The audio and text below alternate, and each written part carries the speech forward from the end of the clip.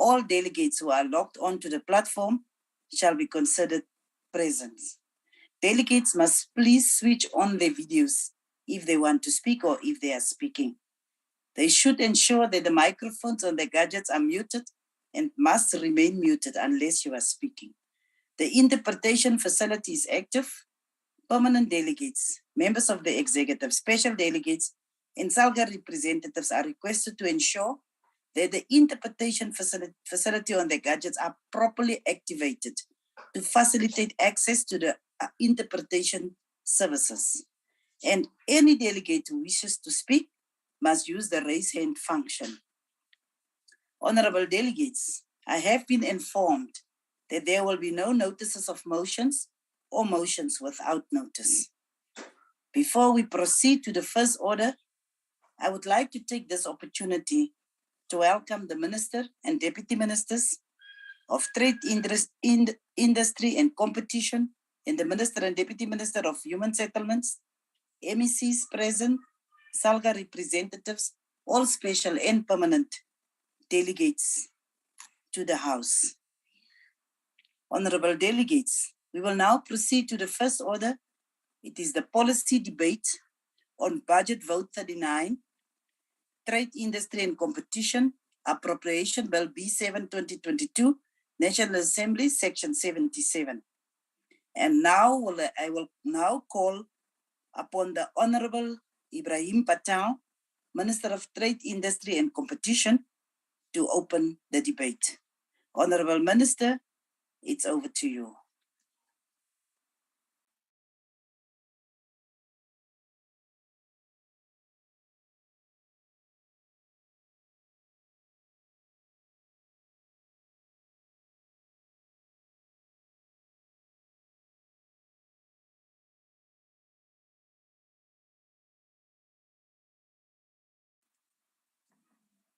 Honorable Patel. Deputy Chair, it has just come to my attention that the Minister just lost connection. Is in the process of reconnecting. Honorable members, you've heard that there is a challenge with the Minister's connectivity. Can we just give him a little bit of grace so that he can get onto the platform again? Thank you.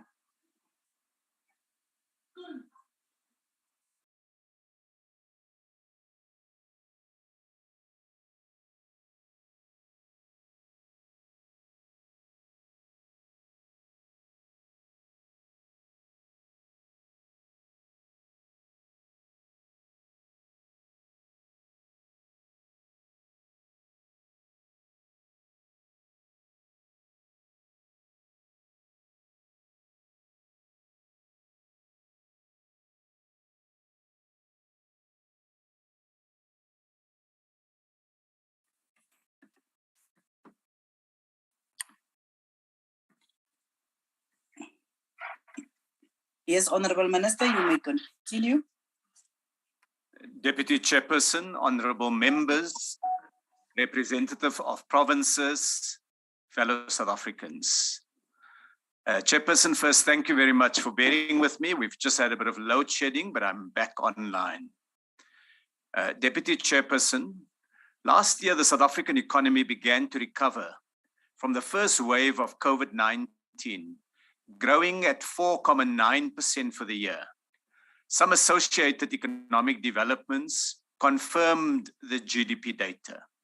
Our manufacturing exports were the highest in at least a decade, and the agriculture and auto value chains had the best export performance yet. Africa opened its first anesthetic production facility the same year that pharmaceutical exports reached record levels. But despite our collective efforts and our progress, the economy and ordinary South Africans still face many great challenges, some of which are persistent and enduring, like jobs and poverty and inequality, and new, like the impact of COVID-19, the July unrest last year, and the floods along the eastern seaboard. And crucially, today's debate takes place within the context of fundamental changes globally including gathering pressures and disruptions that can lead to a global recession, coupled with continuing health, climate change, and geopolitical crises, all of which will impact on our economic recovery. But the whole point of looking at the economy globally and locally is to try to learn lessons and adjust. There are three standout lessons from the new shocks of the last year, which reinforce what we've learned from the systemic shocks of climate change and the COVID pandemic. One lesson is that economies and supply chains are vulnerable, and that building greater industrial resilience need even greater prominence in policymaking. The other lesson is that societies need a capable state that is responsive and agile and equipped to quickly marshal what is needed when risks materialize. Above all, honorable members, we have to grasp the lesson that the absence of economic justice places the burdens of climate change, of social or geopolitical disruptions on those in societies that are least able to afford to shoulder these burdens.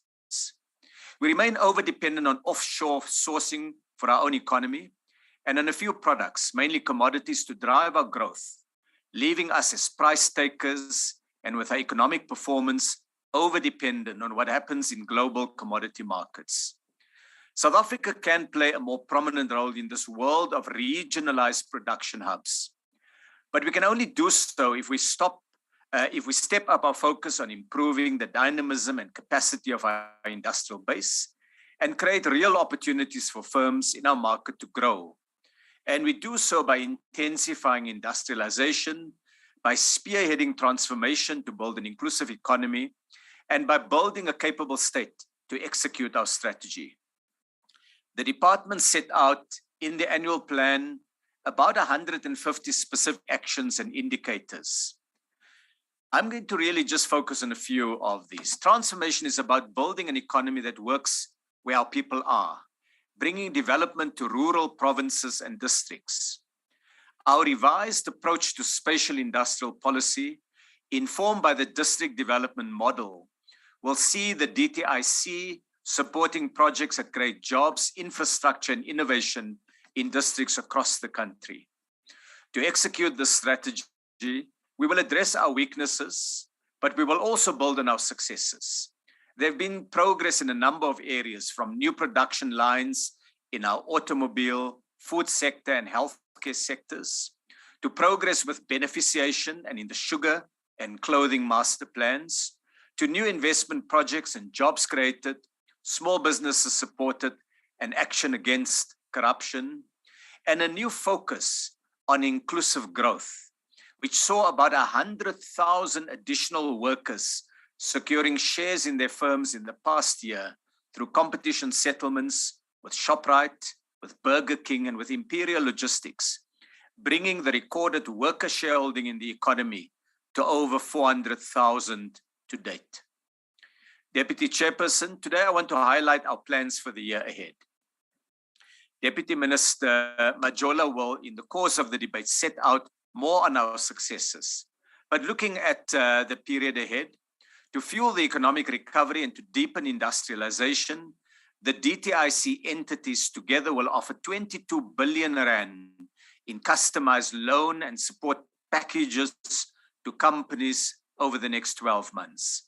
This will be complemented by strategic support to deepen the implementation of our master plans, including the launch of a new 400 million rand furniture growth fund in partnership with manufacturers and retailers.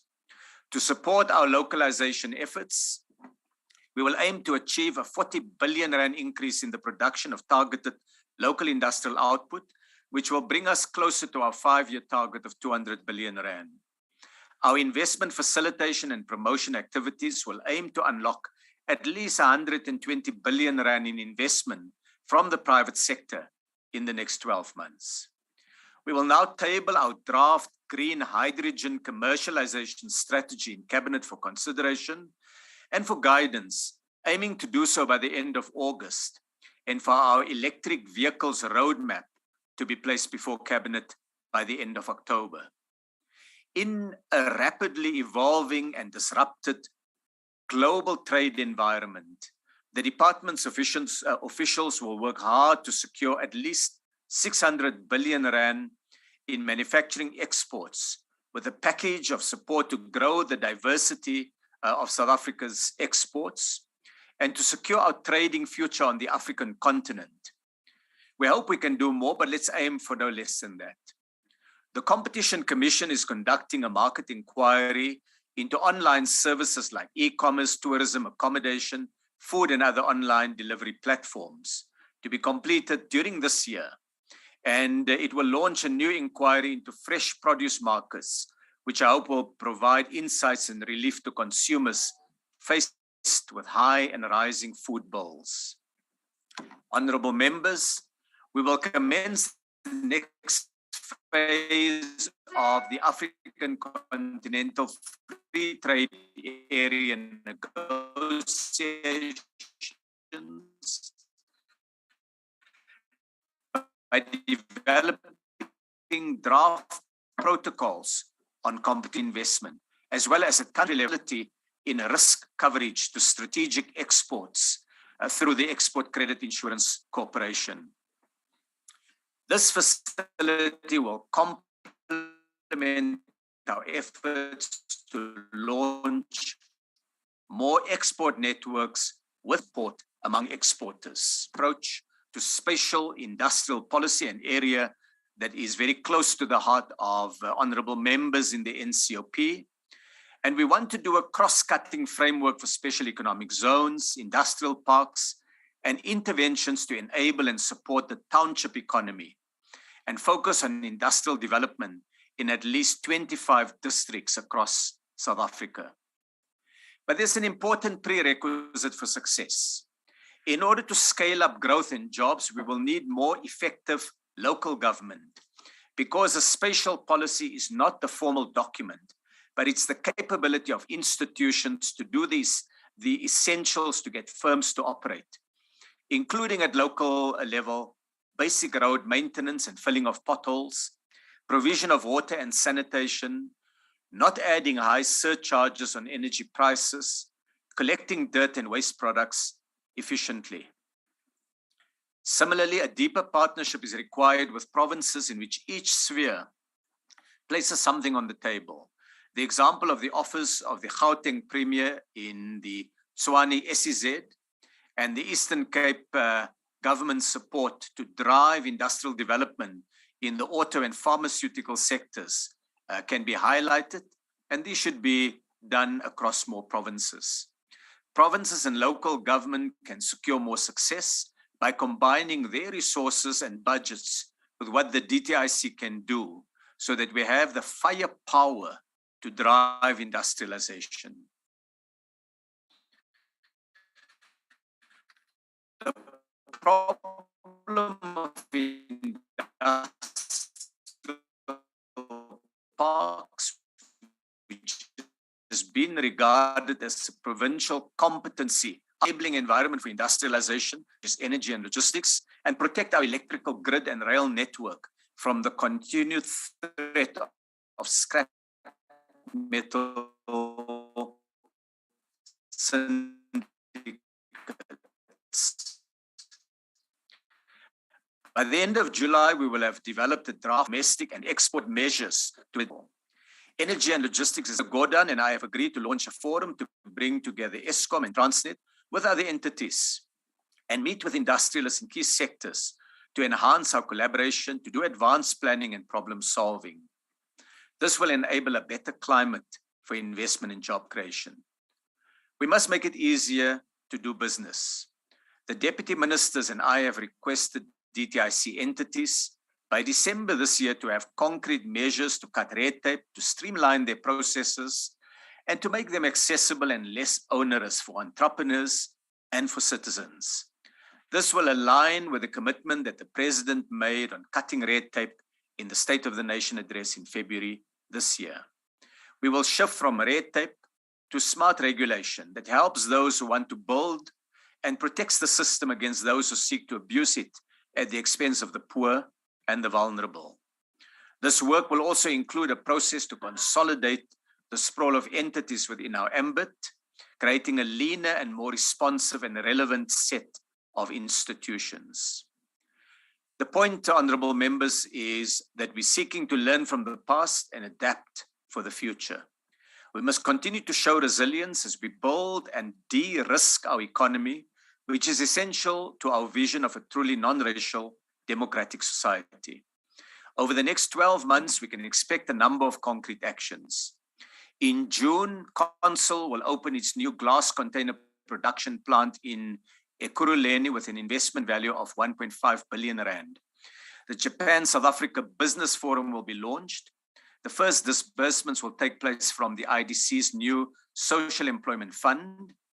The pilot township economy program to improve access to finance and de-risk small and medium enterprises through business support measures will have been launched in partnership with Gauteng, and trade ministers will meet at the World Trade Organization to address key trade policy matters. By July, a new call center, Sigma International, will open its doors and offer jobs to young people from Mitchells Plain and Khayelitsha. A new steel manufacturing facility will have been under construction and completed in Tabanchu in the Free State. The Saudi Arabia-South Africa Business Council will be finalized, and Cabinet will consider the nomination of South Africa to host the next AGOA forum with the United States. By August, the new photovoltaic production plant of Seraphim will open in East London, supported by IDC facilities. At least 55 deals would have been finalized under the JP Morgan Small Business Partnership with the DTIC.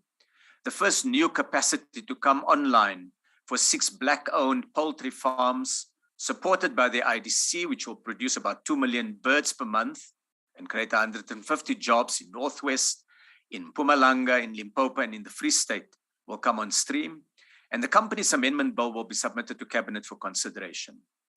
By September, production of industrial helium is expected to start in the Free State, one of only 8 countries globally producing this gas. A company called Rail Industries will complete its tile manufacturing facility.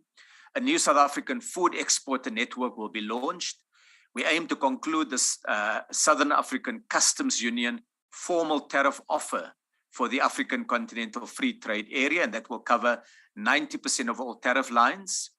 And the DTIC-supported film, which is called The Woman King, will release worldwide. It was filmed in Cape Town, and it tells an African story of an all-female military unit in the 18th century West African kingdom of Dahomey. I urge honorable members to watch the movie when it opens. By October, the Tshwane SEZ will aim to complete 11 automotive component plants in support of Ford's 16 billion rand investment, and that should see employment of about 2,000 workers in the new zone. The SA Steel Mill will aim to complete its production plant that was announced in Gauteng, and a draft patent bill will be submitted to Cabinet for consideration. By November, BioVac expects to begin production of the Pfizer vaccines in South Africa. We'll see the expansion of the Sappi Psycho dissolving pulp mill that will be ready for an official opening. And we will host an awards ceremony for local production innovation, showcasing the successes we are starting to achieve. By December, the PF non-woven new textile production line will have been opened in Atlantis, and we will host a conference of Black exporters to help identify new markets and new opportunities. By January next year, we expect the completion of a new clothing manufacturing facility and dye house in KwaZulu-Natal with 1,500 new workers. We would have done a review of the sugar master plan, and the new anti-corruption unit at the DTIC will be operational. By February next year, Orion Carbon Engineering aims to complete a pipeline and tank storage facility at the port of Ngqura to supply carbon black to the auto industry. The first, Honorable Minister. The first African-developed mRNA vaccine will start clinical trials, and our efforts to cut red tape will be boosted by draft legislation. In conclusion, Deputy Speaker, the Deputy Ministers, Deputy Minister Majola and Gina and I have been traveling to many parts, and we expect the department to more of a difference as this oversight of the select in oversight of our work. I thank you. Thank you very much, Honorable Minister. We will continue with the debate, and we call on the Chairperson of the Select Committee, Honorable Mandla Gai, to continue. Thank you very much, Honorable Deputy Chairperson. Greetings to you. Greetings to the Chief Whip, the House Chairpersons, the Minister of Trade, Industry and Competition, the Minister of Human Settlement, Deputy Minister of Trade, Industry and Competition, and Deputy Minister of Human Settlement, honorable members. The ANC's vision for South African economy is guided by the Freedom Charter, in particular, the injunction that the people shall share in the country's wealth. This informed the ANC government's commitment to managing the South African economy, not only in a manner that is growth enhancing, but to ensure that the pace of pattern of growth is inclusive and transform our society. Since the 1994 democratic breakthrough, significant progress has been made in expanding access to employment, empowerment, and other economic opportunities. Social protection has also expanded, and the number of people with access to basic services has increased. Despite these advances, the legacy of colonialism and apartheid remains deeply entrenched in the economy. Far too many South Africans are without jobs, far too many still go to bed hungry, and far too many are experiencing service delivery backlogs. Low rates of economic growth over the past decade have made it harder to reduce inequality. The COVID-19 pandemic has set us back as a country, and this requires us to double our efforts to ensure that our economy recovers and grows to be more inclusive. In line with the President's priority of attracting and retaining investment, we welcome that a significant share of the budget in the form of incentives has been allocated to supporting business investing in South Africa. The Industrial Financing Program, which holds allocation, accounts approximately for the 6.1%, in other words, 5 billion rand of the total budget. Through this program, the DTIC supports the implementation of the Economic Reconstruction and Recovery Plan and the Reimagine Industrial Strategy by providing incentives through the Automotive Incentive Scheme, Black Industrialist Program, Agro-Processing Support Scheme, Strategic Partnership Program, Aquaculture Development and Enhancement Program, and Clothing and Textile Competitive Program. The Economic Reconstruction and Recovery Plan and the Reimagine Industrial Strategy place emphasis on master plans as key drivers to attract Recording stopped. Building capable Recording in progress. Local industries and create jobs. Because COVID-19 has caused so much economic destruction, it requires us to build back differently. As the President explained when he introduced the Economic Reconstruction and Recovery Plan, I quote, "We're determined not merely to return our economy to where it was before the coronavirus, but to forge a new economy in a new global reality," close quote. The Reimagined Industrial Strategy emphasizes the role of the state in changing the growth trajectory of the South African economy through supporting improved industrial performance, dynamism, and competitiveness. 5 areas are expected to drive growth in the economy, and these engines of growth are industrialization, investment and infrastructure, innovation, integration, and inclusion. In terms of the development of master plans, it is important that each social partner commits to implement concrete interventions to transform and build the economy. Business in particular has to reinvest in the South African economy. These plans aim to achieve this new reality through building our industries and internal resilience. The completed and signed master plan signaled the collective commitment of all social partners in ensuring success in their respective industry. The process to finalize more master plans is currently underway. The automotive master plans aim to double production from 600,000 cars locally produced to 1.2 million cars and double employment in automotive value chain from 112,000 to 224,000. Following the adoption of the poultry master plan in 2019, we are happy with the positive developments towards the increasing localization. In this regard, additional 1 million birds, here the minister is saying this has now increased to 2 million, were produced per week in 2020, which was a growth of 5% in volume. And we have seen the reduction of total value of imports down from 17% since the adoption of the master plan.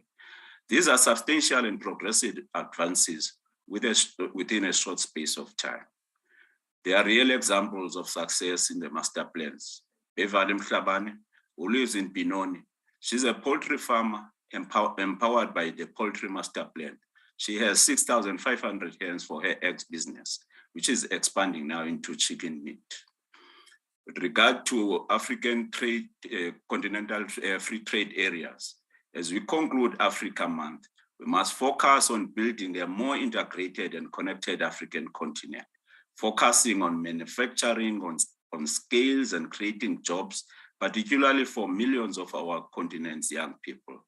The African Continental Free Trade Area is important in this regard, as Africa imports 7 trillion rands of goods from elsewhere, which is more than the entire South African economy. In this regard, the Africa Free Continental Trade Area present an opportunity for industry, for a new industrial entrepreneurs to build sustainable businesses. There are already few South Africans who are leading in this regard, such as Tammy Goa, who exports cooler boxes to Mozambique. Zanele Nsibande, selling Holoco internal doors to Botswana.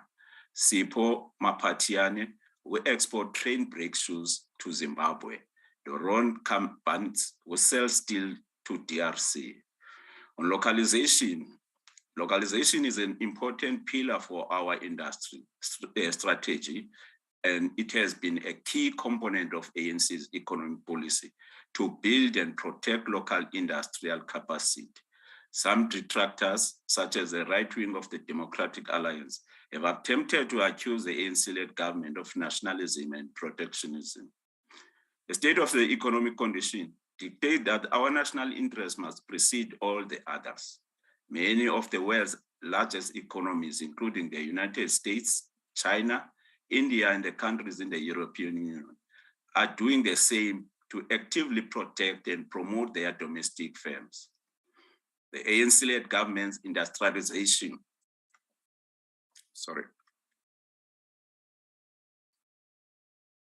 The ANC-led government's industrialization and localization policy are aimed at developing, upgrading, and expanding production to supply both domestic and foreign markets, promoting employment growth, and supporting wider economic development and transformation. In response to the ERRP, we welcome the emphasis placed by the DTIC on an integrated approach across the interventions to drive industrialization that support economic recovery. This approach incorporates industry master plans that target the key sectors that are drivers of economic growth and job creation. We're looking forward to the outcomes of the 6 industry master plans in the automotive sector, poultry, sugar, furniture, steel and textile, and clothing that have been completed and implementation in different phases. We also support the work that is currently being done to finalize the plastic and chemical master plans. Entrepreneurs must be informed that in conjunction with the master plans, the DTIC offers industrial financing support in the form of grants, loans, and tax allowances to the manufacturing sector. These support measures include grants offered to the agro-processing and automotive sectors and Black industrialists. This is targeted at increasing productive capacity, employment, competitiveness, and transformation. In addition, concessionary funding is being offered by the IDC and NEF to manufacturing businesses to sustain existing jobs and improve their productive capacity. This support is to provide relief to businesses that have been devastated by COVID-19 pandemic and the unrest that occurred in July 2021, as well as to accelerate the economic recovery in the country. It is encouraging that government is further taking steps to raise the profile of Black industrialist program as part of overall transformation objectives. The Black industrial schemes addresses the low representation of Black industrialists with the majority of ownership and provide the support they need to transform their businesses into viable, sustainable enterprises that address the twin national priorities of local economic development and economic inclusivity. The BIS incentive invested more than 4 billion rands in projects owned by Black industrialists, about 20% of which were assessed by Black female industrialists. To illustrate the success of this scheme, let me highlight one of the supported Black industrialists by the DTIC over the period, the Toronto Group Pty Ltd. The group manufactures charcoal for the export market to Europe and has also activated carbon for water treatment and purification. All procurement during construction of this plant has been 100% local, 30% from Black suppliers. In terms of the need to advance the quest for inclusive growth across our economy, we acknowledge the collective role the National Empowerment Fund has championed as the agency of government mandated to grow meaningful Black economic participation. As the ANC, we are pleased with the strides the NEF has made in attracting over 8.8 billion rand in the third-party funding, demonstrating the entity's capacity as a catalyst for unlocking economic value. Over the past year, the DTIC allocated over 460 million to the NEF for the support of the businesses that have been at the forefront of fighting COVID-19 pandemic, for the women empowerment, for economic distress, for manufacturing enhancement. In conclusion, Honorable Deputy Chair, notwithstanding the enormous challenges we have encountered brought by the COVID-19 and the existential threat of climate change to our ANC-led government, and all our social partners have shown resilience and determination to ensure that all our people are not left behind. There are many structural constraints inherited from the apartheid government that have limited government's ability to effectively transform the structure of our economy. The reimagined industrial policy in its form seeks to deal with these constraints in a structural way.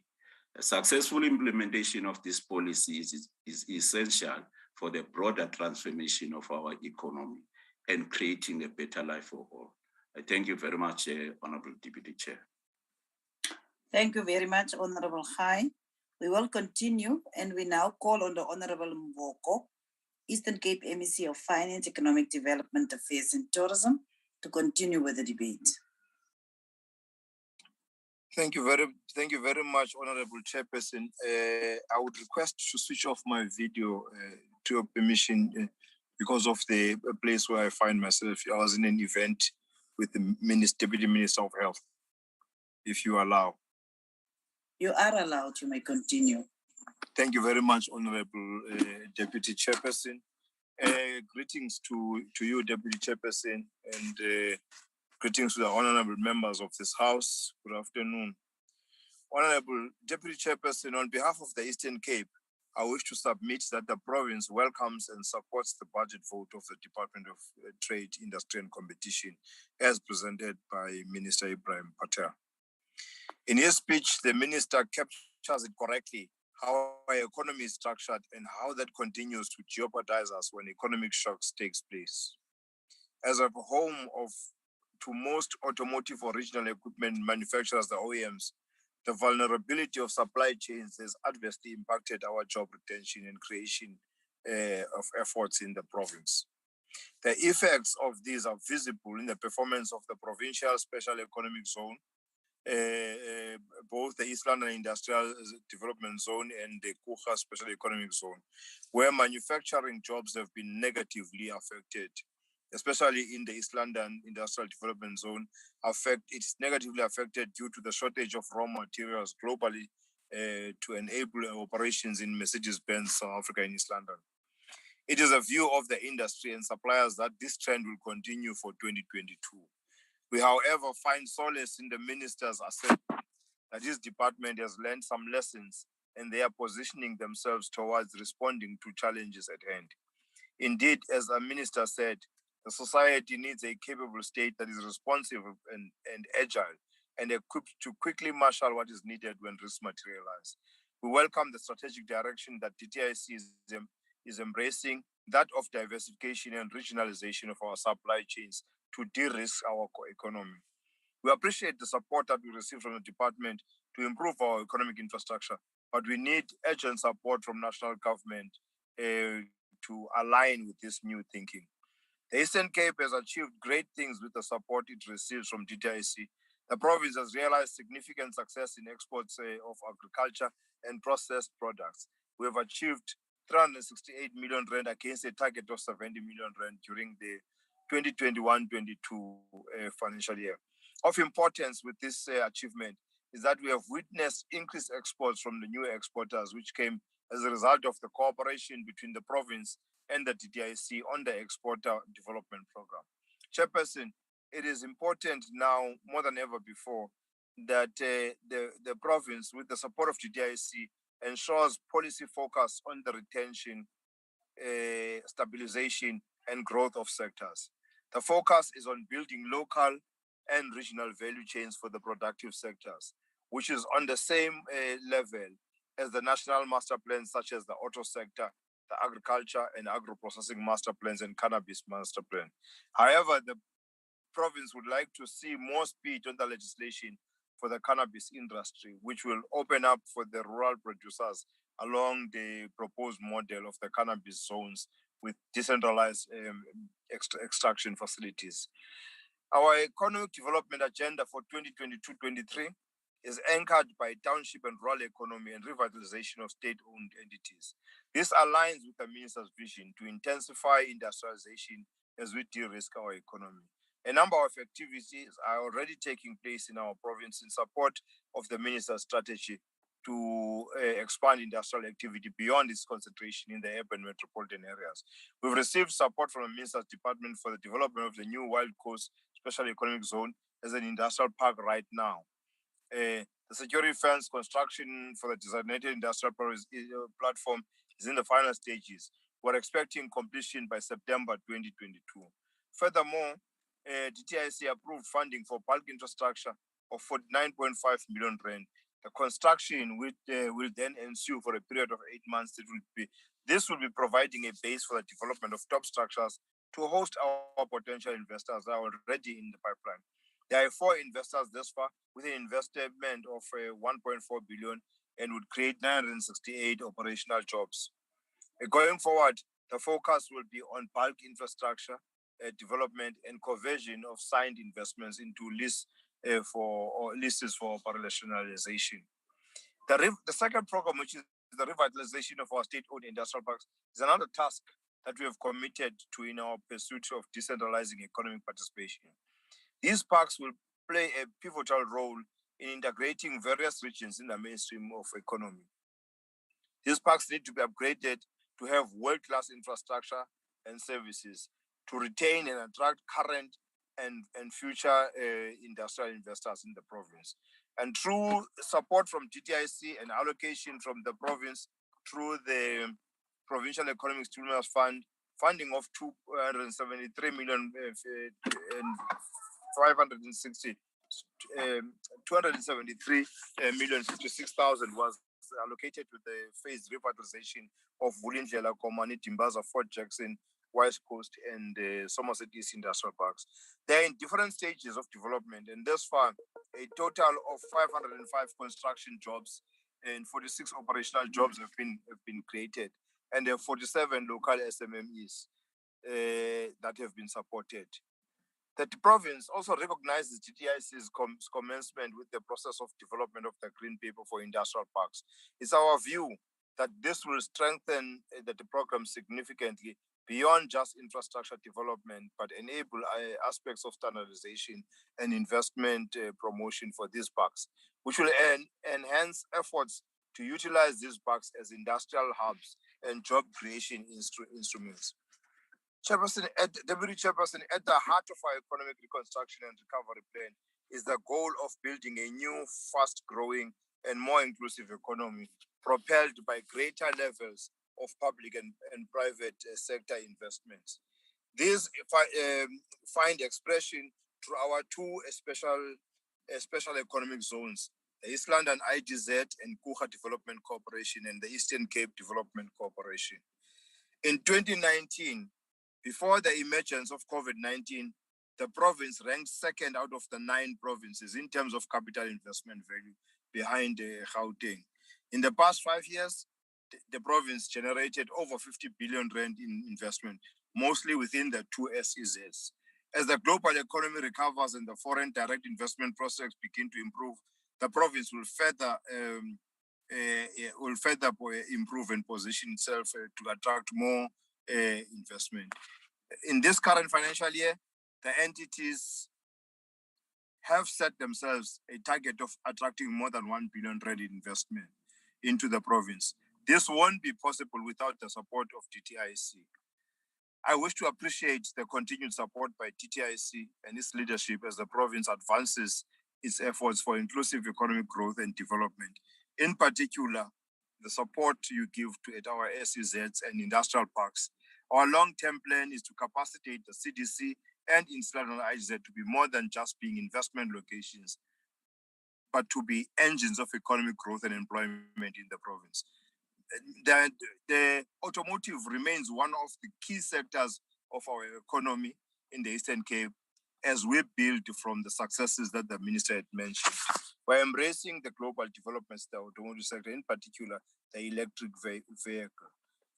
As I conclude, Honorable Deputy Chair, the Eastern Cape is endowed with a number of resources that give it a competitive advantage. These include water, biodiversity, and an extensive coastline of over 800 kilometers along the Indian Ocean, with enormous potential for an ocean economy, as well as mineral and energy resources. In support of all efforts, and is willing to work with the department in all efforts that are aimed at bringing about the development to the province of the Eastern Cape. The recent economic shocks that have taken place have reminded us that we have not adequately and aggressively dealt with the spatial design of the structure of the economy of the past. By agreement, a targeted focus to achieve economic development and job creation objectives shall continuously bear its fruits from the foundations we lay today into the future. Thank you very much, Deputy Chair. Thank you very much, Honorable Mvoko.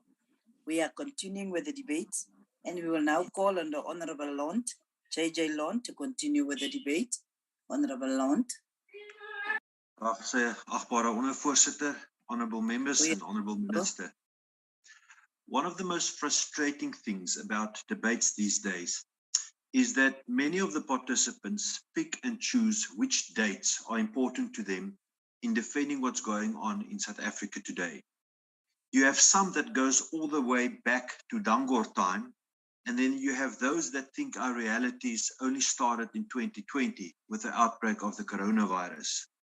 Where we are today, looking at our current reality, all the above mentioned dates and events do have an impact on our reality now. but it shouldn't be used as an excuse not to do the best during the now and the period ahead to alleviate our predicament. I'm actually kind using the word predicament because we are in a full-blown crisis. As a country, we are that frog that is in the ever-increasing water temperature, and we are reaching boiling point. If you do not believe me, you are truly living with your head in the sand. And I'm using sand because I'm not allowed to use ask, Chairperson. Let's take a small step back.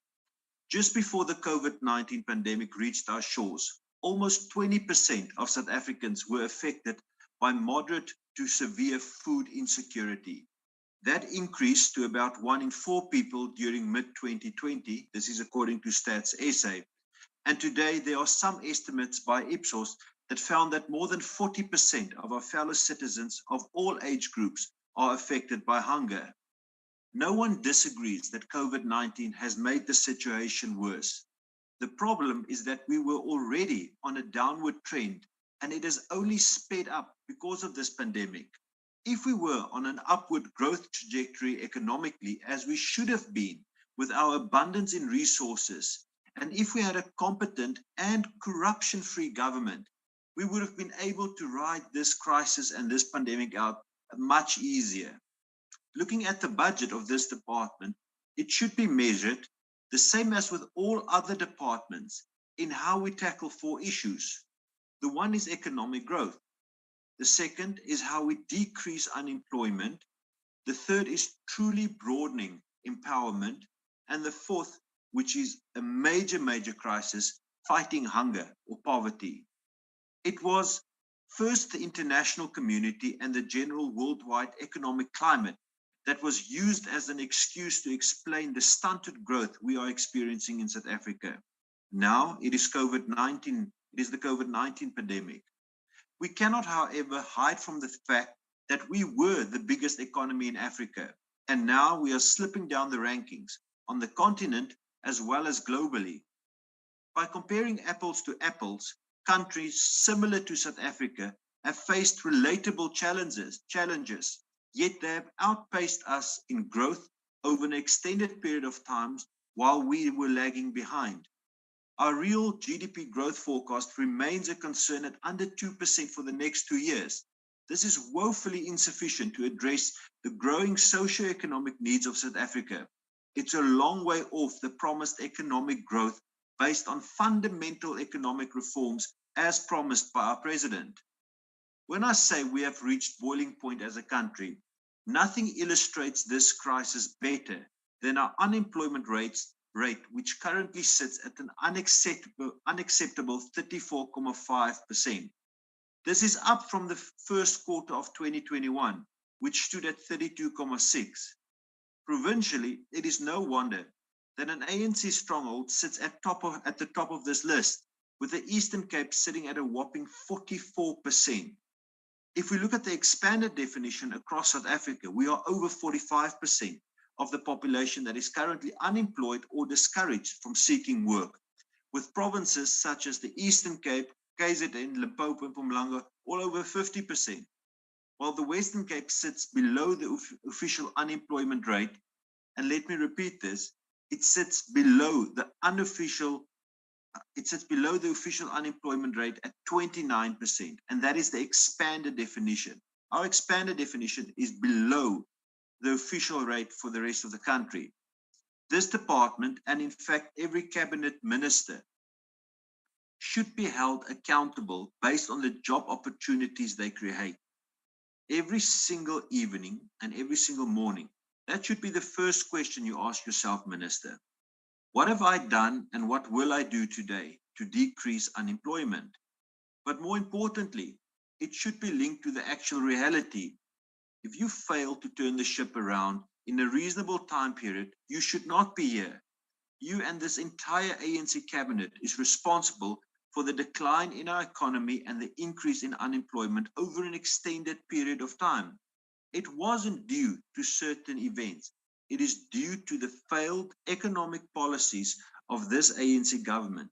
It is due to a corrupt national ANC government that we are sitting in this crisis. broad-based Black economic empowerment as implemented by the ANC has failed dismally in its objectives. It is only an elite few that are empowered over and over and over again, with an ever-increasing gap between the connected few and those that really need it. This is a problem. This broad-based Black economic empowerment as implemented by the ANC has also been one of the biggest drivers of corruption in public procurement, with families and friends of ANC bigwigs often being the middleman, adding exorbitant price tags to services and goods, which ensures that we often get less for more and not the other way around. The DA has put forward workable alternatives, and with our social impact bill, we propose scrapping the current Broad-Based Black Economic Empowerment Act and making several key amendments to the Preferential Procurement Policy Framework Act. The Social Impact Bill will amend sections of the PPFA and introduce criteria based on sustainable development goals. These sustainable development goals-based model will better serve social and economic development for the most vulnerable communities across the country. Lastly, having to fight hunger, living in poverty remains one of the ultimate violations of one's dignity. The fact that millions of South Africans are battling with this on a daily basis is an indictment on you, Honourable Minister, an indictment on you and your cabinet and your party. More must be done to fight this scourge. Whether you like to hear it or not, what's currently happening halfway across the world in Ukraine will have a negative impact on us here in South Africa. By keeping quiet, you are complicit in the consequences. You do not come here months down the line and use the war as an excuse for your own failings. You are failing today. Similarly, how you kept quiet when Zimbabweans were terrorized by your sister party or human rights abuses occurred elsewhere in the continent. And now you complain that we have many people seeking refuge here. Your actions and your inactions, they have consequences. This budget before us is pretty much the same as our cabinet. By recycling the same old ideas and the same old people, you hope to get different results. That will not happen. The only way to make drastic changes and the only way to take drastic steps will, if we see it, and how we will see a change in this trajectory, is that we remove this current government. The ANC will not make these drastic changes and they won't make drastic steps. So it's now incumbent upon the voters who will have to do it on your behalf. I thank you. Thank you, Honourable Lund. We continue with the debate and we now call on the Deputy Minister of Trade, Industry and Competition, the Honourable Fikile Majola, to continue with the debate.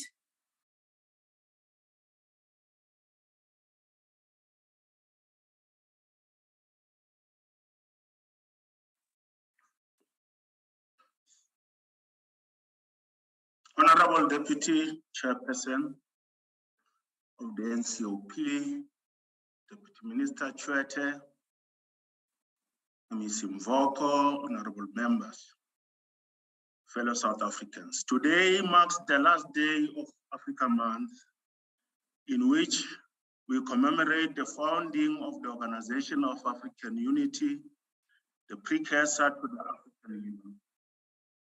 On the 25th of May, Africans across our continent and in the diaspora celebrated Africa Day. The celebration of Africa Month provided us with an opportunity to once again reflect on who we are, to remember that we are Africans, to remember the profound saying that I am because we are. That motto, ke motho ka batho. That umuntu bumuntu babantu.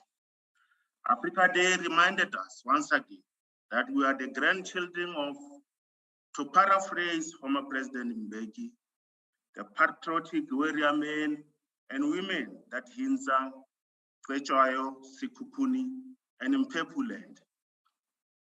59 years ago, Honorable Deputy Chair, On the 24th of May, one of the activists committed to African unity, Sir Abubakar Tafawa Balewa, on the occasion of the establishment of the Organization of African Unity, made a profound statement that is worth quoting, and I quote, "Our countries can be colonized economically if we are not careful. Just as we have fought political domination, it is also important that we fight against economic domination by other countries," close quote. Our forebears believe that Africa's future growth lies in trade and not in aid. Over the years, we have done work in pursuit of this vision, and we continue to do so. Today, as Africans, we can say with pride that because of our collective efforts, we have reached an extraordinary milestone in our ongoing integration program of the African continent. Indeed, we are proud to tell our forebears that their long-standing continental objective of integrating Africa is steaming ahead. The African Continental Free Trade Area, in which the DTIC has played a significant role, is gaining momentum. To date, 54 African Union members have signed the Afcfta, and 43 member states have ratified the agreement. Earlier this year, I accompanied Minister Patel to the Afcfta Ministers of Trade in Accra, Ghana. The Afcfta Council of Ministers, under the chairship of South Africa, agreed that negotiations on trade and services be concluded by June 2022, and negotiations on the outstanding rules of origin be concluded by September 2022. Currently, 45 member states have submitted their tariff offers.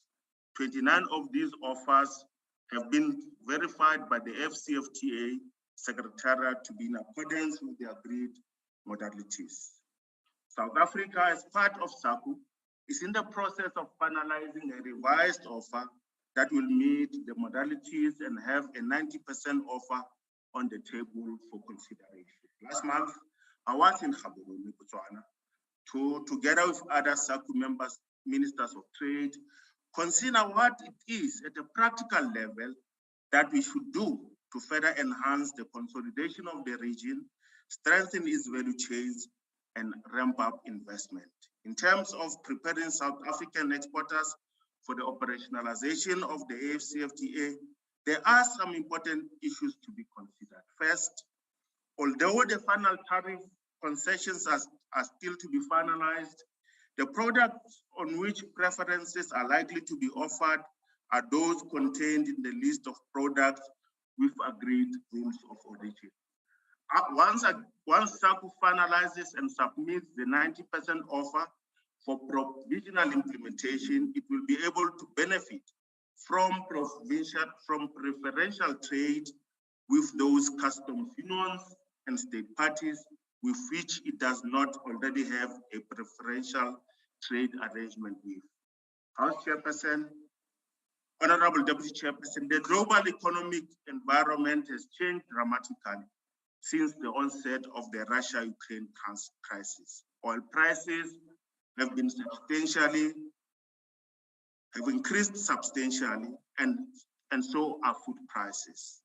The net result is that global growth forecasts for 2022 have been significantly downgraded. The IMF initially forecasted growth of 44.4% in 2022, and this has now been reduced to a mere modest growth rate of 3.6%. While commodity prices of minerals like coal and iron ore have also risen to South Africa's potential benefit, the reality is that food price pressure, the rising cost of fuel, and our well-known structural constraints are likely to see the South African economy growing by less than 2% this year. This growth rate is simply too low to have a meaningful impact on poverty and unemployment, especially as rising inflation erodes working class wages. It is this context that requires the DTIC to redouble its efforts to grow the industrial sector, to support enterprises and workers to improve business resilience, and to find new ways to develop enterprises in our townships. This will include ramping up the implementation of the new approach to special economic zones and industrial parks, where we ensure that surrounding communities are invested in these activities.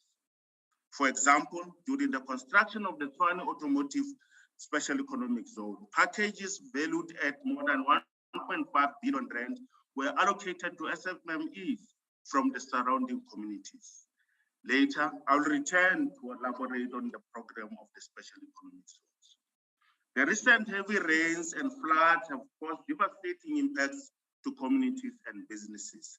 We are working closely with the provincial and municipal governments to coordinate efforts and ensure that the resources allocated are used with care and good governance. The Industrial Development Corporation has allocated 500 million rand to flood-impacted communities, and monies are being disbursed to support a quick response, which include ensuring resumption of water and electricity services.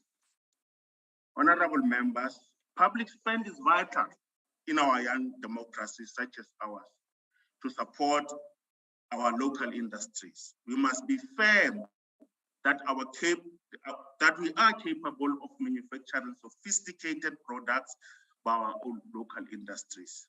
The National Infrastructure Plan 2050 places significant responsibility on public procurement to align to local manufacturing, thus supporting our GDP growth, job creation, and socio-economic development.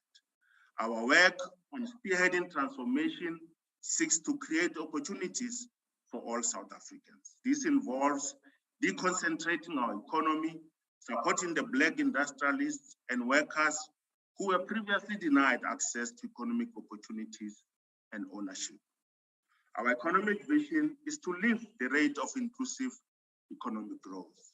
At the beginning of this month, I accompanied President Ramaphosa and the Premier of Gauteng to the launch of Corobrick's new bricks manufacturing plant named Saldana in Carletonville, Gauteng.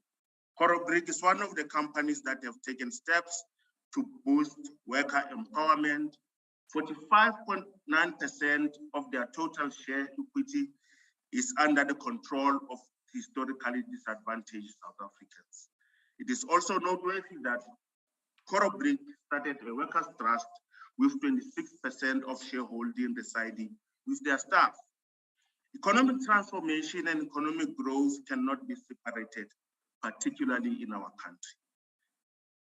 Over the years, through various programs, the DTIC has pursued the goal of inclusive economic growth by integrating transformation into the process of industrialization. These programs, among others, include support for township businesses and export-related training for companies, especially Black, women, and youth. Honorable members, despite its challenges, South Africa remains a destination of choice for investment on the continent. Earlier this month, I was in Quebec with MSC Mvoko to launch the construction of a new plant for iron engineered carbons. Black carbon is used in the manufacturing of all types of tires. As a result of the conflict in Ukraine, Orion engineered carbons is now receiving orders to supply the European market. As indicated by Minister Patel earlier, our draft green hydrogen commercialization strategy will be ready for tabling in cabinet by end of August for consideration and guidance. We are confident that the green hydrogen commercialization strategy and action plan for South Africa will play a significant role in the transition to a net zero energy system. It will establish South Africa as a future energy market global trader, securing foreign direct investment, earning foreign income, and creating economic growth and development. We have identified 6 areas for the initial production of green hydrogen. These are Bukubai in Northern Cape, Saldana Bay in Western Cape, Nelson Mandela Bay in Eastern Cape, eThekwini and Richards Bay in KwaZulu-Natal, and the Vaal in Gauteng. The recent announcement by Salomital of launching its feasibility study to evaluate the reopening of its Saldana Bay plant using mixed renewable energy generation is indeed very welcomed. This past week, our settled Saldana Bay IDZ with MEC Wenger, and we are very much impressed with the progress that is being made. Honorable members, our localization imperative is not some theoretical ideology. It is grounded in working directly with CEOs, managers, and workers in master plan processes to identify opportunities to increase local production of products which our people want to buy. Through the steel and metal fabrication master plan, we aim to revitalize the sector. Implementation is well on its way, with achievements being marked by new investments in upstream, downstream, and sidestream industries. We are encouraged by the cooperation and commitment shown by all sectors towards the signing of the different master plans after extensive engagements.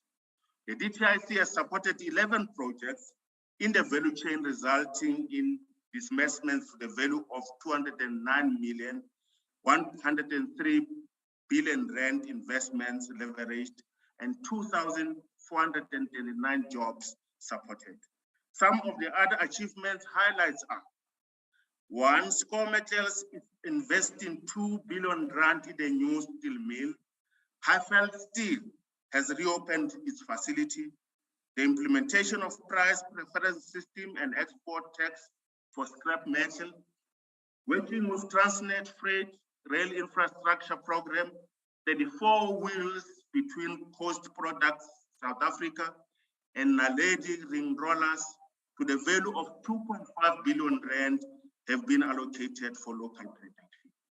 In March this year, the 4th annual Presidential Investment Conference was held physically after previous installments were held virtually during lockdowns following the outbreak of COVID-19.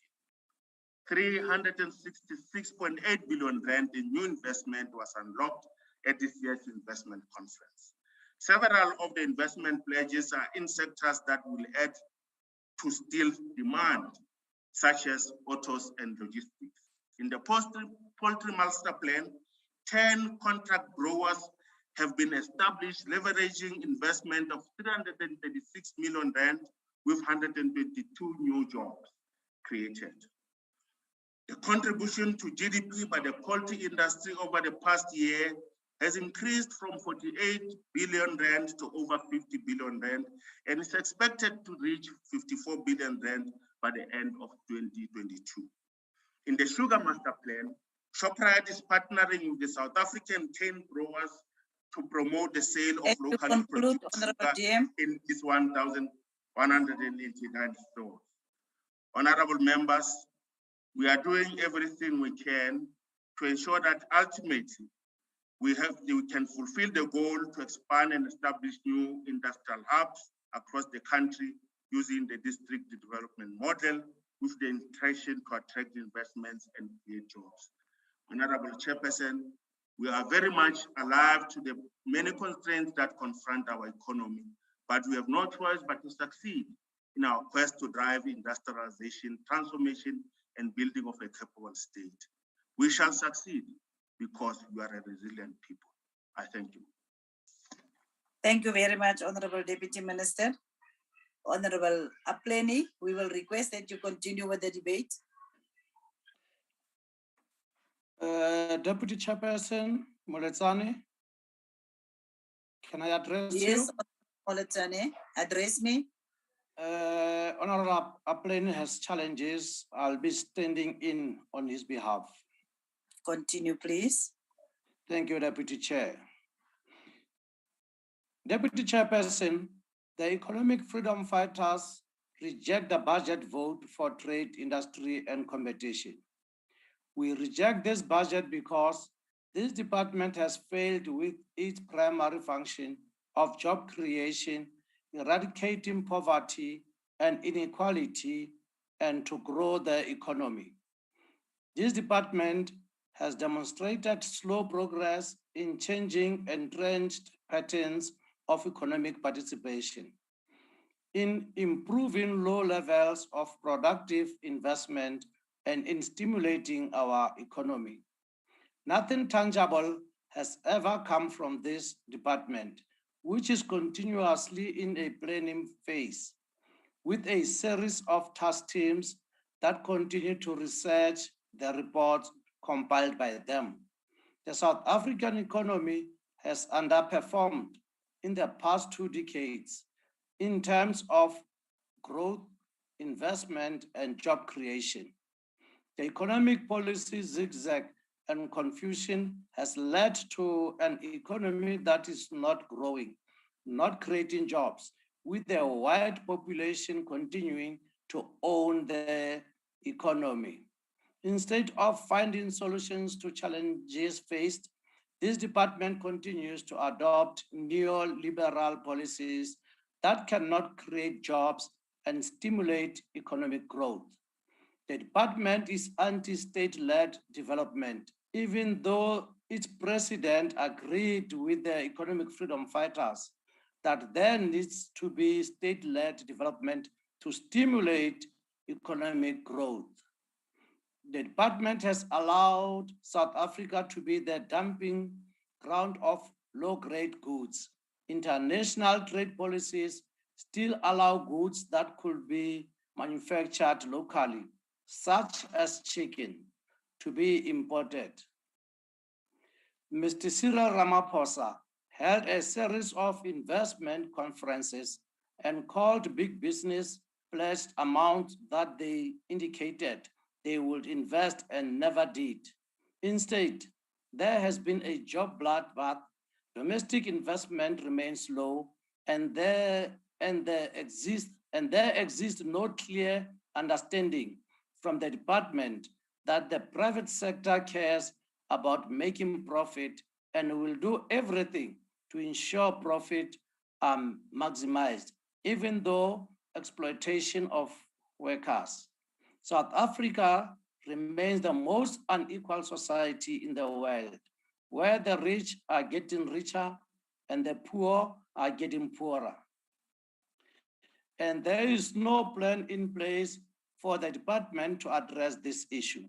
The department has failed to supply the portfolio committee with a list of industries that have been financed and are operational and the number of jobs created. The financing entities such as IDC, NEF, or CEF are delaying approving the application for potential Black industrialists because they are not politically correct, or the IDC officials will not be able to benefit from the deal. The department has to support small-scale sugarcane farmers by acquiring milling machines. This could have been a massive assistance to them, as they will stop relying on some old white farmers' milling machines, of which its usage favors white sugar farmers. This indicates that the department lacks the understanding that through small-scale farming, massive jobs can be created. Entities such as SABS, South African Bureau of Standards, are under administration. At the same time, there is a less corruption and maladministration at national state lotteries, and slow acting by the department leaves much to be desired. South Africa needs policies and actions which will increase investment in struggling economy, policies which will promote growth at levels which are higher than current growth rates.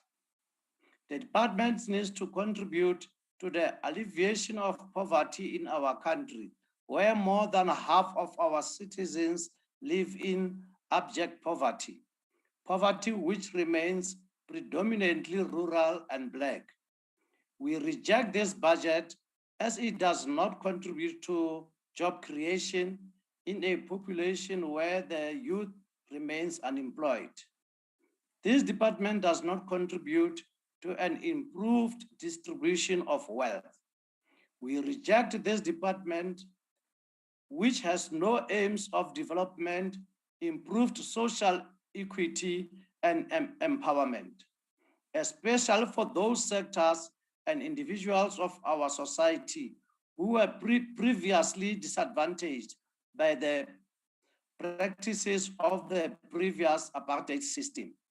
It must be put on record that as long as the government does not own means of production, such as land and minerals, nationalize the bank to be able to finance projects for the general masses of our people, the economy of this country will remain in the hands of the white people and it will not grow.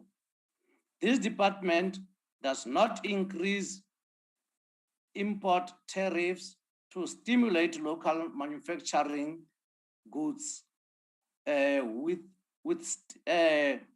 will still be imported. It does not support small-scale farmers, meaning there will be no jobs created for our people. This department has not finalized special economic zones with special tax incentives, meaning the zones will not be attractive to build industries, hence no job creation. The EFF reject this vote. Thank you, Deputy Chairperson. Thank you, Honorable Plenary. We continue with the debate and we call on Honorable Kenny Moimang. Moletsane, Deputy Chair. What is your problem? Honorable Moletsane. Oh, I said Plenary, I'm sorry. Please. Honorable Moimang. But you are Plenary. Plenary is just through your mouth, but you are Plenary. Honorable Moimang, you may continue. Thank you, Deputy Chair. It's millions of the same bag, Deputy Chair. Let me also take this opportunity to recognize all the protocols that were advanced by my colleague, the chair of the select committee, and indeed extend the word of greetings to all of you. Allow me also in celebrating the Africa Month Chair, start by borrowing from the words of one of the greatest and true sons of our beloved continent, Kwame Nkrumah, when he said, I quote, "It is clear that we must find an African solution to our problems, and that this can only be found in African unity. Divided we are weak, united Africa could become one of the greatest forces for good in the world," unquote. Deputy Chair, on behalf of the African National Congress, we support this budget because the work of the DTIC is aligned to the aspiration of the African Union's Agenda 2063, which aims to achieve, I quote, "a prosperous Africa based on inclusive growth and sustainable development," unquote. In line with this aspiration, the African continent is committed to eradicating poverty in one generation and building shared prosperity through social and economic transformation. One of the DTI's mandate, Honorable Deputy Chair, is to facilitate structural transformation through broad-based economic participation and spatial industrial development. Through this program, it implements the spatial industrial development and economic transformation and industrial financing. Therefore, we must welcome the budget as it is allocated to include also incentive towards the development of special economic zones and to facilitate inclusion and greater Black and women participation in the economy. Honorable Deputy Chair, the spatial configuration of South Africa economy is characterized by the concentration of economic activity in a few parts of the country, the main metros in Gauteng, Cape Town, and eThekwini, together with the main mining towns, account for a substantial part of economic output.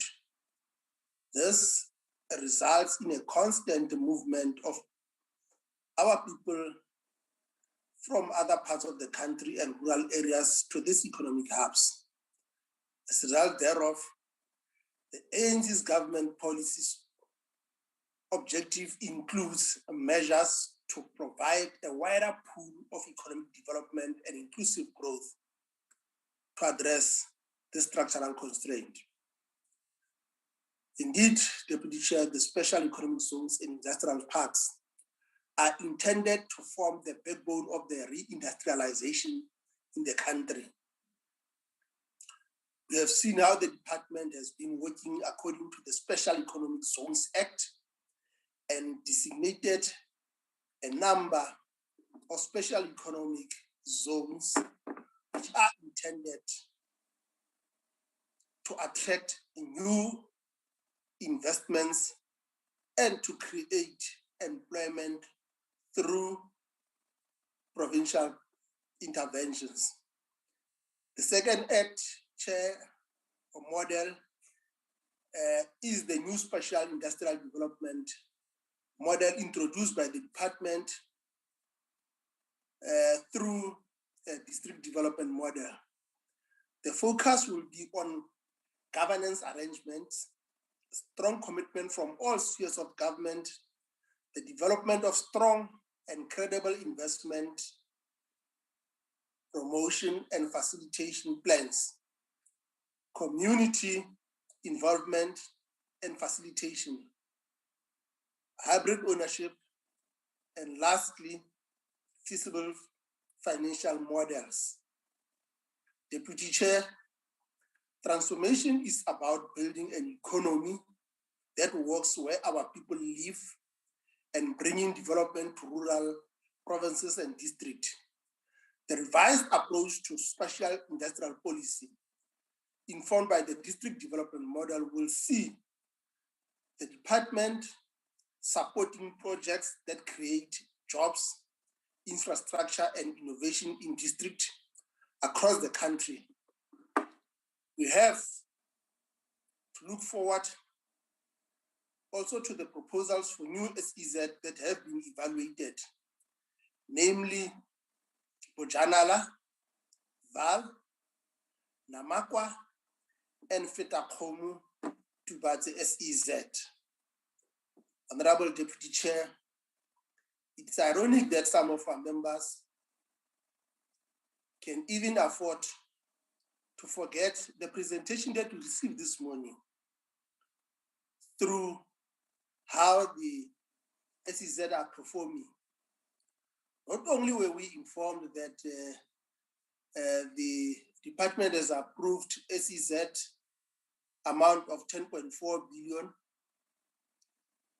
and that out of this 10.4 billion, 9 billion has been claimed, and that 21.4 billion is an investment amount.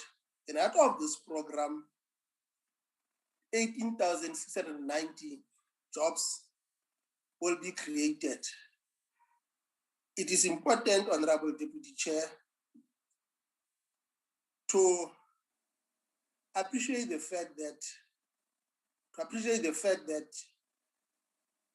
there is work in progress, precisely by virtue of the fact that SEZ are an important element of reigniting manufacturing-led industrialization in an accelerated manner. They seek to create a sustainable development for foreign and domestic direct investment and build sector-based industries, which will help the South African economy to develop strategic industrial capabilities, as the Minister has correctly pointed out. They serve as a key policy program underpinning specially integrated industrial development, particularly in the context of unlocking or optimizing South Africa's comparative and competitive advantages. As part of government's efforts to roll out the Economic Reconstruction and Recovery Plan, in order to stimulate growth in the South African economy, We believe that we need more investment, more jobs, and growth. And therefore, it is also the special economic zone that can play that role as a flywheel to catalyze these efforts for our country. In the 10 special economic zones, with an investment that I've alluded to and with the jobs that is going to be created, that has been created, we need to appreciate the intervention that this initiative is making. Honorable House Chair, Deputy Chair, the House must acknowledge the most viable special economic zones at present, based on actual occupancy and commitments that include Kucha Industrial Development Zone, Tshwane Auto Special Economic Zone, Dube Trade Port, and East London Industrial Development Zone. We welcome the 2 new investments in the East London SEZ, Ebo Automotive Systems and Oria Automotive Systems, as well as the expansion of TI Automotive System. This investment translated into more than 3 billion worth of private sector investment with a job potential of 2,078 new direct jobs in the zone. The Tshwane Automotive Special Economic Zone is a key launch pad to developing Tshwane as the first automotive city in the African continent. This project has surpassed government's localization policy imperatives and has empowered 45% local business in the construction phase. Another area, Chair, of intervention that is prompting us as the ANC to support the budget is the intervention through industrial parks. Our people will benefit from the job creation that comes with department's revitalization of the industrial parks in the light of the aging infrastructure so that they could attract investment, particularly the rural areas and the villages. And we have noted that digital hubs are also being added to industrial parks. Honorable Deputy Chair, the objective of reviving industrial parks must include the promotion of decentralization and industrialization to the less economically active areas, such as township and villages. In addition, the revitalization program must improve industrial infrastructure which has aged and vandalized. The South African township economy is estimated to be worth about 100 billion. It is therefore essential that industrial park be the catalyst for the township and rural economy. Honorable Deputy Chair, business people must be excited that work is underway for provincial government to attract investors to settle in these parks and create jobs. To date, 770 million has been approved through the DTI's critical infrastructure program fund for the revitalization of industrial parks in 7 provinces. This is also the briefing that we received this morning, Deputy Chair, but others decide to ignore it. Part of the revitalization program is also about building of digital hubs within the parks to create central points for technology, promote innovation, and facilitate the creative business around these rural and township areas. With this approach, district municipalities will play a pivotal role in driving economic growth, and this will serve as a new mandate for districts. The task of job creation in the economy must be seen as a collective responsibility of all spheres of government, working hand in glove with the private sector, organized labor, and communities. The district municipal LED plans integrated with national government economic cluster departments and provincial governments involved in the economic development will now be entrenched in this approach. At the center of catalyzing industrial hubs, parks, and special economic zones is the drive to fast-track level of localization as a fundamental policy of industrialization and a resilient national economy that is self-sufficient and strong. The excessive exposure of our economy to imports has exposed us during the pandemic when global supply chains were disrupted. But others say we must not pay attention to this. Colonialism and apartheid have left a fractured society where industrial development was limited to mainly metros, which has concentrated economic activity in these areas, leaving many areas underdeveloped. There is therefore a need to expand our industrial development for our country to achieve more inclusive opportunities and growth. The underdeveloped provinces and districts have to work in a coordinated manner to ensure that the revitalization of industrial parks attracts the necessary investors to create jobs and opportunities needed to take our people out of poverty. In conclusion, Deputy Chair, I would like to pay homage to one of Africa's outstanding sons, the late President of Tanzania, who was widely known as Mwalimu Julius Kambarage Nyerere. As Africans, we should remember his words when he said, I quote, "Unity will not make us rich, but it can make it difficult for Africa and African people to be disregarded and humiliated." My generation led Africa to political freedom. The current generation of leaders and people of Africa must pick up the flickering torch of African freedom, refuel it with their enthusiasm and determination, and carry it forward. Unquote. It is therefore incumbent, Deputy Chair, on us to work to ensure that we extricate the masses of our people from the shackles of poverty, unemployment, and hunger, and fight for a better life for all. At the center of achieving is our unity and cooperation we need to progressively work together with all sectors of society for a humane society that places the basic needs of people above self-interest. I thank you, Deputy Chair. Thank you very much, Honorable Moima. We will continue with the debate, and we call on the Honorable Boshoff to continue with the debate. Thank you very much, Honorable Deputy Chair. Today we are debating the budget of trade, industry and competition. This department has many entities, of which one is the Spatial Industrial Development and Economic Transformation. Honorable Deputy Chair, one of the key instruments to industrialize the country and create jobs are special economic zones, which have the potential of creating decent jobs, developing regions, and transferring of skills to small, micro, and medium enterprises.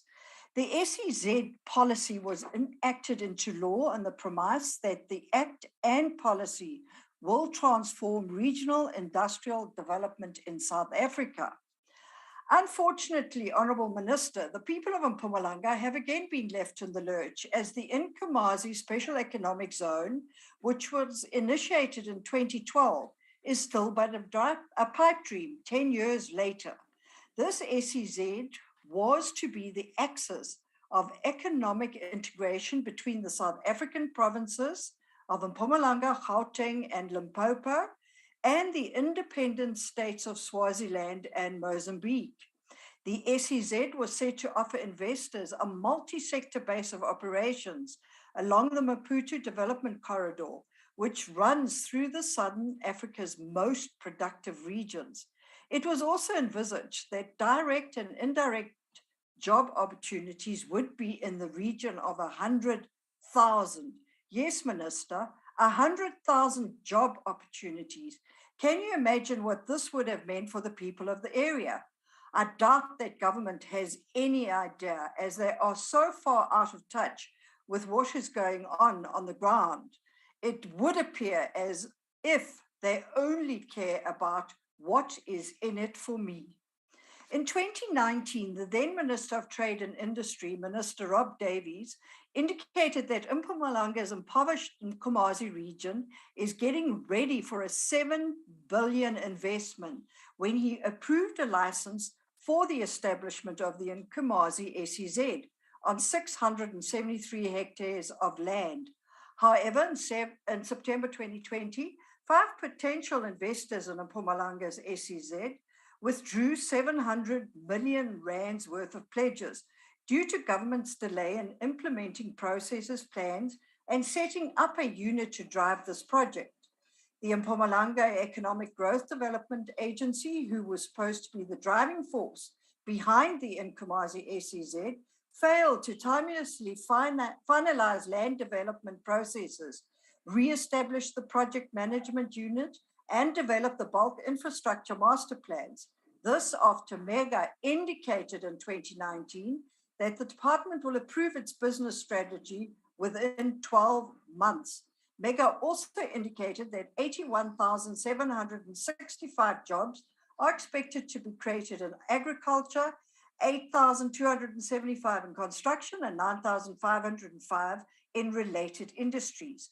On 30 September 2021, the hopes of the residents in Nkomazi district were again raised when the Deputy Minister of Trade, Industry and Competition, Fikile Majola, and the Premier of Mpumalanga, Refilwe Mtsweni Tsipani, visited the so-called Nkomazi Special Economic Zone. The purpose of the visit was to assess progress in the implementation of the SEZ since its inception. No report has been forthcoming of what they assessed because there is absolutely nothing to assess. Honourable Minister Patel, how many more visits are to be undertaken? How many more feasibility studies are to be undertaken? And how much more in monetary funding will be spent before the residents of Inkomazi and Mpumalanga can enjoy the fruits of this project holds? These people cannot wait another 10 years for this SEZ to be built. We all know that South Africa's economy has been stagnant for 10 years and that South Africa is struggling to come to grips after the devastation of the COVID-19 pandemic. The Russian-Ukraine war has forced us into a world of high energy prices, which has seen a tremendous hike in food prices, placing an extra burden on all South Africans, but even more so on those in Inkomazi who are waiting patiently for the SEZ to be built, as this is their last hope for survival. What we now need to see is real commitment and more lip service. No more master plans like DITC's Global Business Services Master Plan, which hopes to bring together government, industry, social partners, and labor to set a common vision and action agenda for developing and growing the sector. Honourable Minister, your intervention on this matter is of great importance to the people of Inkomazi and Mpumalanga, especially in light of economic decline, to ensure they do not find it necessary to resort to a life of poverty because you and your department has dragged its feet. I thank you. Thank you, Honourable Boshoff. We will continue with the debate, and we now call on the Honourable Bosman, Chairperson of the Standing Committee on Finance, Economic Opportunities and Tourism from the Western Cape. Honourable G. Bosman. Good afternoon, House Deputy Chairperson, Ministers and Honourable Members. Deputy Chairperson, the national government has no idea what it is doing with this department. Over-regulation on some issues like international trade, coupled with complete inaction on others, like the failure to address continued attacks on our economic infrastructure, means that this department is just another ANC failure. If we talk about over-regulation, this is a department that literally has the word competition in its name, and yet it is strangling free competition in our markets. And it is the consumer who ultimately has to pay the price for the inefficiency created by the ANC government. The national government would do well to learn from the example of the DA. In the Western Cape, we are doing as much as we can to deregulate the economy. I say as much as we can because there's still a 500-kilogram ball and chain that looks like Minister Patel that is tied to our feet and is holding us back. Nevertheless, the Western Cape Department of Economic Development and Tourism has a team dedicated to red tape reduction. This team specifically focused on helping new and existing businesses to overcome the challenges that too much regulation presents. The ANC has unsuccessfully been trying to control the economy through years of unnecessary interventions. But just about every economist in the world will tell you overregulation leads to inefficiency, and inefficiency leads to a lack of economic growth, which is where South Africa has been stuck for far too long. Deputy Chairperson, we all know it is not the job of government to try and regulate every facet of the economy, but to create the underlying conditions where business can flourish. I'm talking about economic infrastructure, the roads that are used to transport our goods, the ports that are points of connection for trade with the rest of the world, the railways that are supposed to offer cheap and reliable transport for work for our citizens and our goods. Ensuring these things are in place and in the best possible condition is the job of government. But you just need to look at the state of the roads in the Free State, the state of the port in Cape Town before the Western Cape government intervened, and the state of our notoriously unreliable rail system to see that our economy is currently set up for failure, a failure set up by the ANC. In the Western Cape, we are committed to finding innovative ways around the problems caused by this ANC mismanagement of our infrastructure, with specialized entities like Westgrow aimed specifically at attracting investment and growing the economy in the Western Cape. The Western Cape government is addressing some of the biggest issues in our country, jobs. Westgrow has facilitated almost 6 billion of committed investment that has seen over 400 jobs being created in the last financial year. Additionally, 49 trade agreements were signed at the value of just over 950 million, and this would further create over 200 jobs in this process. It should not be lost on anyone that this success is taking place in an immensely difficult economic climate, largely created by misguided and uninformed ANC policy. Deputy Chairperson, the Western Cape is doing everything we can to make it easier to do business in our province, with the ultimate goal being job creation for our citizens. The Saldana Bay Industrial Development Zone is another example of this. The infrastructure put in place has made Saldana a place where people want to do business. The Industrial Development Zone is the first to be designed as a port and now has the opportunity to leverage the value of a free port environment into leads to more trade and economic activity, thus leading to more jobs. The main focus of the SBIDZ will continue to be the creation of an attractive environment for investors, as that is the best path to economic growth. But in order for provinces to, and to use the minister's words, have the firepower to drive industrialization, we need national government to play ball and either support provinces or get out of our way. Deputy Chairperson, the Western Cape Department of Economic Development and Tourism is also committed to supporting our entrepreneurs through the SMME Booster Fund. This fund aims to provide support for our smaller businesses so that they can grow and contribute even more value to our society, thus growing our formal and informal township economy. Since this fund was established in 2019, more than 59 million has been allocated to supporting 730 SMMEs across our province. This fund is accessible to township-based businesses, young entrepreneurs, and people with disabilities, as well as women, with the aim of helping them to get started and to keep them going in the face of tough economic circumstances. These businesses are the lifeblood of our economy, and the lack of support for them from our national government is shameful. Furthermore, in the Western Cape, people are being put in a position to empower themselves. The Department of Economic Opportunities and Tourism has a dedicated skills development and innovation program that is aimed at facilitating the delivery of skills that is needed by our Western Cape economy. This program actually looks at what skills are needed for our economy to grow, and it sets about trying to increase the number of people in the province with those skills. This entails collaboration with different levels of government as well as the private sector. The more than 96 million that has been allocated to this program for the next financial year again shows that the Western Cape is serious about putting people to work. It is only through actively driving systemic change that this department is helping to fix South Africa and to fix our broken South African economy. Almost 70,000 people now work in call centers across the city, servicing domestic and international clients. And in the last 2.5 years, the business processing outsourcing industry has created more than 15,000 jobs, creating and contributing more than 14 billion to our metro economy since its establishment. The success is largely due to funding by the Western Cape Department of Economic Opportunities, the City of Cape Town, and Cape BPO.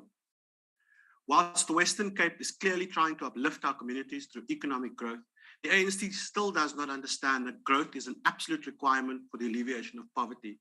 If they understood that, Minister Patel's department would not be pressing on with their ridiculous local content requirements for industry, because for real economic growth to take hold, we need to use our resources as effectively as possible. By forcing companies to buy products at a higher than optimal prices, you're not actually helping the local economy. You are creating inefficiency and higher than competitive prices for government. This just leads to higher costs, and at the end of the day, less services can be delivered with an already limited budget. The lack of economic growth in this country is not just a matter of numbers on paper. It is a lack of food, it is a lack of heat in the winter, it is a lack of jobs. And there's a very real human cost to the never-ending failure of the ANC. If the national government ever wants to get serious about improving the lives of our citizens, they should take a page out of the DA's handbook and become a facilitator rather than trying and failing to control every aspect of the economy. I thank you, Deputy House Chairperson.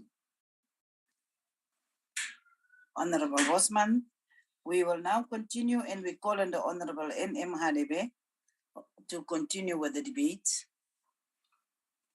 Honorable Deputy Chairperson, Honorable Minister, in the President's State of the Nation address, emphasis was placed on the urgent need to attract investments and, importantly, to simplify processes and unblock specific obstacles to investment and business growth.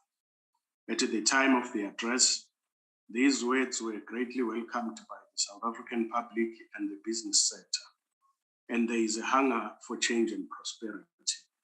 These words, however, ring hollow if we do not in fact see clear government's commitments to remove red tape and provide a helping hand to businesses in these dire economic times. It is against this commitment made in the State of the Nation address that we need to measure the Department of Trade and Industry and Competition's performance and key priorities. On consideration of the department's latest annual performance plan and budget, it is concerning that although the department sets out to reduce red tape across all of its programs, no specific measures and practices requiring actions were identified in the annual performance plan. We need to honestly ask ourselves if the department has any intention of reducing red tape, or whether the lofty promises made by the President and the department are all just for show. The department should have at least identified obstacles that complicate and stifle investment opportunities in their current programs. The failure to do so not only raises questions regarding the department's sincerity to reduce red tape, but also hinders us as Parliament from fully interrogating the performance of the department. This is a great failure and one that should not simply be accepted. With an alarming unemployment rate of 35.3% and more concerning a youth unemployment rate of 65.5%, faith in the government's ability to rebuild South Africa and attract and retain investment is low. The budgetary cuts to the Department of Trade and Industry financing program, which serves a vital function to stimulate economic activities by 1.79 billion rand, stand in contradiction to the government's commitment to attract and retain investment. Further, much more needs to be done to ensure the participation of small and medium enterprises in our economy. And this commitment needs to be reflected in the department's annual performance plan. According to the World Bank, small and medium enterprises represent about 90% of businesses and more than 50% of employment worldwide, and are major role players in developing countries such as South Africa. We need to do everything in our power to assist these enterprises and reduce the red tape that hinders these enterprises from thriving. The department, as a custodian of the government's economic policy development, has a mammoth task ahead, and the IFP will closely interrogate its performance in the coming financial year. Nevertheless, Honorable Deputy Chairperson, the IFP do accept the budget vote. I thank you. Thank you very much, Honorable Hadebe. We will now be calling on the Honorable SF du Toit to continue with the debate. Achtbare voorsitter, the vote purpose, open quote, to lead economic development policy formulation and planning, facilitate access to sustainable economic activity and employment for all South Africans through an understanding of the economy, knowledge of the economic opportunities and potential, and anticipation of future economic trends. To catalyze economic transformation and development and provide predictable, competitive, equitable, and socially responsible environment for investment, enterprise, and trade for economic citizens. To contribute to achieving government's vision for an adaptive and restructured economy characterized by the accelerated economic growth, employment, and creation of greater equality. And the mandate, Chair, The mandate of the Department of Trade and Industry is derived from the broad legislative framework, which includes, among others, the Broad-Based Black Economic Empowerment Act of 2003. Close quote. What is wrong with this picture, Chair? Wat fout is die oorregulering wat tans in Suid-Afrika plaasvind. Regulering en reëls is nodig en goed, maar die regering probeer tans al onvermoë met regulasies verbloem en daardeur 'n politieke oplossing vir 'n ideologiese saak soek. Natuurlik wil ons almal hê dat werkloos in Suid-Afrika glad nie meer moet bestaan nie, maar die groter oorsaak daarvoor, voorsitter, is die regering. South Africa is urgently in need of job creation and employment, and it's an undisputed fact. But what's government doing about it? Government avails 10.9 billion rand to be used by the Department of TDSI to drive the mandate of broad-based black economic empowerment. An initiative that's proven to aggravate the ill of corruption, caddy deployment, and failing businesses. Die regering spandeer werklik 10.9 miljard rand op regulatoriese wetgewing wat verdere verval en armoede bewerkstelliging verseker. Voorsitter, government wants to have it all. On the one side, they want to be the largest job creator. They do not want to privatize SOEs, fearing that their undeniable failure will be acknowledged, and although it can't be disputed. In the same breath, they encourage the private sector to go into joint ventures and broaden the BEE status by handing 51% of effective ownership of their hard-earned businesses to black partners. Voorsitter, die regering reguleer wie in diens mag neem, hoeveel jy moet betaal, met wie jy besigheid mag doen, en dan tel dit nog in jou guns as jy met swart besighede handel dryf. Dis onregverdig. What happened to the employment for all? Free trade, equal opportunities. SEZs won't work whilst politicians have the ability to focus on personal gain, Chair, rather than real economic growth in these initiatives. Feit, die privaat sektor kan nie die regering vertrou nie. Vertrouensbreuke is so groot dat daar selfs na afloop van die onlangse ramp in Natal geld eerder direk aan instansies soos Gift of the Givers oorbetaal word as wat dit aan die regering oorbetaal word vir die verligting van nood. Chair, government mustn't play with words. Be the non-racial, non-sexist government that you claim to be. Minder inmenging van die regering in handel en nywerheid sal natuurlike vooruitgang en stimulering van die ekonomie verseker. Dankie, voorsitter. Dankie, achtbare De Tooy. Ons gaan voort met die debat, and we are now calling on the Honorable Brotteson to continue with the debate. Thank you, Honourable Chairperson, Honourable Minister, Honourable Members, fellow South Africans. As Honourable Lont observed, South Africa is at a crisis point. Our economy is flatlining, but costs are not flatlining. Our employment rate sits at unprecedented levels. As the Russian aggression in the Ukraine drags on, fertilizer, fuel, and food costs will continue to spiral out of control. In this climate, it would be expected of a government to take extraordinary steps to protect its citizens. Instead, we hear of grandiose plans for the long term. No short-term relief. As was the case in COVID, this department made it difficult for the market to trade, not easier. A case in point is the tariffs. The minister has the power to remove the barriers of hunger and immediately suspend tariffs on items such as chicken, the costs of which are exponentially rising to the glee of massive poultry conglomerates that enjoy the protections. Other countries, such as Mexico, have suspended tariffs and brought immediate relief to their residents. But this minister seems to have a problem with chicken. From banning roast chickens in the lockdown madness to making it super expensive now. I'm not sure if he was attacked by a rooster when he was young. Either way, these same chickens are surely now coming home to roost. Then we have MEC in Volkel, who is part of a provincial government that turned a fertile province pregnant with potential into a desperate wasteland. The poverty-stricken in his province would have imbibed water to keep hunger pangs at bay, but even this has evaporated as day zero approaches in the current water crisis in the Eastern Cape.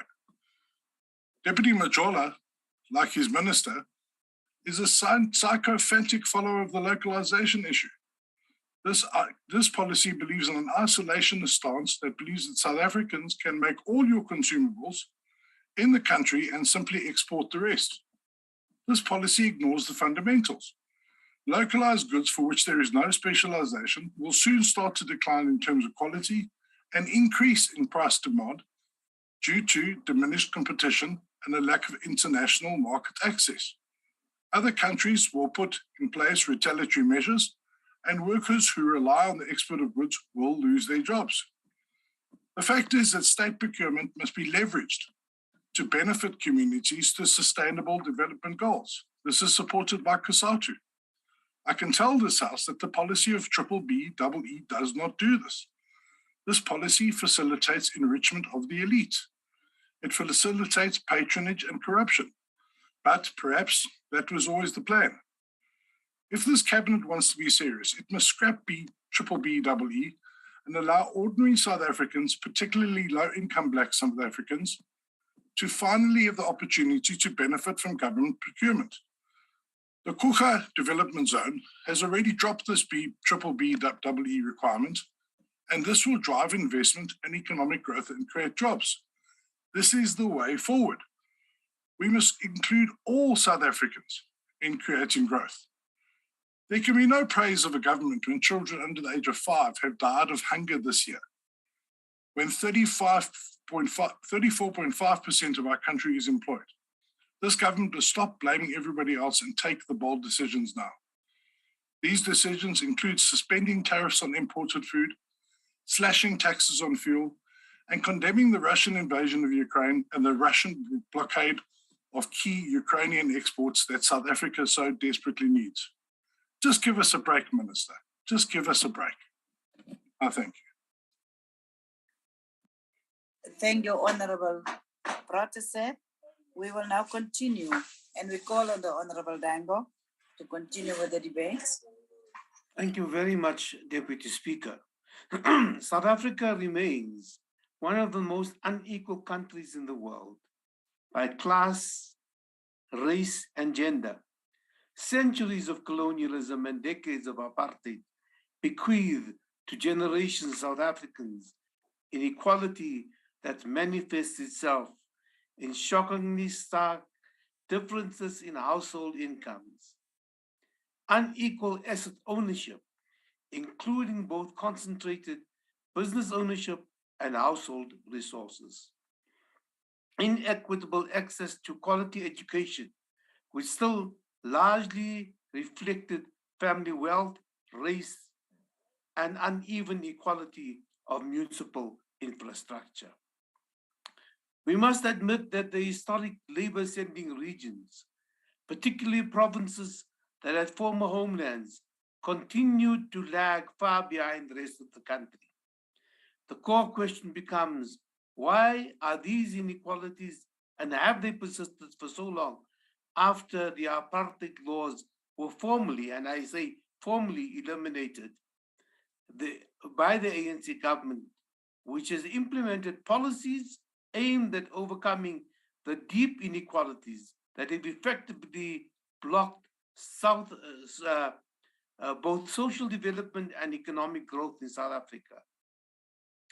Today, I will focus on how trade and export policies must be used in our national strategy to accelerate economic growth and ensuring that these benefits of growth are shared broadly by all South Africans and our neighbors in the SADC region.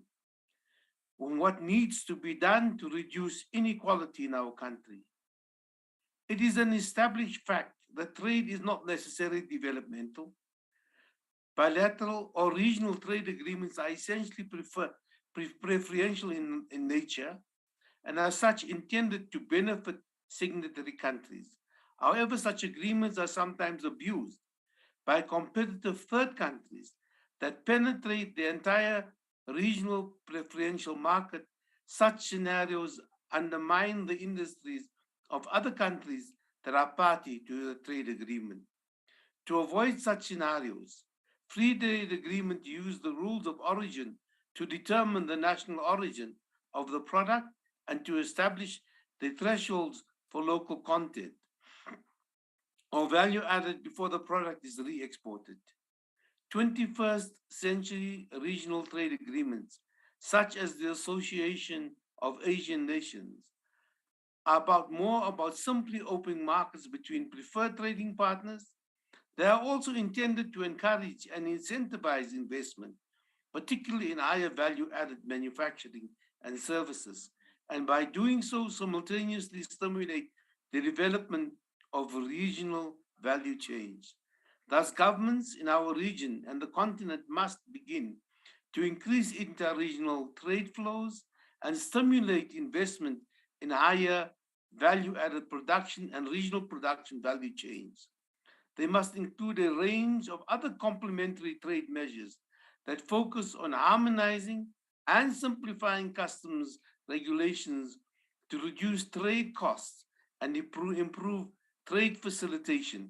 In addition, they must also attempt to create a more conducive environment for investment by including rules of investment, intellectual property rights, and competition. The concept of developmental regionalism argues for an approach to the regional integration that is based upon an economic view of the world, that a vision that incorporates the values of solidarity as an essential achievement. This is in Africa. This analytical framework calls for the regional integration in Africa led by the African Free Trade Agreement to be built on cooperation amongst African countries into a regional integration framework on 4 parallel and intercontinental pillars. A, cooperation on building mutually beneficial trade and fair trade integration. B, cooperation on industrial development and upgrading in regional value chains or transformative industrialization. C, cooperative on investment in cross-border infrastructure and trade facilitation. D, cooperation on the building of democracy, good governance, peace and security. Trade within BRICS. South Africa must explore opportunities in BRICS, which are part and parcel. The percentage of trade amongst BRICS countries, and South Africa's trade was just 11% when compared with its global trade development in 2017. Engagement in BRICS summits provided a platform for discussions and exchange of views to discuss of mutual interest that have helped develop closer cooperation and strengthening of trade and investment ties between BRICS nations. As a result, trade and investment over these years have strengthened. The new development bank was established with the purpose of mobilizing resources for infrastructure and sustainable development projects in BRICS and other developing countries. The COVID-19 pandemic has unfortunately undermined the work that was done on the framework for forging collaboration between trade and investment promotion agencies and for facilitating greater trade amongst the BRICS member countries. The post-COVID recovery strategy has to revive the commitments in the light of the recent agreements by BRICS countries that it is important to enhance cooperation with other emerging markets and developing countries, further improve the representation of BRICS and make BRICS a voice in major international arenas and uphold the common interest, development, and values in the markets. Our continent needs an adequate policy tool for building trade, value chains, and promoting transformative industrialization. For example, the growth of the cotton textiles and the apparel sector into a dynamic, competitive regional value chain stimulated by the implementation of Afcfta will need to be complemented by a range of supply-side measures to build the productive capacity of African countries. I would place the following 5 ideas for consideration. Government industrial policy must support the building of local firms that are crucial for cumulative capability and capacity building and developing a local supply chain and an extensive diversified textile base. 2, industrial parks, as well as attractive investment conditions, should be created through fiscal, financial, and infrastructural incentives. African countries must undertake targeted joint campaigns with global buyers to attract their first-tier suppliers. Regional initiatives to upgrade infrastructure and create a common regulatory framework across the region are fundamental. We need the railway line from Cape to Cairo. We need the roadwork from Cape to Cairo. We need the roadworks from Mozambique to Angola. There's need for Africa to take control and revitalize the consumer market by addressing the issue of second-hand garments that flood domestic markets and undermine local manufacturing. Africa accounts for nearly a third of global imports of second-hand clothing, which was estimated at US $5 billion in 2019, and about 80% of Africa's population were second-hand clothes, mainly imported from the US, Europe, India, and Pakistan. Credible research argues that African countries can leapfrog development to take advantage of the opportunities presented by the next techno-economic paradigm change within the global capitalism. It argues that this paradigm shift is towards renewable energy and a circular economy, and some of the largest retailers in the world, such as H&M, have a corporate strategy that promises to source 100% recycled or sustainably sourced materials by 2030. The way forward, as we edge closer to the 30th anniversary of our democratic breakthrough that achieved through our people's sacrifices, sweat, tears, and blood, led by the liberation movements, we must work together to spread the benefits of trade across our country. In doing this, we must support the established and new firms in the regions that lag behind in development. Chairperson, Deputy Chairperson, land reform is important, and we should not forget that land reform should be fundamentally repurposed to promote rural livelihoods, ideally by increasing production for local consumption for the national value chains. To succeed, it has to start with a viable business model and then identify what land should be acquired rather than purchasing land and trying to find uses for it. District land committees must be established to provide a basis for such an approach. To reduce inequality in South Africa, we should establish more equitable workplaces and pay scales, as these are essential to achieving the constitutional imperative.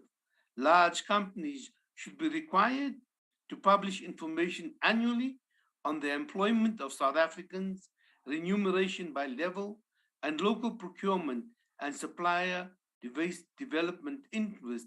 Ideally, these requirements should be extended to large private companies and foreign-owned firms. Deputy Chairperson, in the limited time I have left to me, I just want to thank Honorable Moiman for reminding us of Muallimu's contribution. Muallimu, together with Nasser, together with Nehru, together with Sukarno, and together with Nkrumah, had established the non-aligned movement. And the non-aligned movement was based upon particular principles. We were not in the fold of the Soviet Union. We were not in the fold of the West. We were non-aligned. We were seeking peaceful solutions to the challenges of the world. We also harmonized and looked at the position of those countries that had nuclear weapons and those countries that in fact had used nuclear weapons in other places to get this armament going. It was then based upon that position that President Mandela, before he came in, had asked for the disarmament of South Africa, of its nuclear weapons, and advocated for disarmament throughout the world. This is part of non-alignment, not neutrality. And I don't think we should confuse neutrality with non-alignment. They're not the same thing. And possibly, Honorable Moimang, we should take Honorable Lont for coffee, either in Johannesburg or in Kimberley, because coffee is too expensive in Cape Town. I don't know why. Things are more expensive in Cape Town than in the rest of the country. That needs an investigation as well. To Honorable Bosman, I just want to remind you that Westgrow was started in the time of Premier Ibrahim Rasool. I thank you very much. Thank you, Honorable Dango. We will now call on the Deputy Minister, the Honorable Fikile Majola, to conclude the debate for us.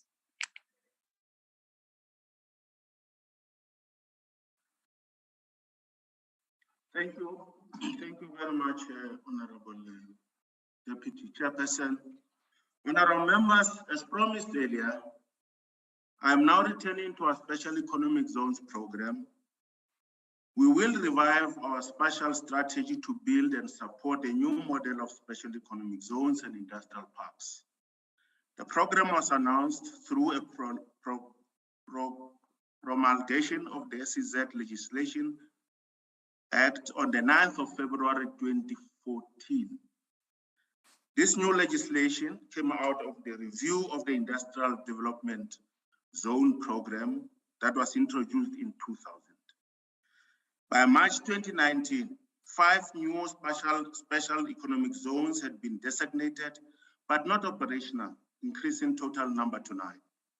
We acknowledge that there has been challenges with the program, which were caused, among other things, by slow investment attraction. In August 2019, Cabinet directed that the DTIC should play a more active role in the planning, development, and management of special economic zones to revive the program.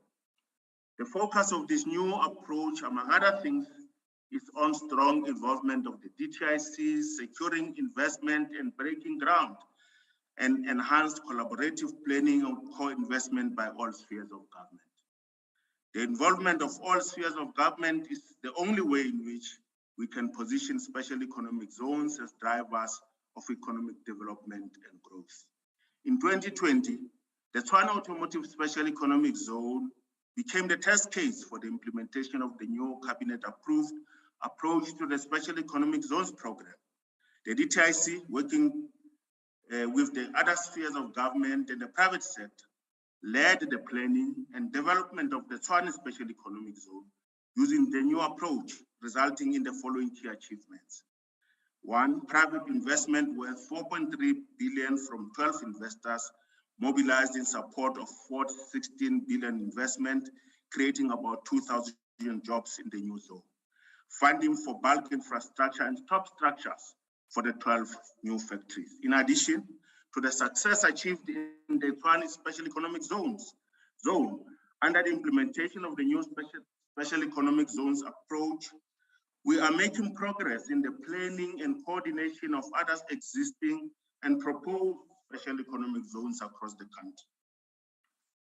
Examples of areas for immediate intervention include Vaal Sidibeng, potentially the next growth center of the Gauteng province. Focus will be on optimizing the opportunity to use its significant manufacturing base and land availability. Nkomazi in Mpumalanga, the SEZ has the potential to optimize industrialization in the region and stimulate exports. It will serve as an anchor to exponentially transform the region, and it could also be a best linkage for the African continental free trade area. Mining hubs of Bujanala and Northwest and Sekhukhune in Limpopo. The mineral resources in these centers are a major enabler of large-scale industrial development and urbanization. Wild Coast, this will serve the large population centers such as Mthatha and the broader Wild Coast region in the Eastern Cape. It will optimize the industrial potential of the region and have a multiplier effect in logistics and tourism industry. West Coast, we will leverage the position of the Saldana Bay Industrial Development Zone within the maritime ecosystem in the Western Cape to attract and grow investment. Deputy Minister Gina is also leading our work in the specialist economic zones such as Atlantis in the Western Cape, Maluti Akofung in the Free State, Richards Bay in KwaZulu-Natal, and the proposed Namaqua in Northern Cape. This year, I have undertaken site visits to Buha IDZ, East London IDZ, as well as the proposed SEZs of Fetafobu, Tubati, and the Val SEZ. We are satisfied with the progress we are making. This month, I'll be taking the DTIC team to join the provincial and municipal governments on site visit to Mosina Makado and Nkomazi SEZ to assess their progress. And I invite honorable members to join us on this visit. Honorable Chairperson, in the period ahead, we are committed to act with determination to drive industrialization, to promote jobs and rising incomes, transformation to build an inclusive economy, and a capable state to ensure improved impact of our policies. Honorable members, thank you, Honorable Khai, for your comprehensive input. The DTIC pledges to report regularly on all the issues you have raised in your speech to the committee. I would like to thank Mr. Mboko for his cooperation and the support we have received from the Eastern Cape government. Honorable Lloyd, we of the African National Congress are historical materialists. We look and see the world for what it is, for what it really is. We know our history, our long history of suffering and humiliation. We fully understand our present and are confident about our future. We will not play the blame game.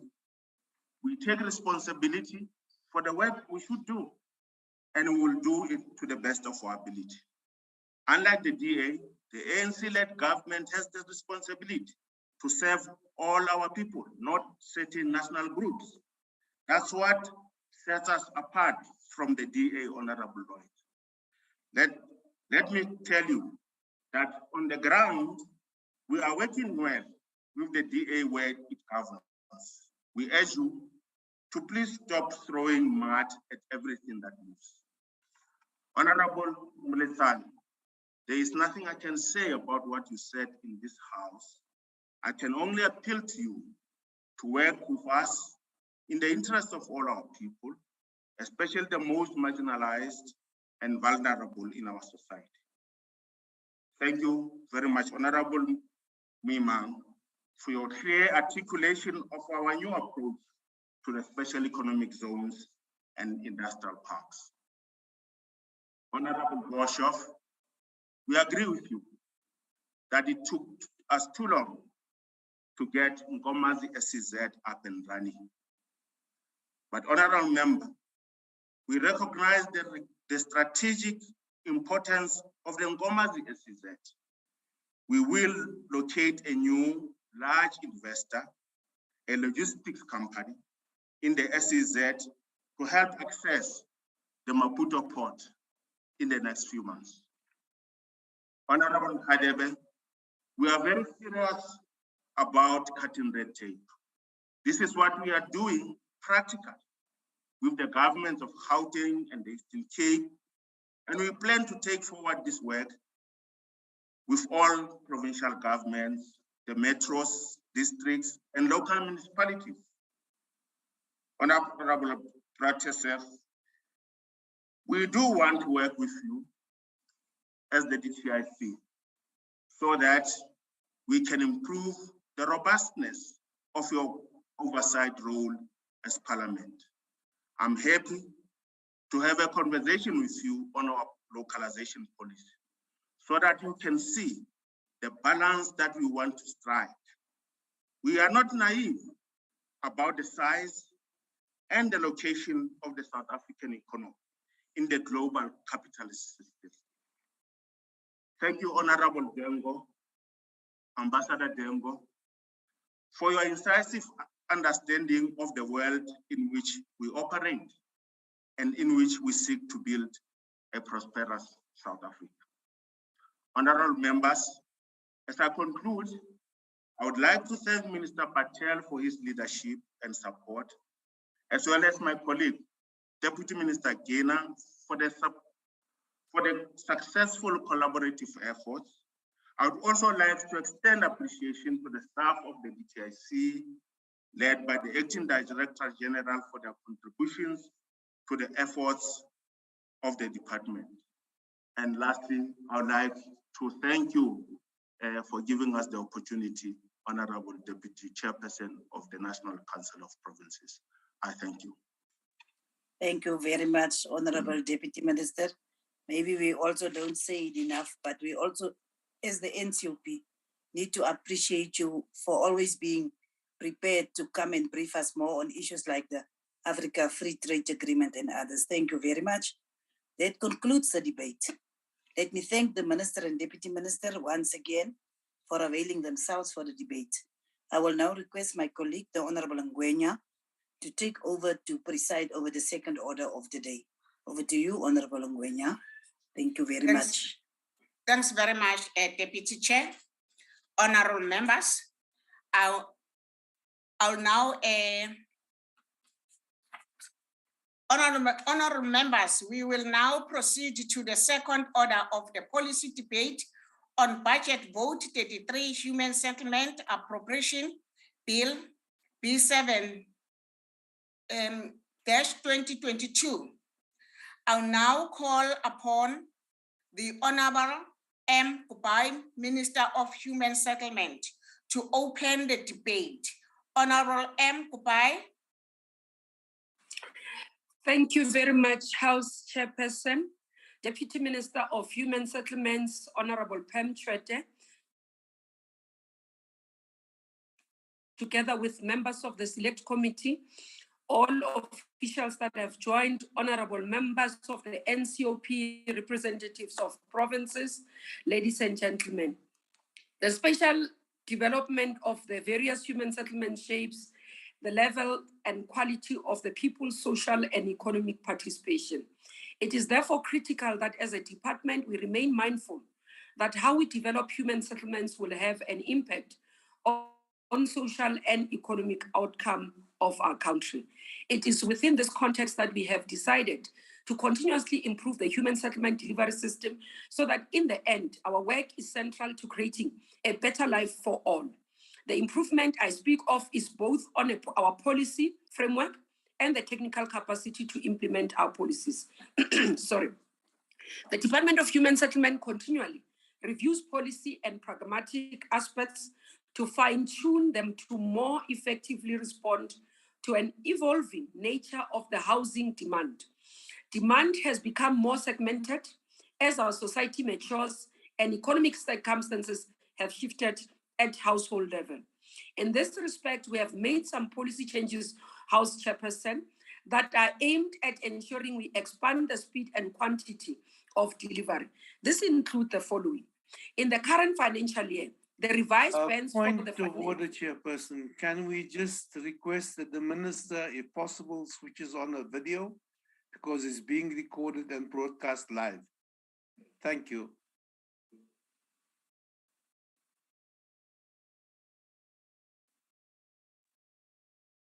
Honorable Minister, maybe Baba Tango doesn't see your picture.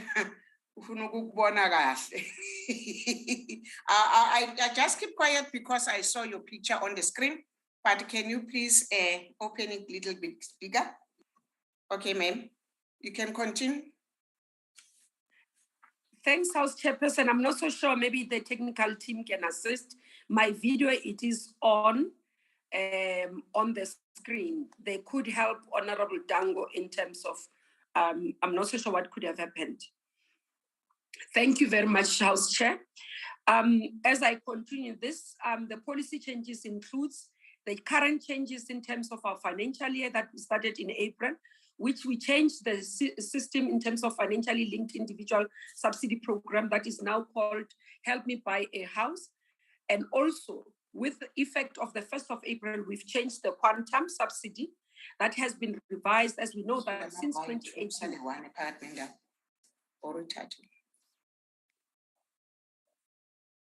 There is a disruption. It existed in 2018 by 20.9%. Again, we have revised the household income bands, where we have actually increased it, where it used to sit at 1,500 to 15,000 per household to 1,850 to 22,000 gross monthly income to qualify for a social housing. This has come as well in terms of the 1st of April. On grants, provincial plans and budgets, for the financial year 2022-2023, the department's budget allocation amounts to 33 billion rands, of which 18.7 billion is allocated to provincial grants, 11.7 billion for municipal grants, and 1.6 billion will be transferred to human settlement entities.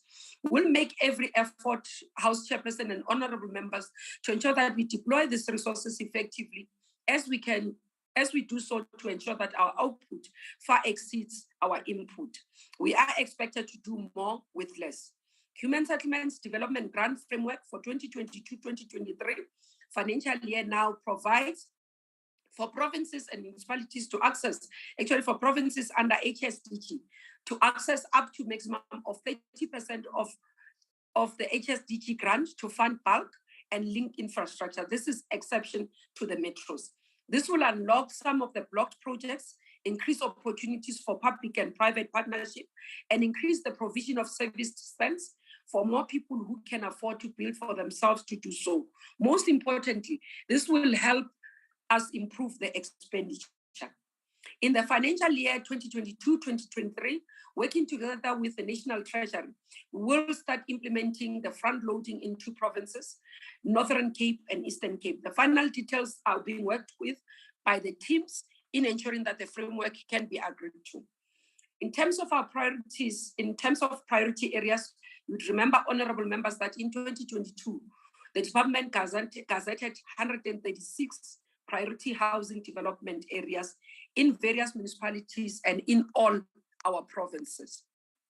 In short, they are called the PHS HDAs. We have commenced with the preparation of development plans in all of the PHS HDAs by providing funding and support to provinces and municipalities. The National Housing Minister, can I disturb you? Getting calls in terms of your video. Can you please show yourself on the video, not your profile, unless you've got a challenge of network? Please, Ntombo. House Chairperson, I think it could be my network bandwidth where I am. We currently, in terms of our work, we are in a retreat. I'd opened my video. I've asked my team to check what is happening. I don't know if it is visible now, Chair. Yes, I can see you, but yeah, I can see you even in the TV. Honorable Mohai, our Chief Whip, your hands is up. I don't know. Honorable House Chair, Yes. I wanted to, in fact, I wanted to apologize on behalf of the minister because we have had discussions with the ministry about the circumstances that they are faced with. So we appreciate the fact that the minister has availed herself to participate in the budget with the deputy minister. They did indicate earlier that they may be in an awkward situation. So I just wanted to indicate that we normally have never experienced any challenge with Minister Kubai in all her appearance in the National Council of Provinces. I agree. So I really want to put that apology. Thanks. Thanks very much, Chief Whip. Kuba Ntombo. Thank you very much, House Chairperson Ngwenya and Chief Whip. My sincere apologies, and thank you for understanding. As I proceed, the National Housing Finance Corporation has displayed a good track record of leveraging private sector investment in the sector on both the supply side and end user side of the market. It partnered with Old Mutual to establish an off-balance sheet fund called Housing Investment Partnership. Its contribution of 300 million has to date leveraged 1.1 billion targeted to peak at 1.7 billion for end user finance. In the previous financial year, the NHFC has been working with STRA and multilateral agencies to create an off-balance sheet financing instrument that will continue to leverage private sector participation on the strength of the social housing grant in the MTSF and beyond.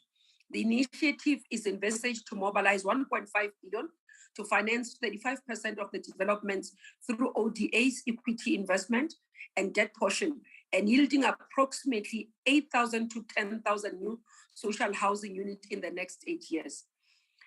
House Chairperson, just to indicate, a percentage of our budget have already been directed towards priority areas and existing projects that are within the priority development areas.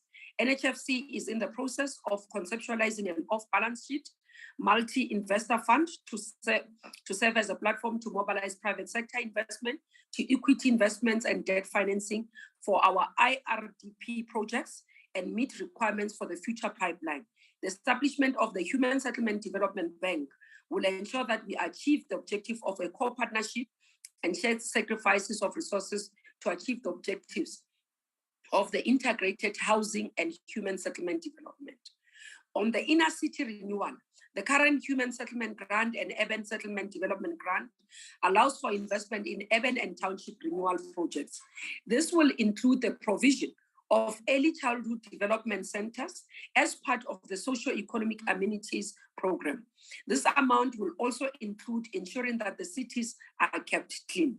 The National Department will be announcing the full details of norms and standards that should be built throughout integrated residential developments, informal settlements, and priority housing development areas. Through STRA and HDA, provinces and municipalities will support all efforts in providing the educational material on the various programs and rental landscape needed at the support centers. However, the main work is done through the municipal support program, wherein there will be active engagement and further assistance provided to municipalities in zoning of RZs and the ECDs, and putting in place the measures to include social housing and early childhood development centers in the priority location. On township renewal, urban renewal projects remain a priority of the department and have since been implemented by provinces and metropolitan municipalities. A percentage of USDG has been allocated together towards renewing the townships and creating a township economy. Moving away from dormitory settlements that is visible in most townships that have hostels and no social and economic facilities has been a huge challenge. The department has been able to upgrade some of the hostels that appear as dormitories units to community residential units. However, the cost of providing such units have been abnormally high due to demolition, refurbishment that require an overhaul, extensive maintenance, old infrastructure, including units that are constructed using other inferior material used by the apartheid government, including asbestos material, and absence of uniform norms and standards to regulate the sizes and the finishing which must be used. The completed unit ended up competing with the norms and standards applicable in the social housing program.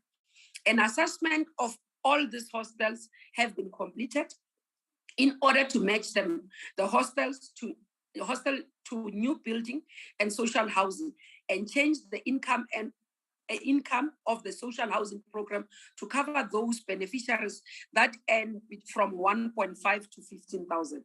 This has been made to ensure that there is reach in terms of the lower income bands.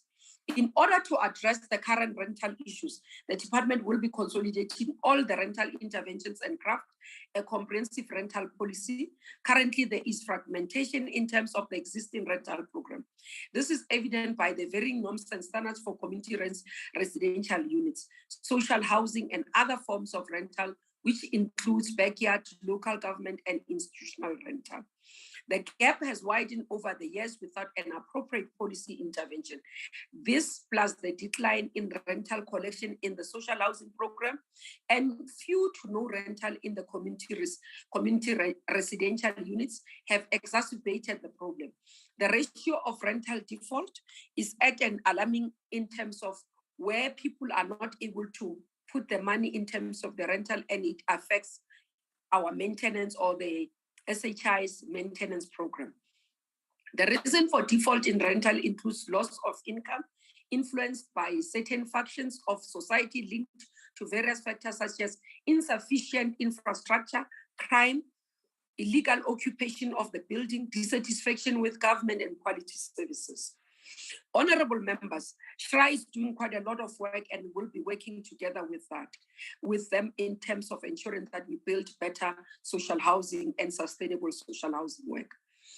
The department have been at pains in responding to issues that are raised by the Chapter 9 institutions, specifically South African Human Rights Commission, the Commission for Gender Equality, regarding the issue of special housing needs and gender-based violence. Women have been affected by this scourge without a solution.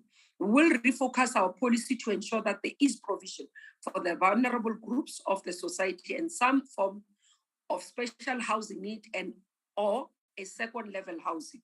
Section 2 of the Housing Act provides the general principle for the housing needs of persons and or household with special housing needs and who are unable to live independently in a normal residential dwelling or require assistance in terms of a safe, supportive, and protective living environment. Of importance is the fact that the policy and guidelines for housing assistance to households face the special housing needs. This includes people who are affected, such as based on gender-based violence, HIV, AIDS, orphans, vulnerable children, persons with intellectual and psychosocial abilities, has been formulated and require approval after consultation with SALGA and the MECs. Honorable members, I need to deal specifically with the issues around illegal occupations and evictions. The department has started the process of amending the Prevention of Illegal Evictions and Unlawful Occupation of Land Act. There's been a continuous increase in the total number of disputes that are lodged with the rental housing tribunals, which assist to minimize the unnecessary evictions. In order to monitor the number of cases and track the patterns, it is important for us to ensure that we have systems in place and monitor what we are doing. So this area, but again, we want to urge members to ensure that we do not encourage people to go and illegally occupy land. In terms of ensuring that we can monitor our work, the focus of IGR is focusing less on events and more on performance of the sector. Building relations, prioritizing responses in support of destitute cases and quick decision-making, cut across all three spheres of government. All matters raised through these interactions are documented and progressed through the MINMEC. We have so far, in order to ensure that we fast track our service delivery, appointed leadership and team in the war room that is led by Mr. Dan Kovachev Machitsito, who is the former Director General of the Department of Cooperative Governance and Traditional Affairs. This team is involved in ensuring that they monitor our work, they intervene, is composed of various individuals. Just to indicate, the individuals include Mr. Abongile Jahiwe, who is a project and construction management specialist in the built environment with a master's degree. Ms. Patience Ndomfikile Ndlovu, a specialist in urban planning with a master's degree in urban and regional planning. Mr. Mampaka Ephraim Dau, who specializes in the national disaster work, but strategic leadership and development aspect. You would remember him as the head of National Disaster Management Center. Mr. Kwena Mapoto, Infrastructure Development Specialist, who is a professional and a technologist in civil engineering. This team will help us to coordinate efforts, monitor, fast-track the implementation of our program. Honorable members, unfortunately, Chair, I've lost track of where I am. I hope I'm not taking much time because of the stoppage. There are already examples of these types of developments that we are working on, quite a number of them, just to indicate that one of the things that we are trying to do is to ensure that we change the face of our country settlements. An example is this one is around Cosmos City, is now the immediate inner edge of the Smart City initiative of the President's SONA 2022. Flare-off is the bridge of the historically middle and working class divide in the Rodiport node and Main Reef Road corridor, which has enabled a growing market in Meadowlands in Soweto. Konopia is part of the northern nodes driver linked to eThekwini King Shaka Airport. Savannah City emerges from the inventiveness of these projects and in turn offer the terms for a new housing and human settlement delivery architecture. In the Free State, the Vista Park project is projected to provide and integrate the spatial landscape of Mangaung. Each of these projects, honorable members, has spurred municipalities, provinces, developers, and the human settlement agencies into a series of carefully structured projects triggering secondary investment, allowing for a mixed income developments and integrating the city. Our government derives its approach to human settlements from injunction contained in the Freedom Charter that says there shall be houses, security, and comfort. Honorable members, this is the budget policy for budget vote 33 that we're requesting honorable members to support, but also continue to monitor us as we do our work. And thank you very much for understanding the circumstances that we table in this policy statement. Thank you. Thanks very much, Honorable Minister. The next speaker is Chairperson Select Committee, Cooperative, Governance and Traditional Affairs, Water and Sanitation and Human Settlement, Honorable T.S.C. Dodovu. Thank you, Honorable Chairperson of the House, Honorable Ngwenya, Minister of Human Settlements, Honorable Mamulogu Kubai, and your Deputy, Honorable Pemchwete, Chief Whip of the NCOP, Permanent and Special Delegates. Today, as we debate the Human Settlement Vote number 33, many people in our country remain trapped in areas which are overcrowded and characterized as informal settlements. These areas mostly generate pollution and health hazards caused by accumulated solid waste, causing serious stress to the environment and to the people's health. We let's forget, as we debate the Human Settlements Vote this afternoon, we must not forget why these people are still exposed to these undesirable conditions, not fit for human habitation. In 1897, Honorable Chair, Rudyard Kipling wrote a Christian poem entitled Recessional, where he used the phrase, lest we forget, many times in order to add particular emphasis regarding the dangers of failing to remember. I shall do so during this debate in order not to forget our historic past and to make us fully understand why many people still live under such hostile conditions. Honorable Chairperson, lest we forget that today, the 31st of May, is a very terrible day in the history of our country.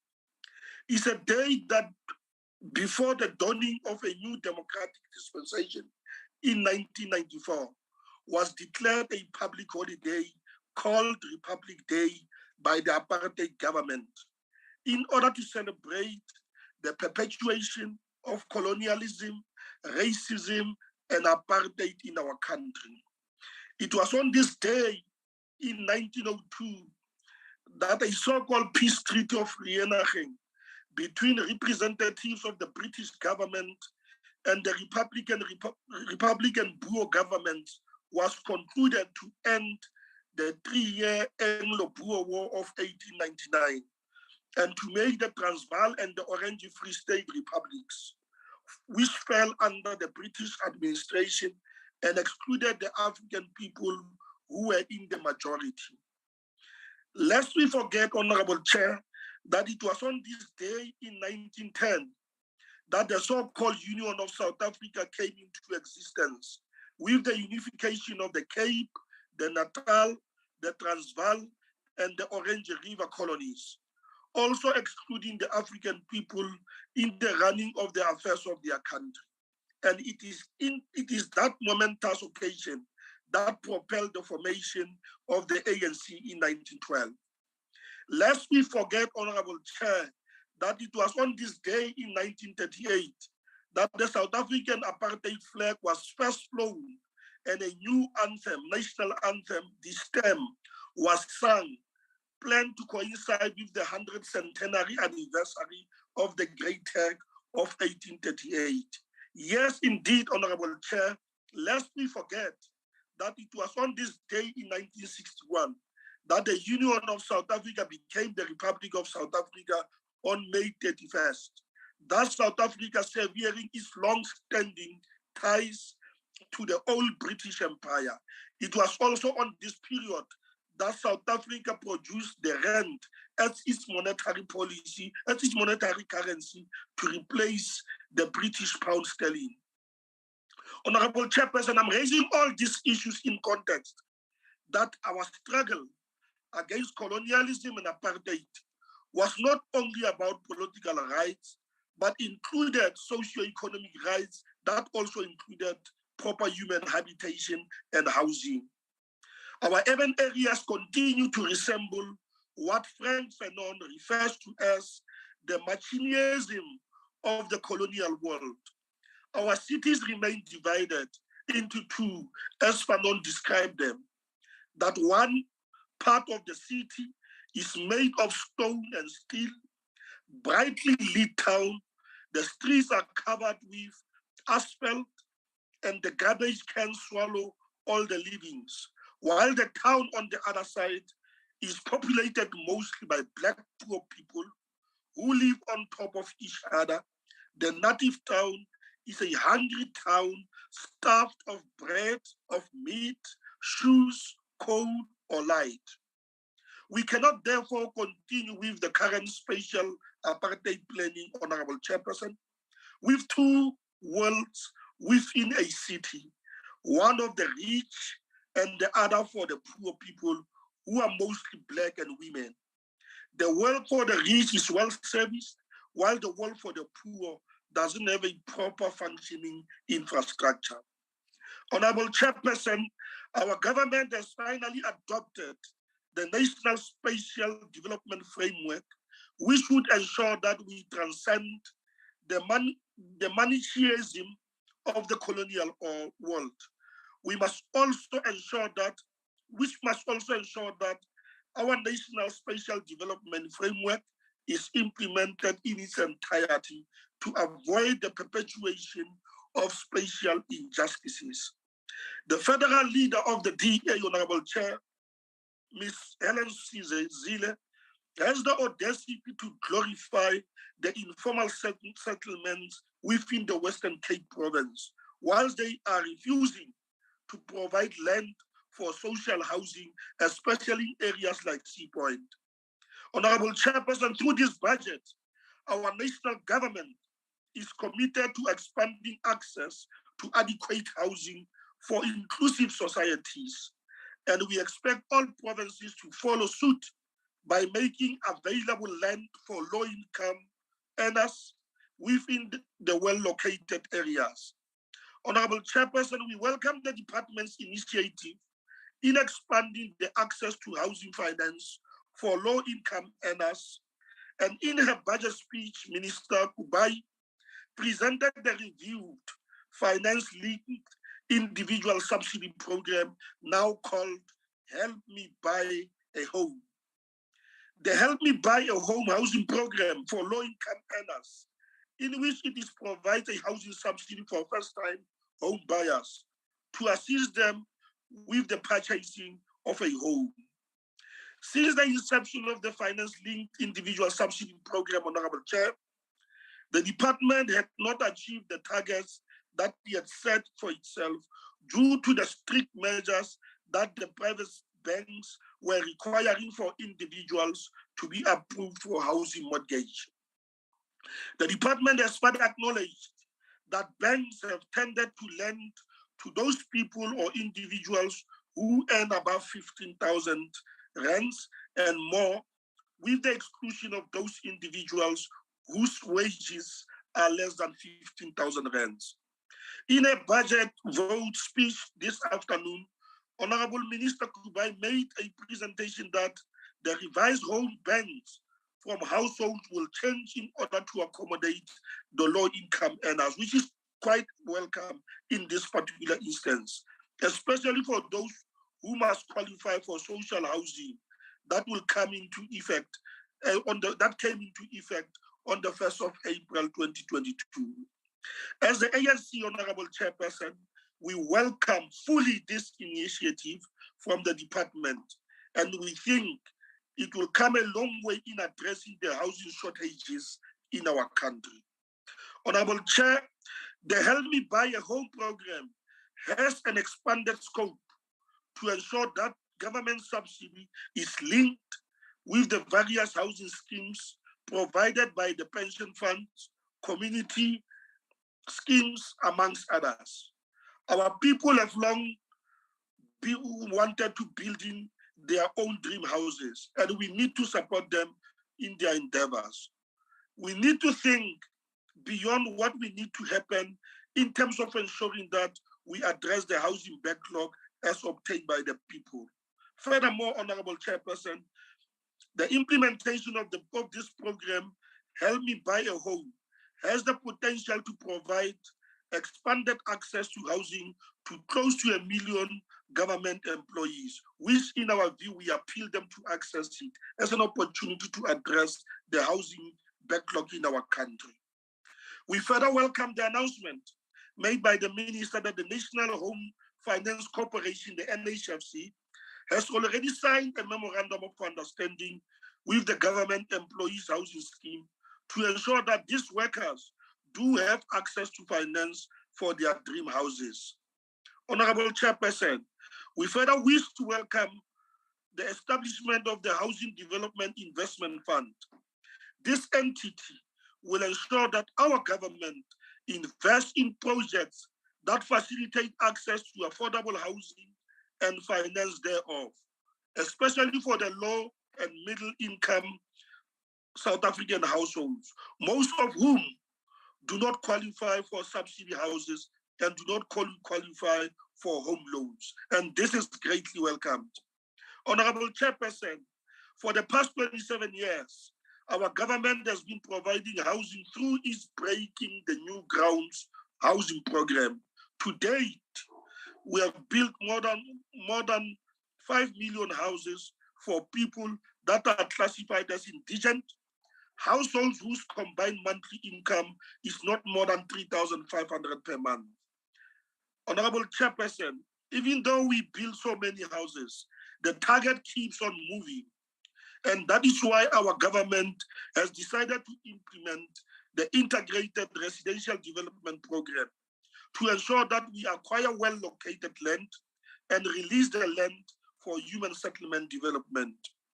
Just for this year alone, in terms of the projections of the department, the Housing Development Agency is going to acquire 750 hectares of land for human settlements.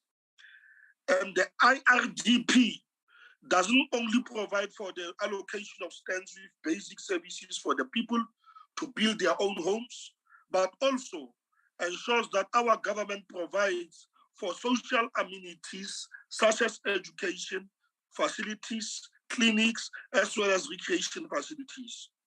Honorable Chairperson, as the African National Congress, we further welcome the initiative of the Minister to engage with the people living in informal settlements and the broader society to discourage the illegal occupation of land, earmarked for human settlement development. And this point has been eloquently emphasized by the minister this afternoon. The ANC is going to introduce, is going to ensure that we reintroduce the bill for expropriation of land without compensation, to ensure that our government expropriates land for the public good. And this is very much important. And we wish to encourage the government to in the meantime, use the current legislation to expropriate land for redistribution to people to build their own homes. Furthermore, Honorable Chair, we call upon the government to strengthen legislation to prohibit the illegal occupation of land. We have witnessed people occupying illegal houses built in our democratic government. For example, in the N2 Gateway Housing Project in Cape Town, or in the Fleurhof housing project in Johannesburg. The current legislation is not assisting our government. Instead, creates more problems in that for those illegally occupying houses, the government is expected to provide an alternative shelter, and they do this deliberately because of this loophole that is there in the legislation. By this, the legislation needs to be attended to as a matter of urgency to discourage the people from doing these illegal actions. Further, we support the call by the minister that local municipality must strengthen their bylaws in all instances where they exist and instances where they do not exist, so that the necessary bylaws must be in place and must be enforced within the areas of jurisdiction. Honorable Chairperson, there are some people and political parties who continue to call for our people to grab land, even the land that is earmarked for development of human settlements, and this derails housing delivery. And I think this is a point that the minister has dealt with accordingly this afternoon. As the ANC, we understand the need for our people to have access to land and housing, but will never agree and promote anarchy because there is a government legislation that regulates access to land and housing for the people. Honorable Chairperson, it is this ANC program that has recognized that informal settlements has become an important form of shelter that must be eradicated in the country, especially in the informal settlements. Our government has committed to upgrade at least 200 informal settlements in the phase 3 of the informal settlement upgrading program. This means that the government will provide basic services as the pegging as you conclude, honorable member. Electricity. As I conclude, I say, Honorable Chairperson, the ANC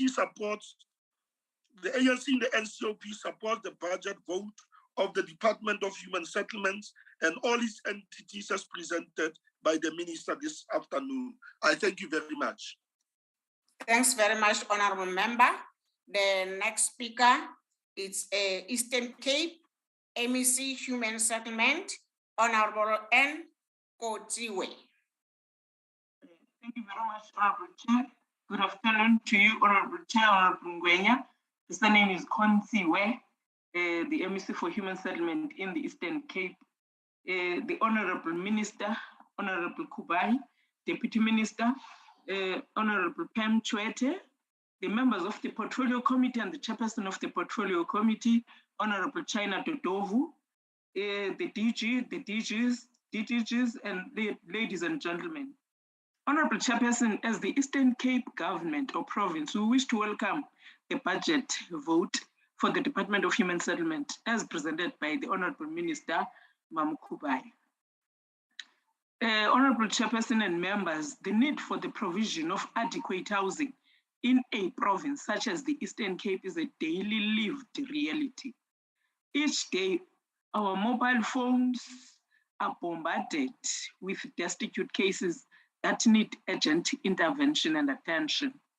The vast population of the citizens of the Eastern Cape, particularly those in the rural areas where there are no thriving industries that are in cold face of poverty, The African National Congress-led government is their only hope. This government is the only hope for the people of Owar Tambo District, Krisani District, Alfred Zoe, and others who are still dealing with the aftermath of the yesteryear's disasters, which have left many displaced. And we dare not fail them, Honorable Minister and Honorable Chair. Failing them would mean that we have since strayed from the golden promise made by our forebearers as contained in the Freedom Charter, that there shall be houses, comfort and security. Honorable Chairperson and honorable members of the Portfolio Committee, we are alive to the reality that the issuing of houses by the department is part of restoring the dignity of the people.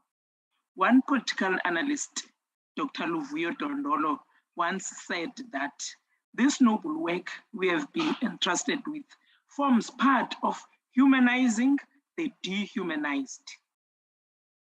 It is in that spirit that we continue to prioritize the destitute, the elderly, child-headed homes, and persons living with disability, including the military veterans in the province. The fiscal constraints we are currently faced with at the moment warrants that we prioritize them. Honorable Chairperson and members of the Portfolio Committee, the province's Human Settlement Development Grant allocation for this financial year is 1.5 billion, with 7,666 units to be built, 6,205 service sites to be installed, and 1,120 units to be rectified across the province. Over and above this allocation, the Human Settlement Development Grant Framework now provides for the province to access up to 30% maximum of the HSDG to fund bulk infrastructure challenges across the province. This executive decision will indeed unlock some of the blocked projects, thus increasing housing opportunities and the provision of service sites in the entire province of the Eastern Cape. Honorable Chairperson and members of the Portfolio Committee were of the strong view that the arrival of COVID-19 on our shores has left a devastating mark on the economy. The construction sector is not immune to that reality. We are alive to the reality that the sector contributes over 3% to the country's GDP. As such, the province welcomes and supports the Minister's National Housing Finance Corporation initiative in the Nelson Mandela Bay, which will ensure payment of the small, medium macro enterprises within 14 days instead of the prescribed 30 days set by Treasury. Honorable Chairperson and members, the province has a total number of 157 informal settlements in the province, with 115 informal settlements already assessed and are currently being upgraded as we speak, with a budget allocation of about 458 million under the upgrading of informal settlement program, UISP grant in this financial year. A total number of 8,000 households will receive basic services during this financial year. 45 additional new informal settlements will be assessed, categorized with plans, and will be considered for upgrading in the outer year after the assessment. Honorable Chairperson and members, the province has also welcomes the front loading on our HSDG allocation, which will allow us to attend to blocked projects and significantly increase the scale of housing delivery in a short space of time, as suggested by the Honorable Minister. Currently, the province has a total number of 95 blocked projects, with 27 blocked due to the bulk infrastructure issues. 55, that's including the 8 projects affected by the disaster, in process of unblocking for the 22-23 financial year and are part of the business plan to yield 532 sites and 637 units, and the 13 blocked due to illegal invasions. Honorable Chair and members, the province fully supports the policy shift in the land redistribution on the release of all urban land for the social housing development. This indeed will assist on our ultimate aspiration that all inclusive societies in the urban areas, especially to the declared restructuring zones in the province. Honorable Chairperson and members, as the province of the Eastern Cape, We support the recent ministerial directives on the unblocking of the blocked projects, thus eliminating the asbestos roofs, which are a critical health hazard, eliminating mud houses in the rural areas, thus prioritizing the elderly, child-headed households, dignitization of beneficiaries lists, digitalization of the beneficiary list to avert the manipulation of the beneficiary list at a local level and increase the pace of provision of the title deeds to the rightful beneficiaries by prioritizing the pre-1994 stock. Honorable Minister, we welcome all the interventions you have made, you have come up with in your budget vote. We also appreciate the support that the National Department of Human Settlement is providing to the province, politically and administratively. And so that we wish to say that we confidently and appreciate your work. We continue to support you. I thank you so much.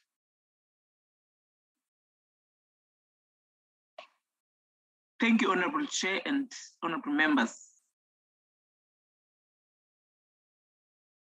Thanks very much, Honorable Member. The next speaker is Honorable Mikala Kis, DA. Thank you, Honorable House Chairperson. House Chairperson Hernando de Soto, the well-known liberal economist, in his book, The Mystery of Capital, argues that the reason why the first world is so much better developed is not because of some cultural difference or sinister advantage. The reason why the West thrives is because private property is central and it is more than just a roof over a person's head. In 1989, with the fall of the Berlin Wall and the end of the Soviet Union, the world embraced the free market economy as the best system we have to bring about economic growth, to raise people out of poverty and to establish wider freedom. Whether you like it or not, if we want our economy to grow, we must accept the fact that we are part of a global economy based on this system. This is why the ANC always moves closer to the center in practice from what their windy rhetoric suggests. Of course, the strongest argument from the ANC and the EFF would be that capitalism is an evil because it widens the gap between the rich and the poor and allows the rich to exploit the poor. But House Chairperson, this is exactly what De Soto, who was born, grew up and worked in third world Peru, argued against. He illustrated that the reason for the widening gap between the haves and the have-nots and the unequal playing field is not the fault of a capitalist system. It is in fact the poor are excluded from this system. De Soto argues that the way to bring the poor within what he called the bell jar of wealth creation, you do not use the government to redistribute, because 10 years down the line, you will sit exactly where you were. All the redistributed wealth lost because of the exclusion of the poor, making them unable to create capital. And more importantly, the potential growth also lost since the wealth creators spent the time just to get back to where they were. The answer, De Soto argues, lies in private property. The reason why the West, unlike former colonies and former communist countries, were able to build the vast wealth that they have is because they designed private property systems that were the concrete concept of where the concrete concept of property at the same time becomes the abstract concept of capital. Capital is not the same as money or property. It is the potential that property has to create wealth, because you cannot be successful in a capitalist system if you do not have the potential to leverage your property to create capital. America in the mid-1800s, House Chairperson, was a land of squatters. People did not own their land. There was no easy system for them to obtain title to their properties or to transfer their property to their children or someone they wanted to sell it to. Their ownership was acknowledged only among themselves. They therefore were not able to use it as surety or to get a loan that will result in their own wealth increasing. If they built an extra room, it did not increase the capital value of their property. It was what De Soto calls dead capital.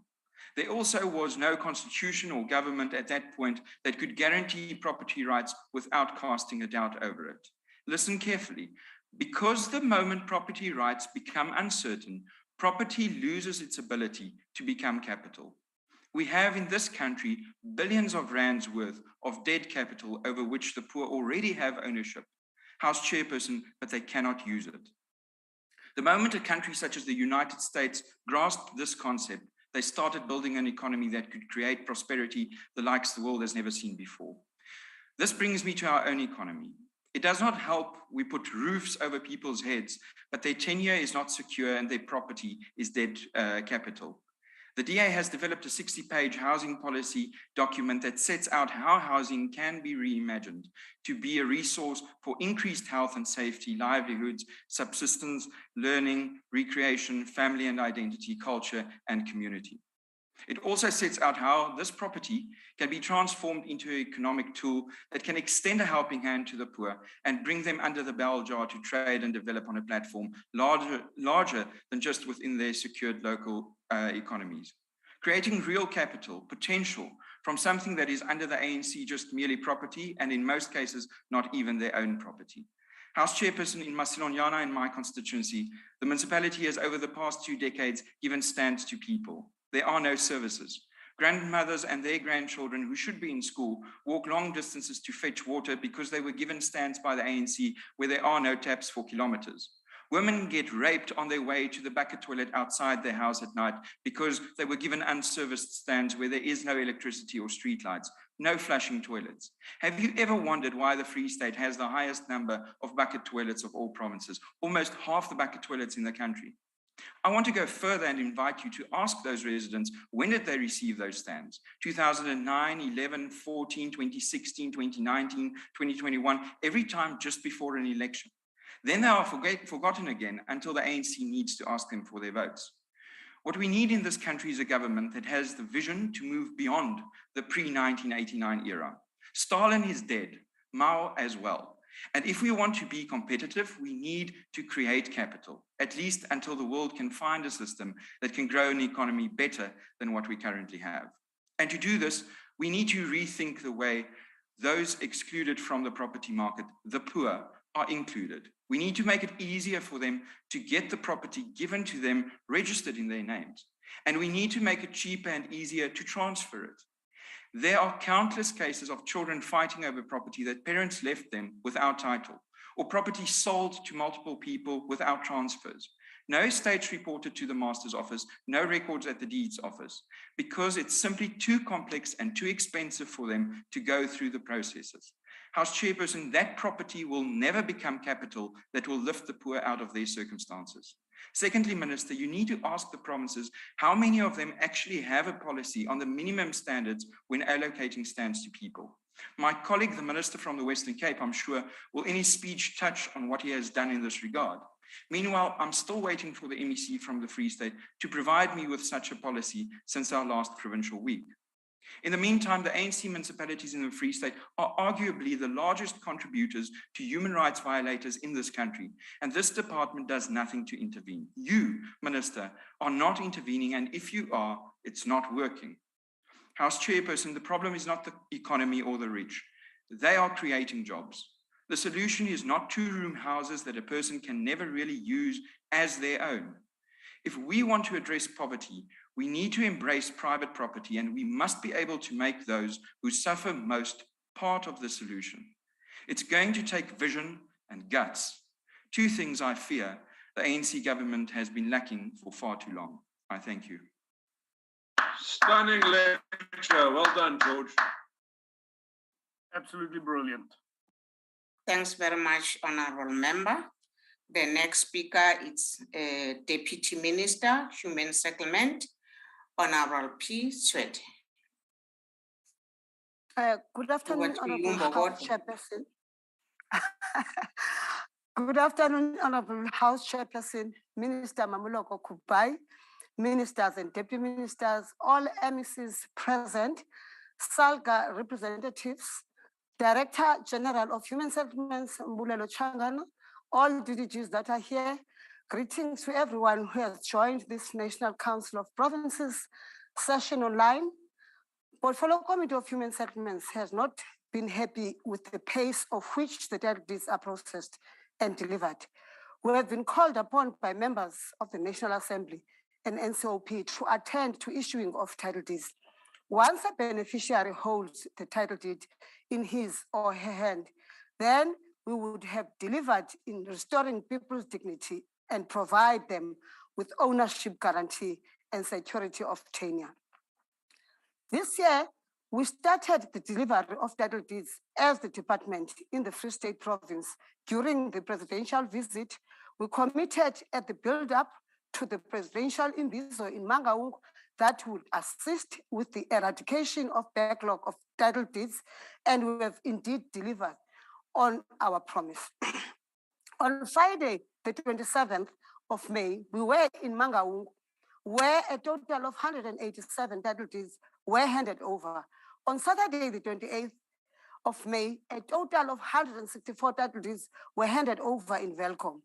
The province has promised to work tirelessly in verifying over 14,000 title deeds so that eventually they can be in the right hands as soon as possible.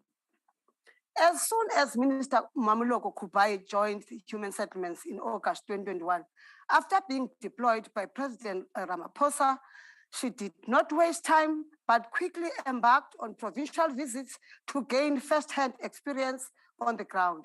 Our visit was very eye-opening for the minister, and practical solutions and implementation plans were quickly put in place. Honorable members, the climate change that we have been hearing about for so long has finally become a reality for our country. Over the past few years, we have suffered severe floods, devastations in our country, especially in KZN, Eastern Cape, and Northwest. The infrastructural depletion and displacements caused by the floods have been so dire that it will take us a while to rebuild and assist the households. Our people have suffered both in terms of material loss and emotional stress. As Human Settlements, we are one of the key departments that have a major role to play as many homes have been damaged.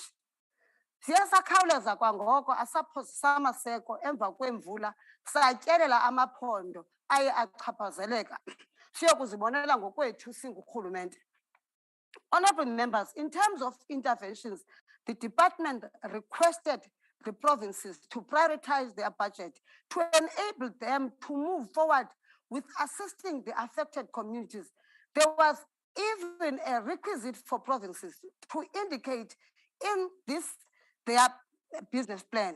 In their business plan, we made it a point that they prioritize the representation through critical will have an impact on the overall annual performance plans and the MTSF targets. The main area of intervention is the provision of temporary residential units, TRUs. Within the subsidy quantum for the permanently damaged structures, we can report that the construction of the TRAs has commenced with great speed. In KwaZulu-Natal, a joint operation committee has been established, and our entity, the Housing Development Agency, has been appointed as a secretariat responsible for coordinating the activities. Another entity, the NHBRC, is assisting with emergency housing responses in its area of focus by assisting with fast-tracking the enrollment and making assessment of the extent of damage to houses. In the Eastern Cape, the HDA has been appointed to manage the construction of TRUs in affected districts. We must emphasize that on disaster intervention, we have been on the ground as the Department of Human Settlements, led by our Minister Mamuloko Kubai, to assess and conduct oversight in affected provinces. Sadly, floods are not only disasters that country has experienced. We are also from time to time inundated to respond to fire disasters. For an example, on the 19th April, I visited the community of Joe Slovo informal settlements in the Western Cape. This community was hit by a fire disaster which completely destroyed 300 shacks. All three spheres of government responded with speed and the assessment was done and completed within 2 days in Kualanga. Last week on Tuesday, on the 24th of May, I joined Deputy Minister in the Presidency, Honorable Kekane, on an oversight and monitoring visit of DL Pan floods disaster and interventions in Swai local municipality in the Northwest Province. In total, 4 deputy ministers were part of this visit, and different departments led by disaster management have joined forces to assist and provide shelter for the affected households. Honorable members, let us explain the process of disaster management. We expect that both the province and the municipality should conduct an immediate assessment to the damage caused. The next step is that the municipality should indicate whether the damage qualifies to be declared at the local sphere. The same goes for the province. Lastly, when the damage, like what we have seen in KwaZulu-Natal, requires national attention, departments like human settlements are expected to come in and play their respective roles. The irony of this situation is that once municipalities and provinces fail to follow these important steps, national departments like ours are unable to intervene effectively. House Chairperson, roadshows on destitute cases are ongoing, and a lot of progress has been made in certain provinces. In this area of our work, the district development model is definitely operational, and both district and local mayors are embracing this new mode of working together on service delivery. It is becoming evident that this is only model going into future for service delivery. Last year, honorable members, we made a plea to the NEC that they accelerate the implementation agenda of women and youth development. We have made engaged women and will continue the dialogue further, and want to commit that going forward, we are not going to empower only women contractors, but will embrace all women in the entire human settlements value chain. This will include women, quantity surveyors, property developers, private landlords, and property practitioners.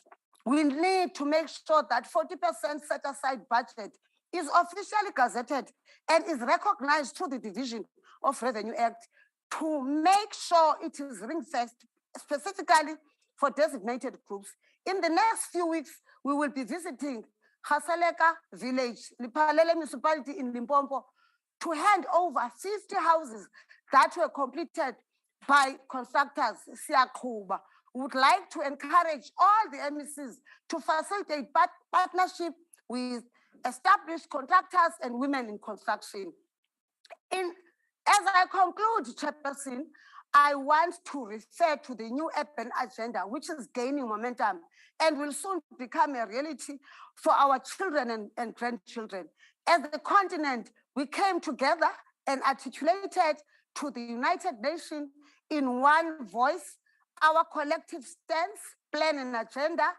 I was privileged to be part of this discussion, both here in the continent via a virtual meeting of ministers on the 14th of April 2022, and later on the 28th April 2022, physically at the United States General Assembly to discuss implementation of the new urban agenda.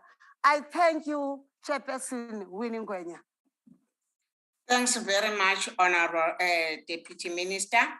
The next speaker is Honorable Zandamela, Economic Freedom Fighters. Honorable Zandamela.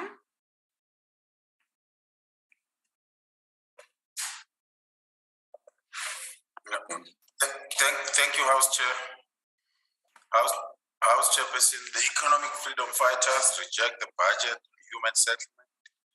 The department has since its inception faced numerous challenges in providing adequate human settlement to our people.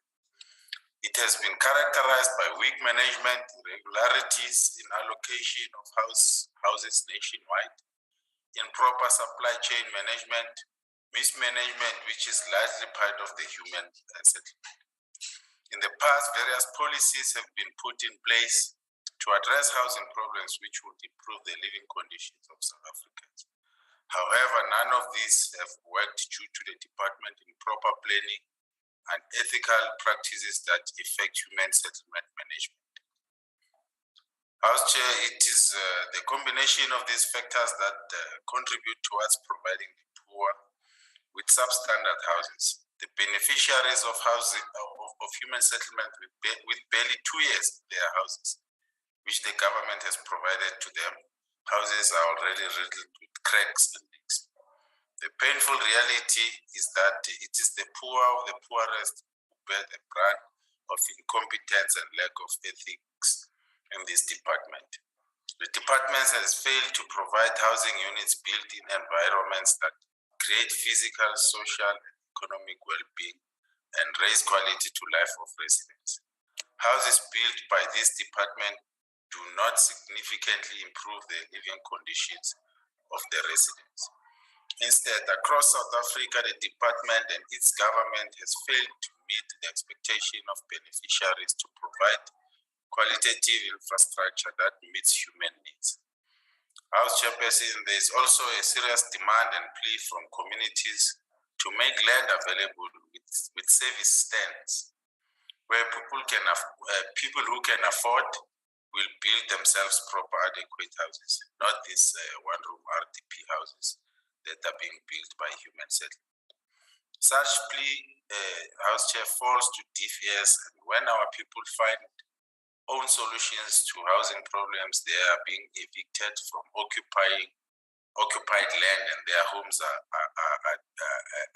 destroyed in the process. We know this to be true as we witness it firsthand in our residents of, like in the airport city in East London, whose houses were demolished by the government of the province on the basis that they were built on land that belonged to the government. As the EFF, we demand that the government must stop harassing people living in informal settlements.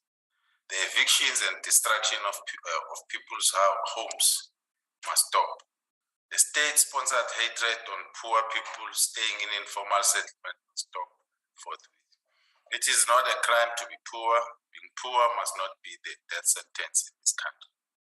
We also take this opportunity to reiterate our support for the thousands of people who were left homeless by the recent floods that took place in KwaZulu-Natal and Eastern Cape.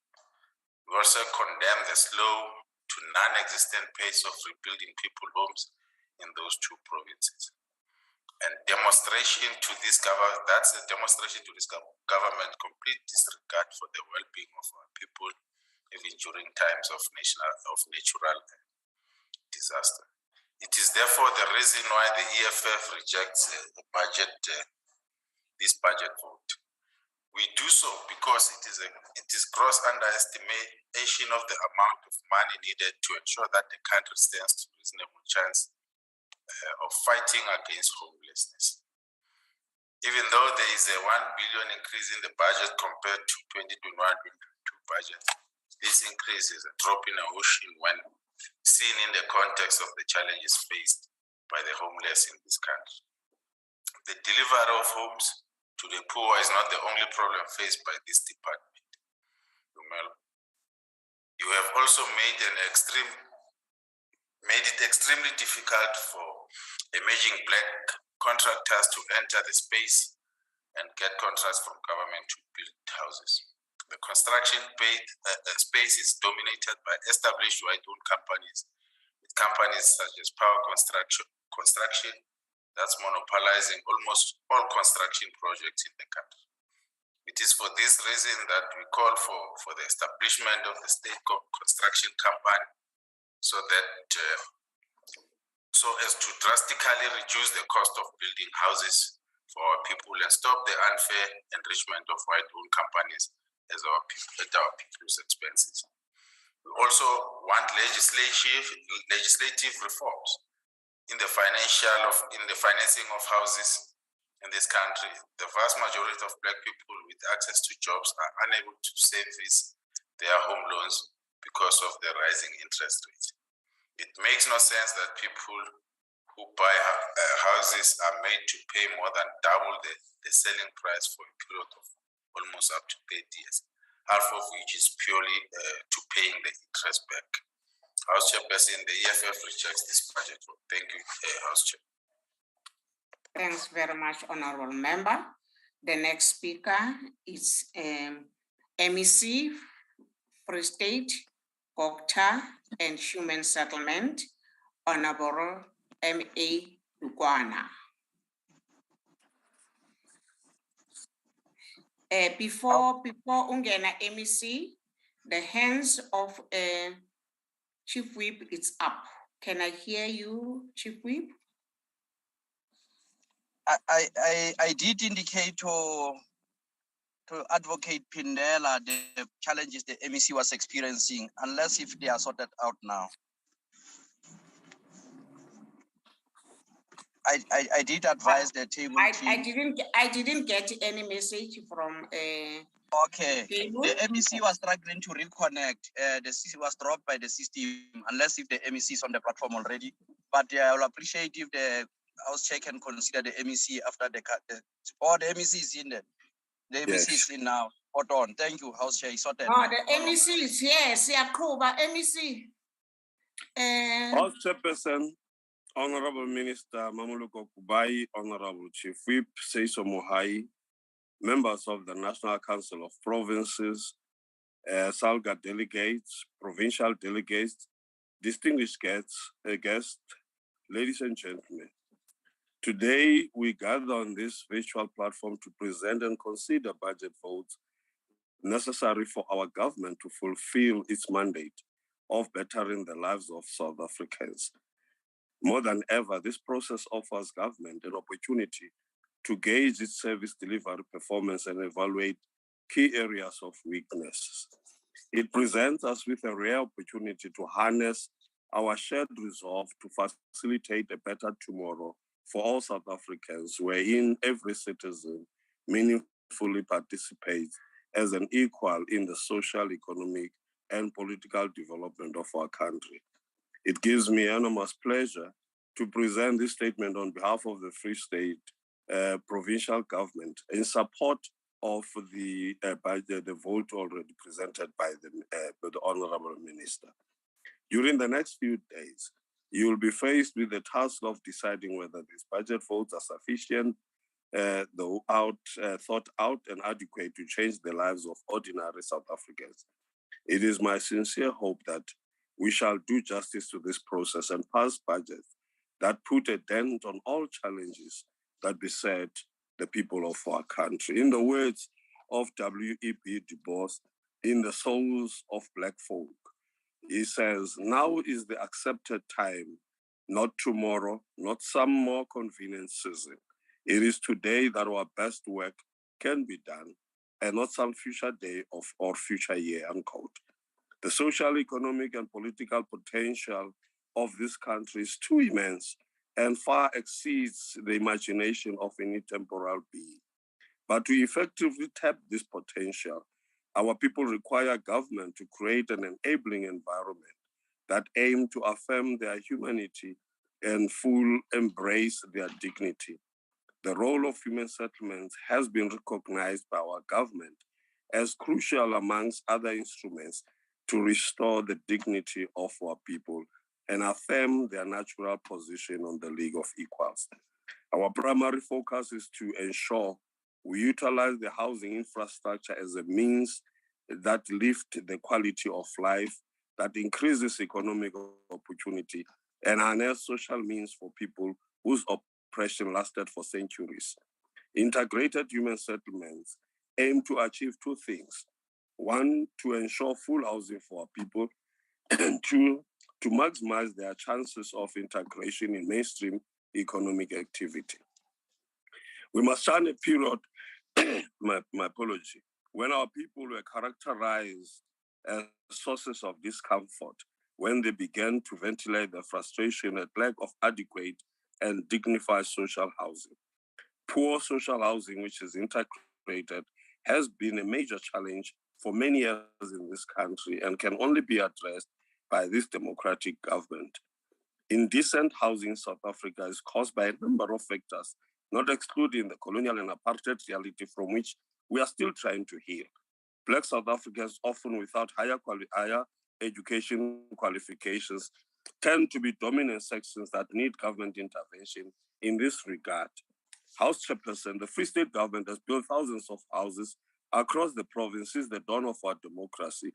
We have ensured that the lives our people live in quality homes and that the collective future of their children is safeguarded. We made certain that our communities have bulk sewer and water infrastructure in order to make manifest government's commitment to decent human settlements. In truth, we could have done and achieved more for our people had we not experienced a decade of state capture. As a consequence of corruption and blatant acts of criminality, the Free State Department of Human Settlement could not realize all service delivery targets of integrated human settlements. The breakout of COVID-19 global pandemic also decidedly inflicted a colossal knock on our service delivery targets. This has undoubtedly affected the standing of our government in the estimate of communities. It has compromised society's trust in the ability of government to deliver quality houses and sustainable neighborhoods.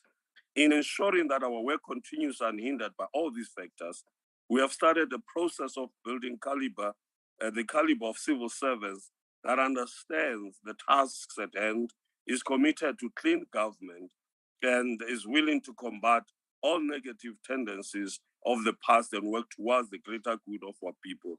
This we have made it clear, it is non-negotiable. We have started a process by which to coordinate efforts within and outside the department to successfully deliver quality houses that lend dignity to our people. We have started to establish partnership with communities and the organizations to canvass strategies which will have maximum benefit for our people. The core objective of this partnership is to resolve challenges of corruption, poor workmanship, poor public participation, and involvement in projects by our people. House Chairperson, for the current financial year, we've set ourselves the target of building 2,237 houses, units, 2,100 new units, 60 finance-linked individual subsidy units, and 59 community residential units. The National Human Settlements Development Grant of 813 million and the upgrading of Informal Settlements Partnership Grant of 241 million will be used by the department as follows. Rapid Land Release Program. Our government has made strides in providing service stands to beneficiaries in this current MTSF period. In terms of our records, we have recorded a total of 14,960 such units as against our target of 15,826. In the 22-23 financial year, we will develop and release a total of 9,700 sites, both in the informal settlements and greenfield areas. The department shall communicate further details once upon plans have been finalized. The upgrading of informal settlements program. This program focuses on upgrading informal settlements through available subsidies and funding mechanisms. Since 2019, we have recorded a total number of 161 informal settlements across all municipalities in the province. As it stands, a total of 35 projects are being implemented throughout the province, which includes 43 informal settlements. As we speak, Honorable Chairperson, we're in the advanced stage of formalizing informal settlements in the following areas: Marikana and Parlamente in the Mansupa local municipality by paying, and Slovo Park in the Masilonyana local municipality. The approvals of the Municipal Planning Tribunal have already been received for these areas, as a result of which the pegging of sites has commenced. What this means in practical terms is that communities in these areas will begin to receive a variety of government services in earnest. And then the housing units, we have constructed a total of 5,450 houses in the current MTSF period, as against a target of 9,000. As a general rule, households that are targeted are those that fall within the category of vulnerability. That is the elderly people, people living with disability, child-headed households, and people in distress situations. In the 2022-2023 financial year, we have set ourselves a target of completing 2,191 housing units across the province at a cost of 311 million. In relation to social housing programs, the project pipeline will be finalized in the 2022-23 financial year. 6 restructuring zones have been approved by the Social Housing Regulatory Authority in Mangaung Metropolitan Municipality, Machabeng, and Malutapofo local municipalities. In order to meet our MTSF target of 2,160 units, discussions are unfolding to get Hamilton 412 and Linquida almost more or less 1,000 units projects running for the current financial year. This is expected to give us about 1,414 units, resulting in about 65% of the said target being completed. Title deeds for security of tenure and land ownership. New or current title deeds will be managed from a budget of 1,816,000 for the acquisition of 1,630 title deeds. The backlog of 2,575 title deeds has been allocated 22 million, and this includes the dispute resolution and litigation cost. Machabeng local municipality has been included among the 22 municipalities supported countrywide to arrest the perpetual decline of human settlements.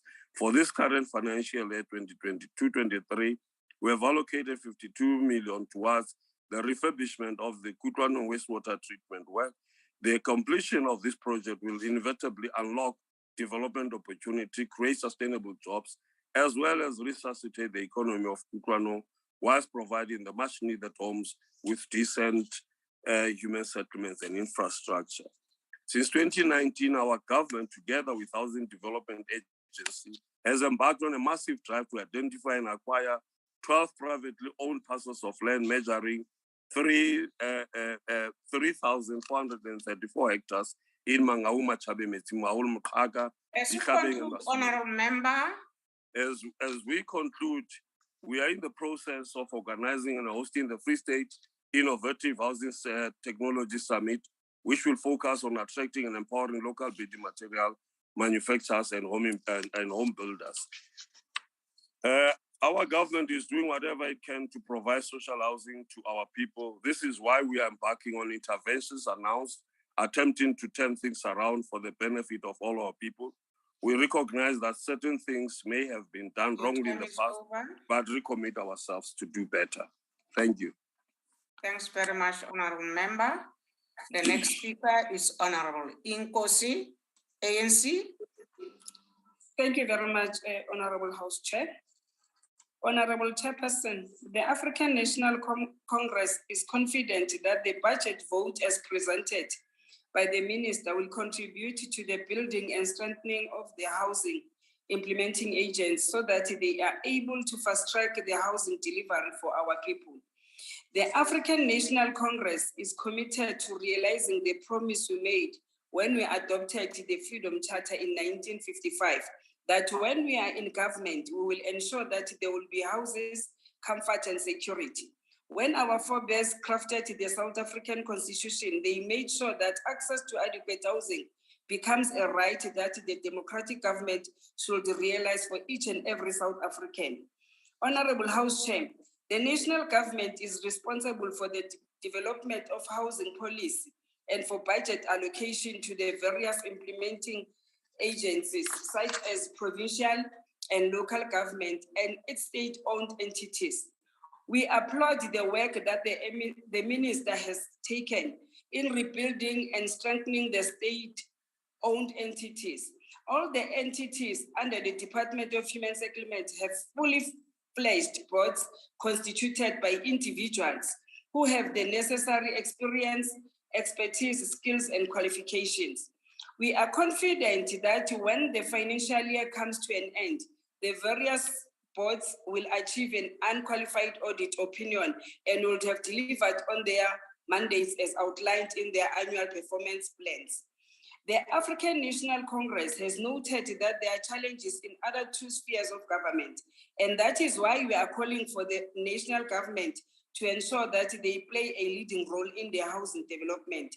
Honorable House Chair, it is at the local government level where the need of housing development is identified.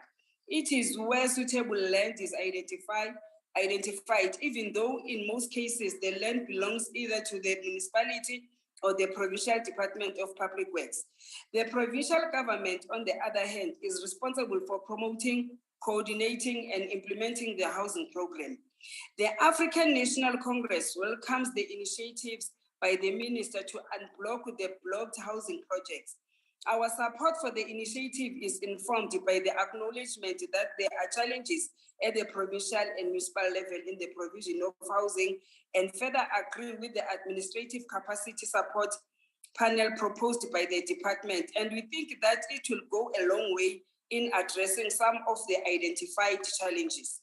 Honorable House Chair, we welcome the move by the Department of Human Settlement to digitize the housing beneficiary list to ensure transparency and for accountability purposes.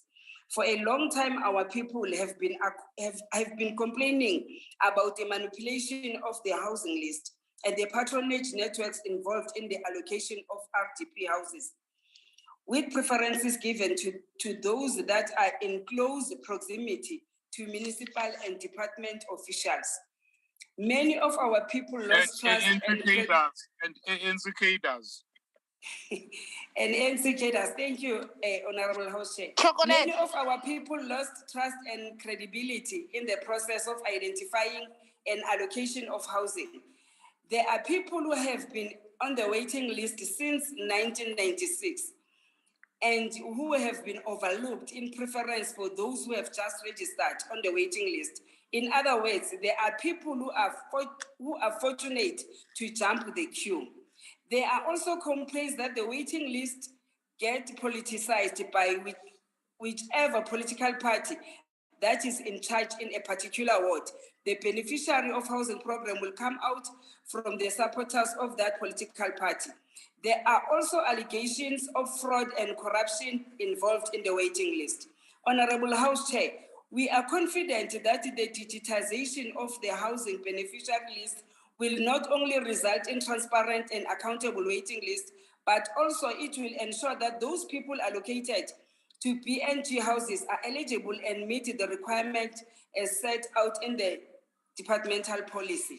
Honorable House Chair, we have highlighted above that there are problems regarding the implementing agents under the Department of Human Settlement. Correctly, we have called for the strengthening of the capacity of these implementing agents in order that they are able to deliver on the mandate. Just recently, the department had tabled its 2021-22 quarter four performance report, and it highlighted that some of the implementing agents had failed to spend on their allocated informal settlement upgrading partnership grant with 3 of the metropolitan municipalities, such as Nelson Mandela, Buffalo City, and Mangaung, achieving less than 30% in terms of expenditure. Honorable Chair, the Department of Human Settlements has adopted the monitoring, evaluation, and impact assessment and implementation framework for the 2019-2024 period.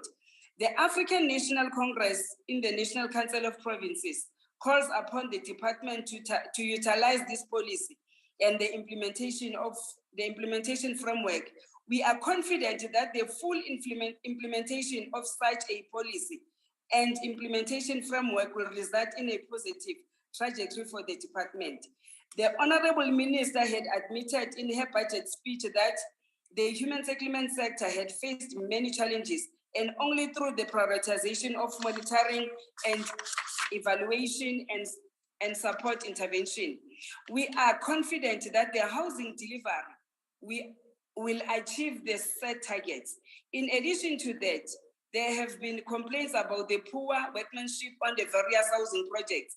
In the recent past of our government has been forced to relocate funds to rectify dilapidated houses. The thing of poor workmanship will be a thing of the past once we fully employ the monitoring, evaluation, and impact assessment and the implementation framework.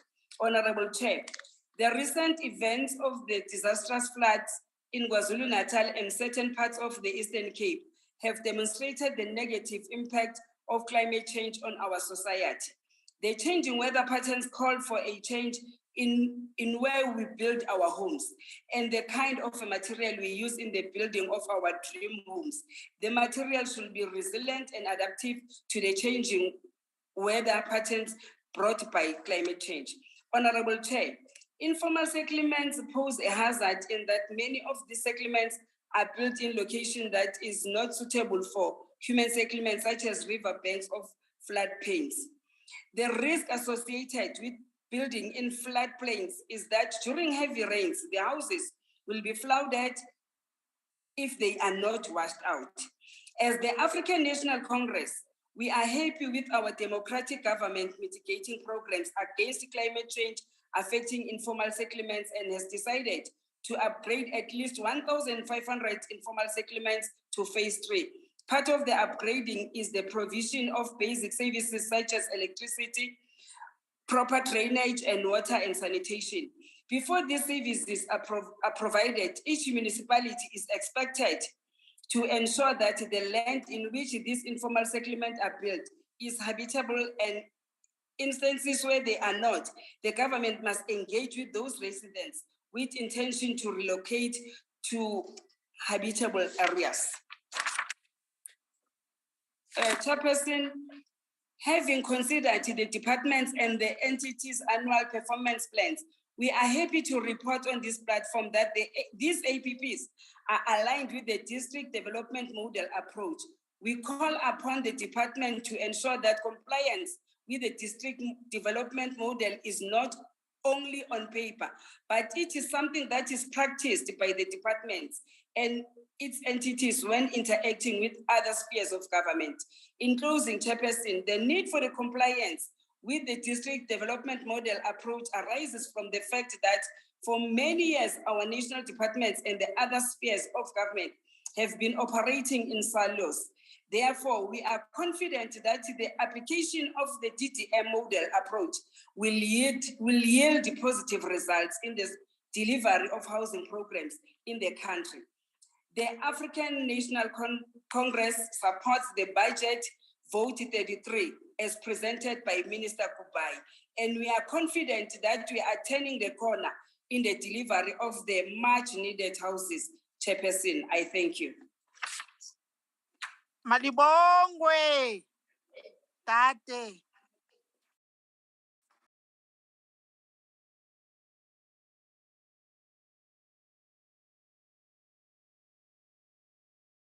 MEC, Doctor, Honorable Makamu.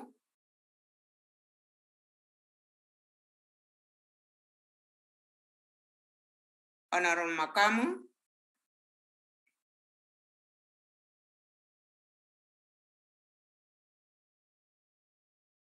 Honorable Makamu. Siyaqhuba sizobona nangabe ebuyile. Honorable members, I will continue with the list. The next speaker is Honorable A.D. Pring, FF+. Thank you, Honorable Chair. Thanks. Honorable Chair, it is estimated that there are more than 2,700 informal settlements in South Africa today. And the Minister stated in a speech that the demand for sustainable human settlements in our country has been on the increase and the pace of delivery has been slower than the rate of the increase. To address this, the Minister stated that a national human settlements war with a team of highly specialized individuals will be established. At what cost will this be, Minister? How many people could have benefited from the millions that this war room is going to cost us? Minister, you stated that the war room is expected to coordinate efforts, monitor and fast-track diverse projects across provinces, coordinate the support of various entities, and consolidate reports to the war room. So this is basically a war room to rectify and do the job that you were supposed to do. Honorable Chair, countless disasters, and not only informal settlements like fires and floods, etc., could have been prevented if government ensured that people received service stands in suitable areas with access to water and basic services. And I agree, in many cases, disasters like floods are an act of God that cannot be prevented. But establishing or allowing informal settlements in low-lying areas that is prone to floods without stormwater infrastructure, and then wondering why it was flooded and lives were lost, is not due to natural disasters or an act of God. It is the incompetence of the ANC and this department that is to blame. And to respond to the Honourable Dodovu, the ANC is quick to blame everything on the past, but handing out stands to millions of people without basic services like stormwater drains, water and sanitation is inhumane to say the least, and expecting your people to live in these conditions like animals makes you guiltier than any version of the past. Honourable Chair, the increase of these informal settlements is proof that the ANC government and this department is continuing to fail its people. The Minister and the department will state that thousands of people have received houses and access to services, and this might be the case.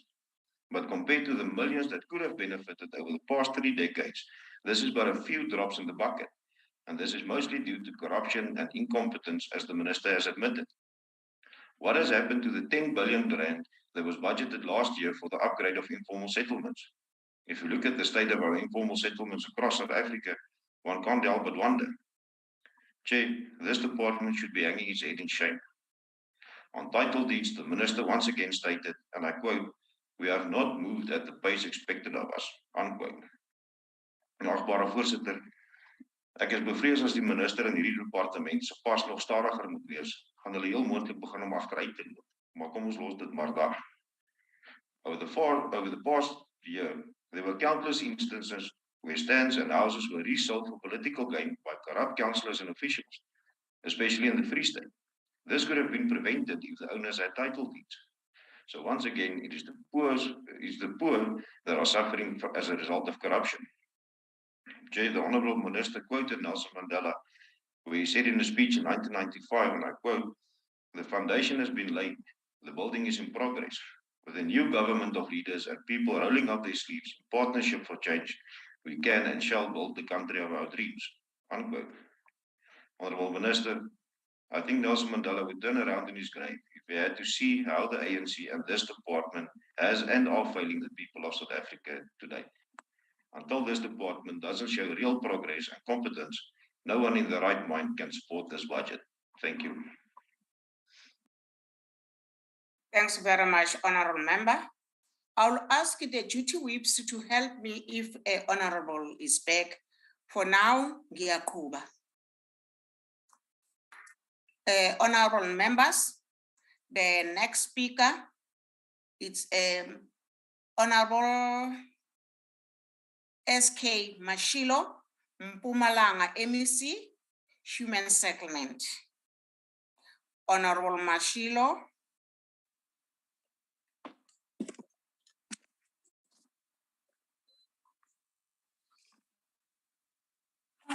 Thank you very much, House Chair, to the Minister and Deputy Minister, my colleagues, honorable members of this important portfolio committee, and all our workforce, our administrators. Good evening. Well, House Chair, as a province, we would like to take this opportunity first and foremost, appreciate this opportunity, and indeed we welcome the budget vote 33 as presented by the Honorable Minister Mamuloko Kubai. Especially this budget seeks to accelerate approach towards settling our communities. We are at the point where we can no longer conduct human settlement business as usual. The research continuously conducted by our oversight committee indicated that not all people of our country, including the provinces, that they are looking for the houses or the RTP. See me? Something has happened Honorable Mashilo. Ndiyabathanda abazukulu kodwa mangenza umsebenzi wami ngicela nibase lapha ne-parking bayodlala. Yes, thank you very much. Thanks. Thank you. Siyabulela, Slam. It is for this reason that in Mpumalanga, we are prioritizing the servicing of site. Something is not right. Thank you, Chair. We are prioritizing the servicing of site. Honorable member. Rosa. Kwaisa. By providing the needed infrastructure, because we believe very strong as a province that indeed our people, they require more sites than the houses or the RDP as we might refer them as. Because our people all the time confirm that they can build, provided that... Order, Honorable Chairperson. Thank you, Honorable Member. What is the order? Honorable Chairperson, this is Mlindi Nana. Yes, Chair, we all have got kids in our homes, and it's understandable that more often than not, we work from home. But we have a duty and a responsibility because this is a sitting of Parliament. We have a duty and responsibility to maintain the decorum. I do not think it is acceptable that whilst the sitting of Parliament is in progress, we hear kids on the background. I mean, colleagues from provinces and colleagues from the NCOP, if you know you'll be speaking in a sitting of Parliament, you ought to give it the respect it deserves. And it's unacceptable that people are not in appropriate places at an appropriate time. I think we need to look into it, Mamungwenya, and give guidance in this regard. I mean, we've got kids making noise in the background. I've got kids as well, but it's not acceptable. Thank you. Thanks very much, Honorable Nana. Honorable members, I think all of you, you know what you must do. You are at work, even if you are working at home, you need to prepare yourself. Honorable Nana, you are right.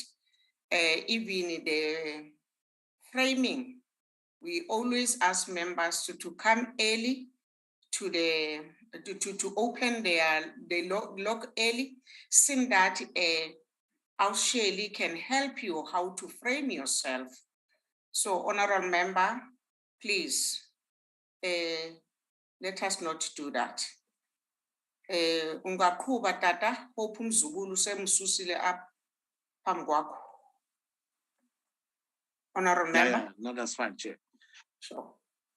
It is for this reason that as a province, we are prioritizing the servicing of sites by providing needed infrastructure as we build integrated human settlement. We'll continue to build low-cost houses, but only for those that qualifies as indigent, as per the various municipalities. Council approved the indigent register. House Chairperson, this approach will assist the department in prioritizing title deed to homeowners as houses are needed all the time. We are always mindful of intergovernmental relations, and that is the reason that we are working with our local municipalities, including the private sector, in the spirit of the district model that has been already adopted or introduced, to ensure that all those who are eligible for houses get them on time. This includes child-headed families, the elderly, and families with members living with a disabled. Since the minister announced the increase in the subsidy quantum, Mpumalanga proposed that the size of the cost houses be improved, nationwide. At the moment, we are aware that we are building 40 square meters, but the province have since moved to 45 square meters. And we believe that can be possible, that we can move towards that. Our people, they need decent houses. And this government of the ANC, we have promised our people the better houses, and we believe we can do that as we are doing elsewhere. Indeed, House Chairperson, some policy changes announced by the minister that are aimed at ensuring that we expand the speed and quantity of delivery are welcome and appreciated. The revision of the bands for the finance-linked individual subsidy, known as the FLISP, now called Help Me Buy a Home, which becomes into effect from the 1st of April, which is this financial year, is highly welcomed. We believe this is a good policy, Minister, that our people have been looking for. The revision of the income bands from household earning and income between 1,500 to 15,000, from 1,850 to 22,000 gross monthly income to qualify for social housing, that came into effect at the beginning of this financial year, indicates that we are serious about people owning their own houses as a mass. Honorable House Chairperson and members, the disaster we are experiencing as provinces indicate that the climate change is indeed with us and is probably here for stay. That brings me to the point that the quality of material that are sold by the hard workers require more attention. I visited a region in Nkomazi where I realized that the material used there are not that of a good quality. Despite that, they might be SABS, but they require more attention because the climate change indicates the situation has now changed. We need to regulate on the quality of sand, cement, doors, and window frames, corrugated iron that is used, so that we can make sure that our people, out of the little that they have, does not go in vain. As we are the market, Department of Human Settlement in the province believe very strong that the creation of the jobs is the responsibility of all of us. We believe very strong that if we can have more cooperatives that manufacture and supply, including the building materials, as the government or as departments who are the market, we can make sure that our people, in particular the youth and the women, disabled, they can get work and we can have a better community. As I conclude, Chairperson, department will mark on a mission to strengthen the relationship with private sector companies, including our traditional leaders. Our province is more traditional in nature and rural in particular. And we believe working with our traditional leaders, our people can as well get where they want to go, which is the better life that we've promised. In order to carry out a fundamental change, we need a certain amount of courage. The courage not to turn our back on their old formulas, but to give way and to brighten the future. It always takes the courage of yesterday for us to be able to act with extreme clarity today. As in Mpumalanga Human Settlement, we want to be part of the brighter future to our communities as we pave the African national-led government. We've made these promises and we welcome the minister in increasing what is referred to the infrastructure, in particular, that we can put the paved road in majority of the infrastructures where we are developing. Currently, as the province, we've managed to acquire land in Leandra and other part of the provinces. whereby we'll be building and putting more infrastructure, and our people can do that. That it will assist us to make sure that we reverse a lot of problems around the lack of houses that our people have been complaining, and reduce number of territory. It is cold today. Majority of our people are equally looking for shelter, and as human settlement in the province, Siyakuba, we are certain that our people will have houses as we have made the promises. Ngiyabulela, honorable member. Malibongo MEC Katishi. Order. Honorable members, we continue with our list. The next speaker is Honorable D. Ryder, DA. Honorable Ryder. Thank you very much, House Chair. Surprise, surprise, the ANC had great plans, but they failed in the implementation. Well, that's nothing new, but when it comes to human settlements, the failure is impacting the lives of all South Africans. The poor are left without housing. The lucky ones have got poorly built houses that are falling down around them bit by bit.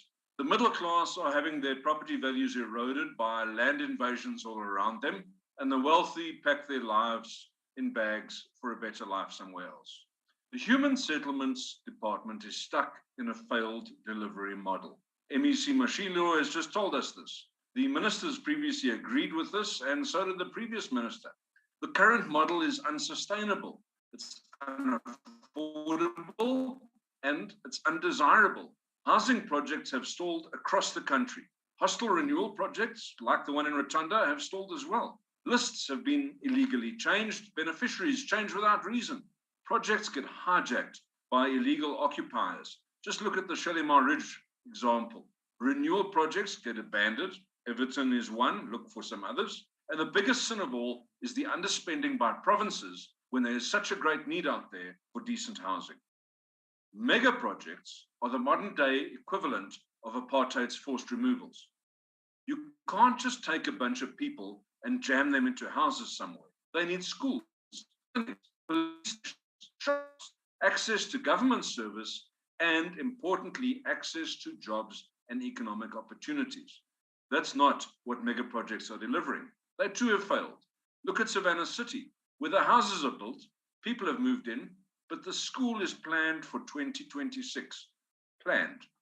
The private school opened in 2019 and is thriving. The De Deer police station is struggling to cope, having had the population that it serves more than doubled, with no additional resources or even a hint of a new police station planned in the future. Western Borva, Afri Village, and Dan Clome are more examples on the West Rand. The analysis I've done doesn't even address the issues of bulk services, roads, water, electricity, and sewage capacity that all of these new developments need. We can't even deal with our current loads. The result is a growing anger amongst the population. Land gets invaded because people are tired of waiting. People have been on lists for 28 years. The rule of law breaks down a little bit more every day. And so the country falls a little more and more and starts to fail. Law-abiding taxpayers look for better options, and some of those who were law-abiding give up and join the ranks of the disenchanted. A better life for all is what we were promised. A better life for the politically connected is what we got. So let's do what Mr. Dango said and look at the estimates of national expenditure. Performance indicators for the department, given at the start of the chapter, indicate that the department is looking to deliver 120,000 of what they call housing opportunities. That's 60,000 fully built RDP houses and 60,000 service stands.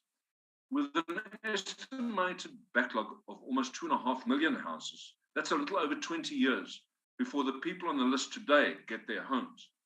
And in a lot less than 20 years' time, their 2.38 children are building a home of their own. A little more depressing is the copy and paste projection into the medium-term expenditure. With 60,000 RDPs the following financial year, 60,000 the year after. We see no new ideas coming from this government, just dogged pursuit of a failed idea. So let's look at the programs, Mr. Dango. Program 2 provides our people with the cracked 2 rooms that fall down around them 1 week after handover. The annual average increase in allocation over the next 3 years is 3.6%. That's in spite of the 6.7% increase in building costs last year.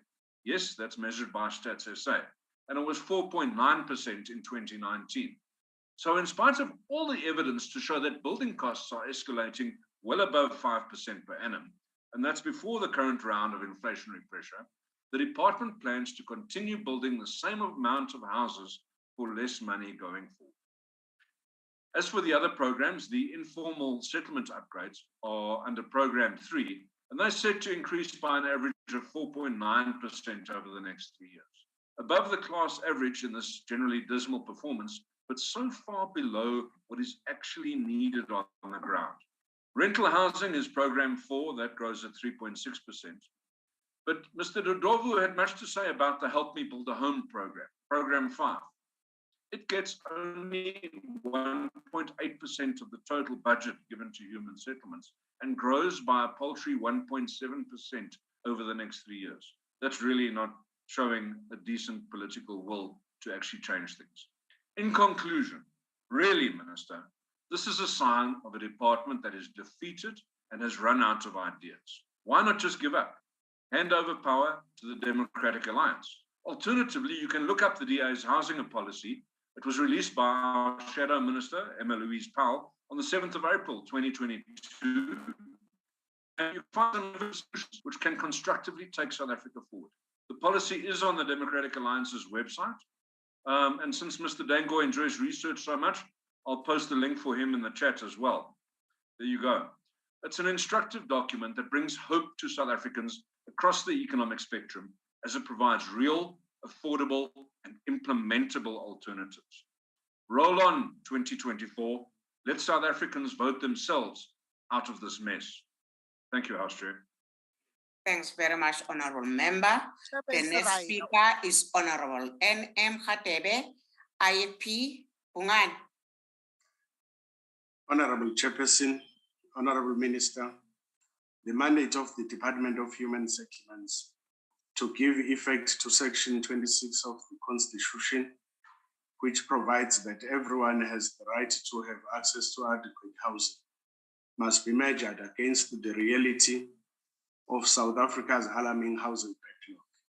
According to the NGO, the Development Action Group, the national housing backlog sits at an estimated 2.6 million houses. That is 12 million people in desperate need of decent accommodation. We need to stress this. 12 million people are currently desperately in need of decent accommodation. In light of this stark reality, the prudent use of the Department of Human Settlements budget cannot be overstated. From the outset, the IFP has welcomed the department's overall budget allocation, which is increased by 1.34 billion from 31.67 billion in 2021-2022 financial year to 33.2 billion in 2022-2023 financial year. We, however, question whether the department's medium-term strategic framework targets, in light of the extensive housing backlog, coupled with the impact of the recent floods and the pandemic, are ambitious enough. The department's revised 5-year MTSF targets include the delivery of 300,000 BNG houses, breaking new ground houses, 18,000 rental housing units in priority development areas, and 5,000 community residential units. Should we not aim higher, honorable members? Furthermore, on consideration of the department's annual performance plan, the IFP welcomes the digitization of the housing beneficiary list. However, we echo the sentiments that these lists must be transparent to the people. These processes cannot be used to mask incompetence and inefficiency, and the slow pace of the digitization of these list is unacceptable.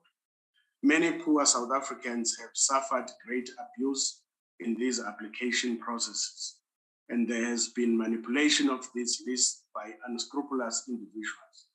The IFP also supports the view that the beneficiary list should prioritize child-headed households, the elderly, and people with disabilities. Finally, the issue of blocked projects is a key concern for the IFP, considering the dire need for housing. We believe it is critical that a detailed breakdown be provided on these projects with specific timelines, and the IFP will monitor the department's feedback in this regard. Honorable Chairperson, the IFP will continue to fight on behalf of the poor and the most vulnerable in our society, whose constitutional right to access housing and the right to dignity are being jeopardized by corruption and fraud. Having all the above said, Honorable Chairperson, I however wish to state that the IFP supports the budget vote. Thank you.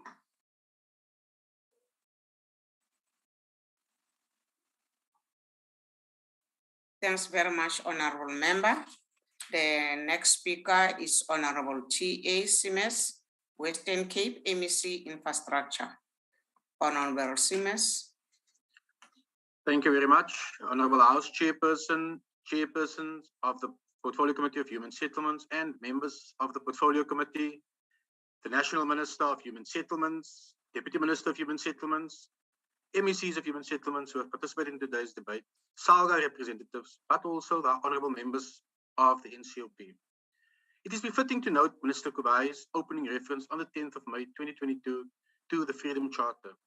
Perhaps one could look at the passage which further reaffirms the quote, and I will paraphrase: all people shall be decently housed and bring up their families in comfort and security, close quote, with emphasis on in comfort and security. In the Western Cape, we have adequately shown our commitment to creating human settlements that promote social inclusion through the development of integrated, resilient, safe, and sustainable human settlements in an open opportunity society for all. However, in recent years, we have seen an increase in what the President termed the construction mafia during his SONA 2022 and the unfathomable economic damage with which they continue to plague our country. As a province, we have not been spared of this, and it negatively impacts on our commitment. It is with that in mind that we hope the new war room will adopt a concerted strategy that will not only provide decisive, targeted tactics to rid us of these societal delinquents, but also provide sustainable preventative measures that will ensure that not a single community project finds itself with an array of incomplete housing structures due to these acts of subversion and sabotage. While we welcome this committee to be finalized, we will keep a close eye on developments in the hope that it doesn't become yet another bubble government body that creates expectations with zero delivery to account for. In terms of the dashboard, we in the Western Cape already have a projects executive dashboard that tracks all our current implementation projects on a weekly basis across our province. We therefore can assist the minister by sharing knowledge and the know-how on how to use these mechanisms in her development of her system. In terms of the revised bans for the help and buy a home, this is something which we welcome, and our frequent lobbying in the recent years is somewhat vindicated by the public's response, with nearly 700 applications received within the first 6 weeks of the amendment taking effect. I was pleased to hear the Honorable Deputy Minister Tswete mentioning that free housing is unsustainable. We agree. That is why we made a concerted effort in the Western Cape to prioritize and accelerate affordable housing during the difficult year of 2020. We did this because 70% of our working population falls within the 3,501 Rand to 22,000 Rand bracket. Championing the Help Me Buy a Home program, formerly known as FLIS, is not sufficient. We need to find other innovative mechanisms to support the affordable housing market. And I would like to unpack some of these innovative solutions with the National Minister in the coming weeks. We also note the increase of 30% of the HSDG aimed at increasing the opportunities for the public-private partnerships. One cannot help but to highlight the success of the state-of-the-art Conradi Park development in Cape Town, yet another Western Cape government success story of our ability to unlock these partnerships and create societies for the future, given adequate funding. However, we need a better and more coordinated funding regime for conditional grants such as HSDG and the ISUPG. Presently, projects are implemented over multiple financial years, but we only receive a guaranteed MTF allocation per financial year. It is disturbing to note that there are several provinces that are simply not spending their funding year on year. In the Western Cape, we are advocating for the conditional grants to be rationed based on a scientific and evidence-based approach, such as population growth rates, migration patterns, spending and provincial delivery abilities, governance, and a scientifically and properly rationed equitable share from the national fiscus. As the most economically viable province in the country, we have seen increased migration to our province, which we welcome, and this is bound to increase even more in the coming years, according to credible statistical data. The Western Cape therefore needs to get a bigger share of the human settlements budget. This is the harsh reality. We have proven that we can deliver. We have proven that we can be trusted with funding and even additional funding. We do not squander money entrusted to us. We deliver for all our qualifying citizens. We further welcome the increases in the subsidy quantum, though this will now mean fewer housing opportunities in reality. But this will be counted in our province through innovative solutions, such as the incremental housing pilot that we are championing in the Western Cape. This provincial pilot has different variations from plots and plans to start up formal structures that can be incrementally enlarged post-occupancy for a beneficiary's own construction account. We will be able to better accelerate the delivery of housing opportunities through this approach. The one hurdle, though, at this stage for us is the approval from the National Department for this new typology, so that it can be classified and counted as a housing opportunity, just like the BNG and service sites already are. In terms of the social housing quantum, and even though we still need clarity on the norms and standards from the National Minister, we do note with further concern that the norms and standards have not been finalized since 2020. The Western Cape government undertook research on new mechanisms for increasing densities in social housing projects during the 2021-2022 financial year.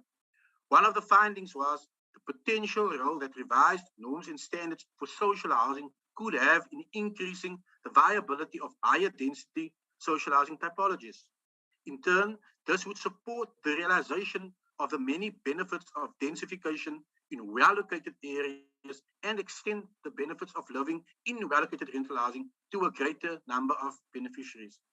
In terms of the increase of the usage of HSDG to fund bulk infrastructure for strategic projects, which increased from 10% to 30%, while this increase is welcome, it means absolutely nothing without an overall increase in the budget, and rather removes much needed housing opportunities in the pipeline. The latter also speaks to the current reality of municipal infrastructure grant misalignment of municipalities. This is the biggest deterrent in approving several potential viable projects in non-metro municipalities. The MIG allocation is simply too small to make a meaningful impact. We also welcome the revision of allowances to utilize the other available grants as bridge finance mechanisms to adequately respond to disasters such as floods and fires. Honorable House Chairperson, with this said, what remains a mystery is when the official outstanding ministerial guidelines for some of these noteworthy and long-awaited reforms will be available to all provinces. But the bigger problem, Honorable House Chair, is the illegal sale and leasing of BNGs. It's becoming a growing problem with massive social and community implications for our sector into the future. Urgent policy amendments to the National Housing Act is required to give powers to provinces to take back illegally sold and leased units so that we can ensure that, in addition, we need illegal sales to be strongly condemned and criminalized if we are to prevent this practice. The linking of lists, while it is a much welcome decision, is a concern that the national government has failed to date to set out clear guidelines. As a provincial government, we were therefore left to formulate and develop our own phased guidelines in the rolling out of the Help Me Buy a Home program in our province. Yet again, the Western Cape has confirmed by its own provisions and management to be an innovative government in action.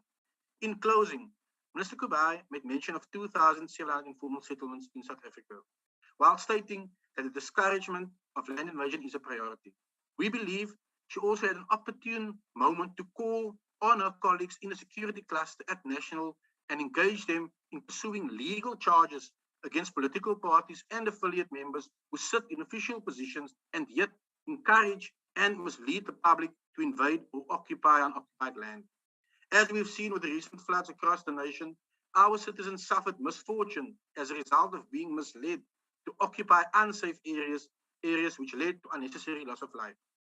During the 2020-21-2022 financial year, our department spent in excess of 162 million rand across our province, with 88% of it spent in the metro alone in attempts to protect against and or prevent land invasions.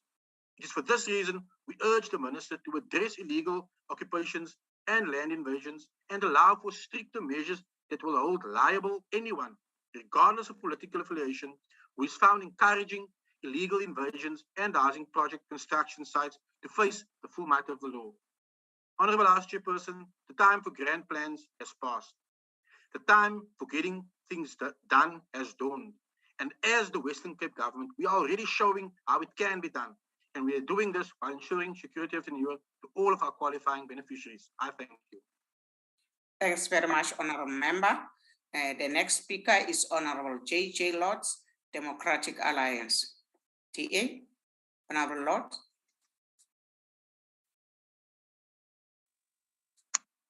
Thank you, Honorable House Chair. I thought there was another speaker that's ahead of me, but we will go ahead. Just want to get to my start. Honorable House Chairperson and Honorable Minister and Honorable Members. I want to commend the ANC for uniting us as South Africans this evening. Across the length and the breadth of this beautiful country, people are literally lining up in unity. They are united in the utter disgust of this ANC government who is taxing us to death, this time on the fuel levies. You have the means to cut the fuel tax, but because you are so out of touch, you do not realize that it affects every single person in this country. And tonight, you are cursed. We should be going back to in-person plenaries. And I do want to invite any member of the NCOP to reach out to me.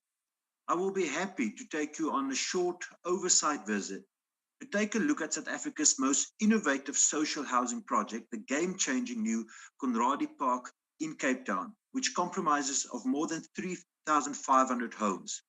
This project is a living example of the DA's housing policy. We recognize that disadvantaged South Africans need more than just a home, as Minister Simmers said, but an inclusive neighborhoods connected to vital services such as schools and recreational spaces, enabling communities to thrive. I want to thank Minister Simmers for the excellent work that he and his department is doing and showcasing what can be done if a government cares for its most vulnerable. Councillor Pukunsi, that was on the speaker's list, is indeed a living and breathing example that can also be used in the classrooms across South Africa. An example of ANC in action against the person who has been accused of stealing. An example of an ANC that do not care, as the informal dwellers in Bultfontein can testify. That is a shame. Honorable China Dodovu, you state just by changing legislation, people will be deterred to act illegally. I don't know where you've been in the last few years, but the only way to deter criminal activity is that there should be consequences. Why else do you think the DA and South Africans in general want actions to be taken following the Zondo Commission reports into state capture Your ANC comrades got rich from stealing. You are like an evil political Robin Hood. You steal from the poor and give to the ANC rich. But you don't want consequences, Honorable Dodovu. Is it because it might get too close to home? Honorable Minister Kubai, as Minister Simmers mentioned, if you don't want to start too close to home, you can maybe start in your cabinet, where there's some of your cabinet colleagues that encouraged, or the parties encouraged, the invasion just down the road here towards Grabouw. That is a good place to start. Honorable Consiwe, after listening to you, I can understand why housing in the Eastern Cape is in a crisis. Apart from the delivery of your speech, it is well known that you cannot even build proper toilets and eradicate pit toilets in your province. What more when it comes to deliver proper housing? I do want to say, Honorable Deputy Minister Tshwete, it is political suicide in the ANC to say that you got a better person than your former Minister Sisulu. Even if it's true, and I suspect that most people will believe you, rather not say that again. I want to finish off by quoting, I think, the quote of the day. And it's really such an appropriate description of the current national government. Honorable Ryder said, "A better life for all is what we were promised. A better life for few is what we got." Hopefully the voters will get rid of this out-of-touch, elite ANC few and make sure we have a caring government.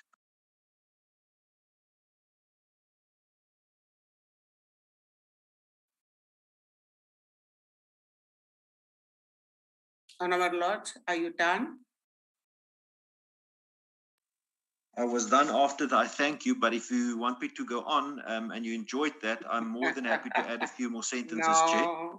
No, Honorable Member, thanks very much. The next speaker is Honorable E. Mtetwa, ANC, Nyambos. Honorable House Chair,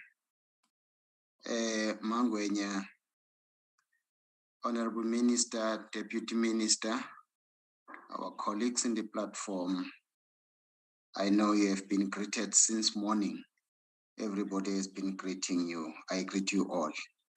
And Honorable Chair, today we are concluding the Workers' Month. In our calendar, the month of May is a Workers' Month.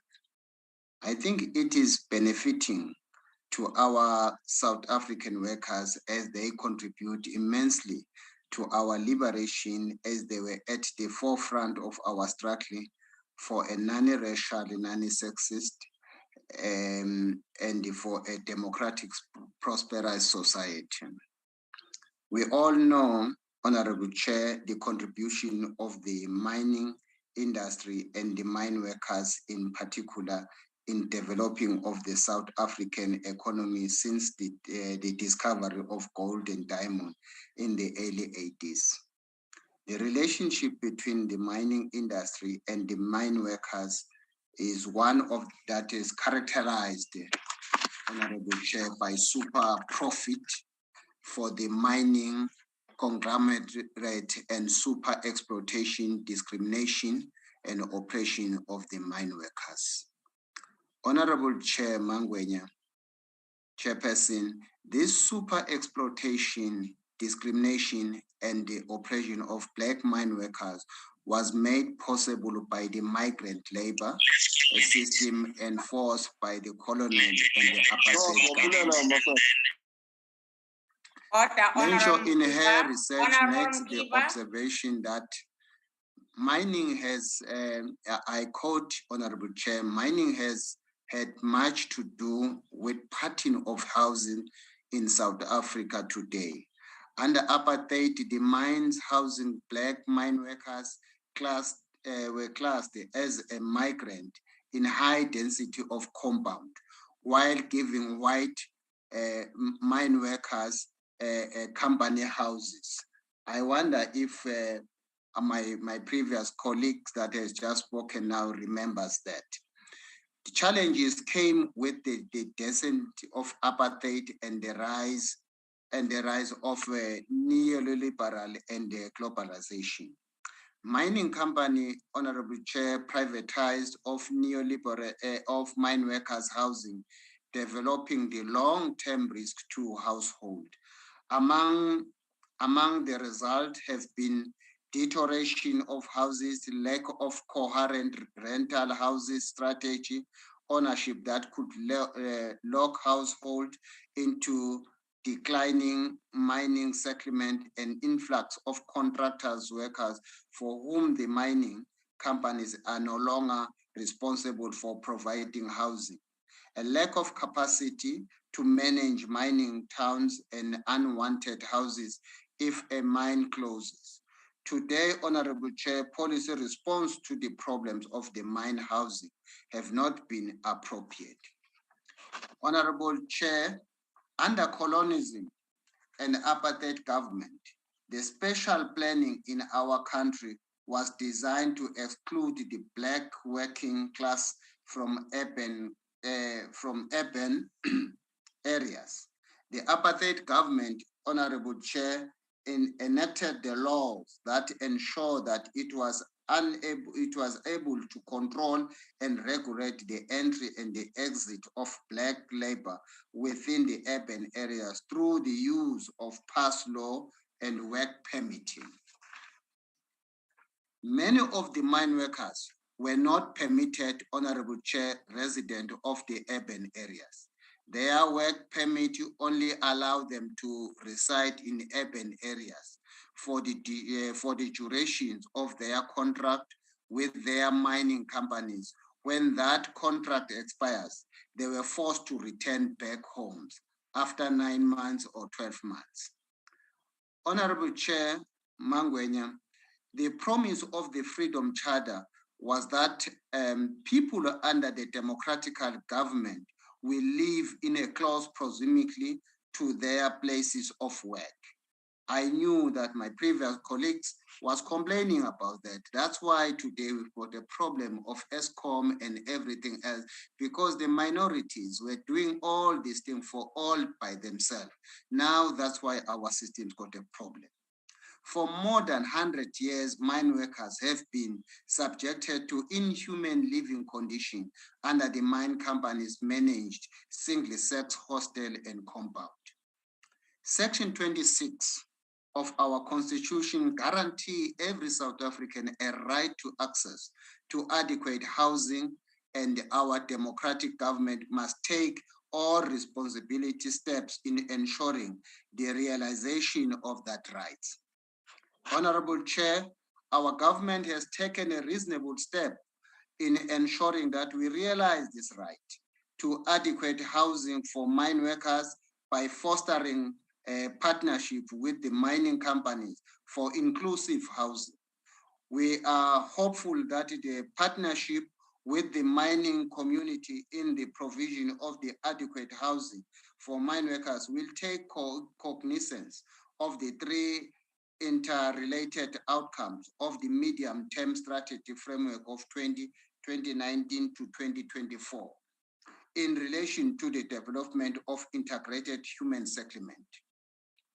The medium-term strategy framework directs the Department of Human Settlement to ensure, Honorable Chair, that all the new human settlement are centrally around the special transformation through multi-program integration in priority development area, adequate housing and improved quality living environment, and the security of tenure.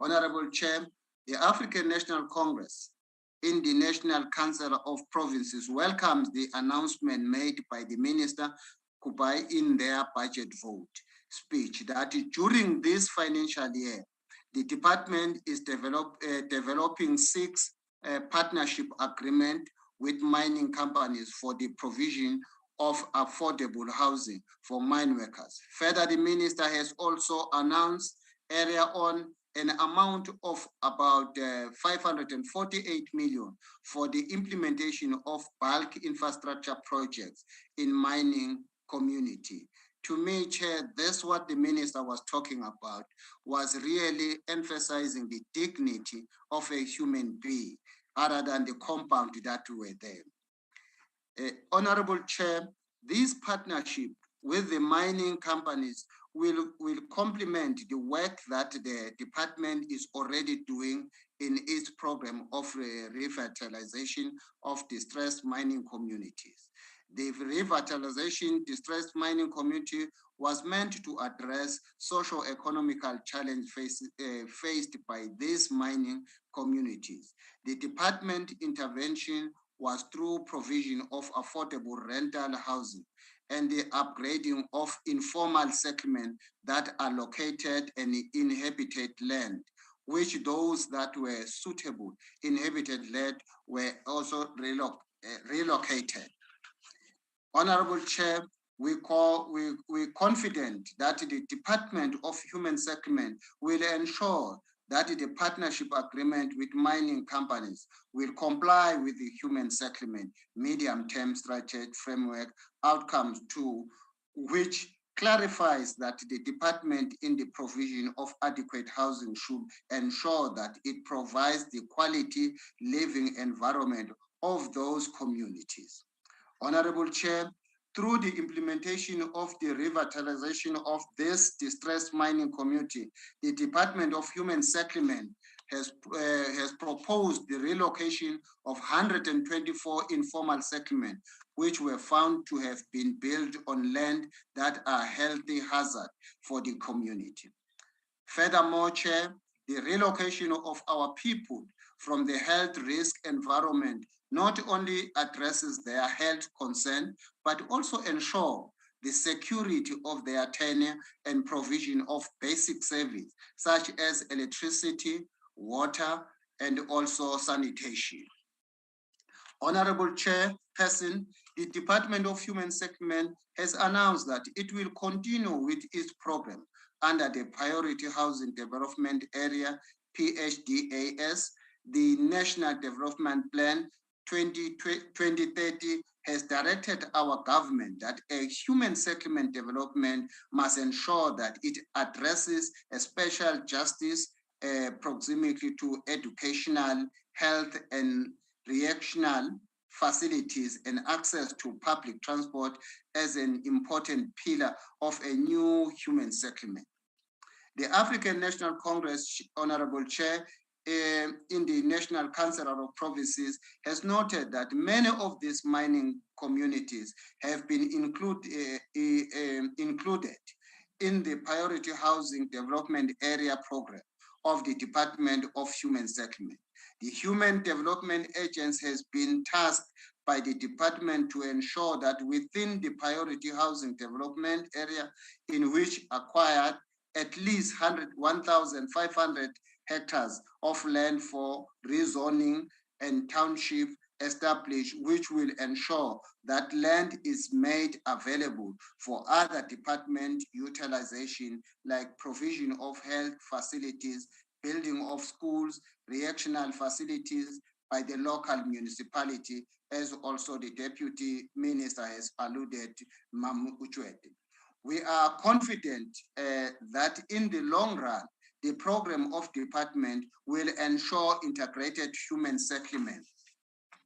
Honorable Chair, in coming to conclusion, Section 24 of our Constitution guaranteed that everyone has this right to an environment that is not harmful to their health or well-being. The state must take all reasonable legislative measures to ensure that individual and community are protected against air and environment pollution. Honorable Chair, we understand that the protection of community against pollution caused by mining activity is the not competence of the Department of Human Settlement, but that of the Department of Mineral and Resources. The Pretoria High Court on the 18th of March 2022 found that our government was in breach of our constitutional obligation to prevent air pollution that affected the Mecklenburg community under the Highveld priority area. The judgment highlighted two important things, Honorable Chair, that the air quality is a constitutional right, that the mining company must comply with the air quality standard that have been set by our government. We therefore, Honorable Chair, call upon the Department of Human Settlement to engage with the sister Department of Minerals and Resources and mining community that there is a compliance with the air quality standard.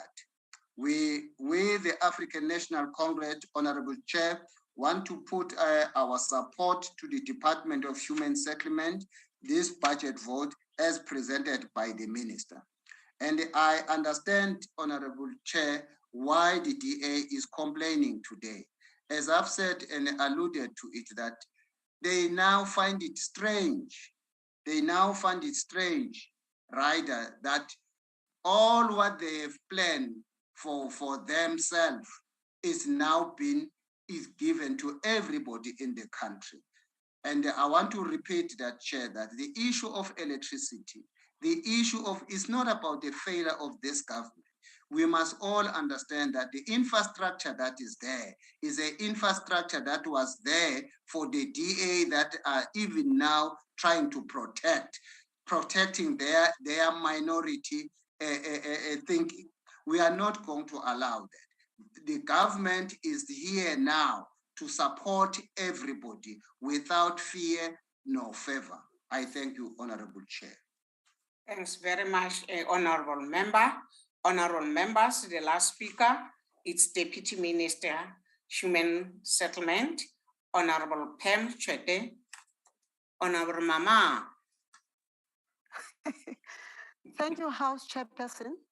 Let us appreciate and thank all the members who provided us with practical suggestions on how we can take the work of human settlements to another level. We are equally mindful of the fact that some members, in line with the position of their political parties, this was just an opportunity to play on the gallery. We will ignore those and focus on the progressive suggestions on the table. Let me start with you, Honorable JJ. I'm not going to play to your dirty tricks. You are used to divide and rule. This time, we are not going to dance to your music. Last time, it was one member of the DA that was saying to the minister, you are better than other ministers. And she was told by the minister that we are all members of the ANC, we respect each other. And at the time that I was working with Minister Lindwe Sulu, I was praising Minister Sulu. And I will still praise the Minister Kubai, whether you like it or not. I wanted to go and visit Khayelitsha, where you would find, I was there myself. Go and visit Philippi, go and visit Kanana. It's chaotic there. Don't waste your time looking at members of the African National Congress because you don't have time. You must fix issues in the Western Cape. Let me come back to better people. I agree with Honorable Dodovu. Our task is cut out to deal with inhabitant conditions our people live under. All our effort and plans emanate from the unfortunate situation. Our housing policy was designed to assist all the indigent people of our country. This was what will deliver until the last destitute individual is served. Targets that were not achieved are clearly documented and will do our best to resolve all challenges. Let me also thank MEC Kontsiwe. Thank you for the support. I must say we are encouraged to have people like yourself in the space of human settlements who are determined to unblock all the block projects. Honorable Mikalakis, I don't even know how to pronounce your surname. I don't think you belong to South Africa. You did not disappoint SDA. On a point of order, Madam Chairperson. Is to safeguard the status quo.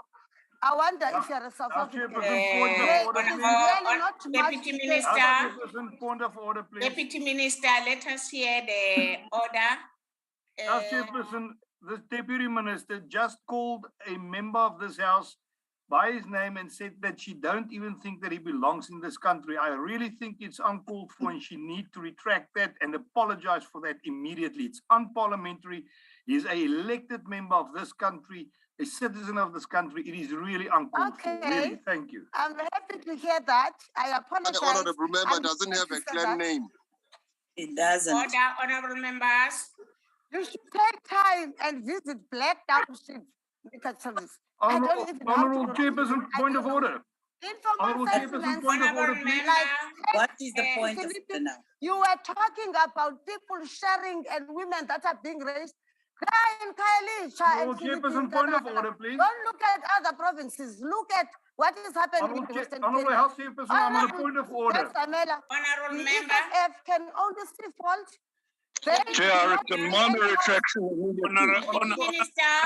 I don't know how to pronounce your surname. Miss Kalachis. Point of order, House Chairperson, please. Can you ask the minister to sit down when there's a point of order? How do you pronounce that surname? There's no point of order. It is a point of order, ma'am, and you need to hear me out, please. I've said that this minister called a member of this House a person that does not belong in this country. Deputy It's Minister, unacceptable and you must retract that. let me rule This on minister needs to learn her place. honorable members. Yes, can we have order? I didn't hear anything, but I'll ask the Hansard to assist me. But for now, honorable member, let us conclude. You are lying. House Chair, you are lying. Chairperson, that one It's unacceptable behavior from the chair. No, you are insulting the chairperson now. Yes, You see, and you are demonstrating a foreign behavior. You are demonstrating a foreign behavior. You can't talk like that to the chairperson. Honorable members, That is foreign. honorable members, I've taken a ruling on this matter. Chairperson. I've taken a ruling of this matter. Mamungwenya, you're not going to. Oh, Honorable Nana, I've taken a ruling. You are not going to rule. The advocate. Honorable Nana, I have been taking the ruling on this matter, and I'm not going to go back. It is amazing how you can hear everybody else, but you could not hear the minister. You should start to listen for the change. Honorable And the minister withdrew. Oh, I don't want to listen anything now. I've taken a ruling. You are not going to.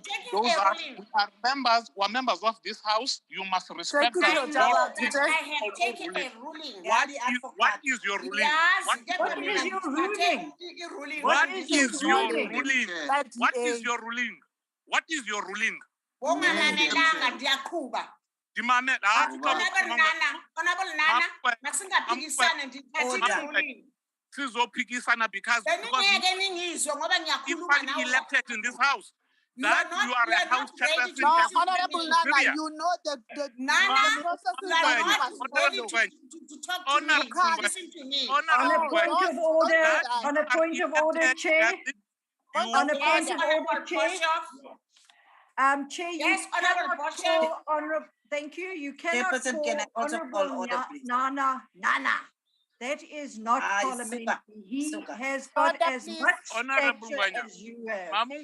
Honorable, I apologize on that, but I didn't hear myself because these honorable members, they're all men and they're fighting us as women. You can't hear You can't say that they're fighting women because honorable members, all of you did hear my ruling, so there's no need for you to make noise. Honorable House Chairperson, it has nothing to do with men fighting women. You are out of line. It has got nothing to do with gender, Mamungwenya.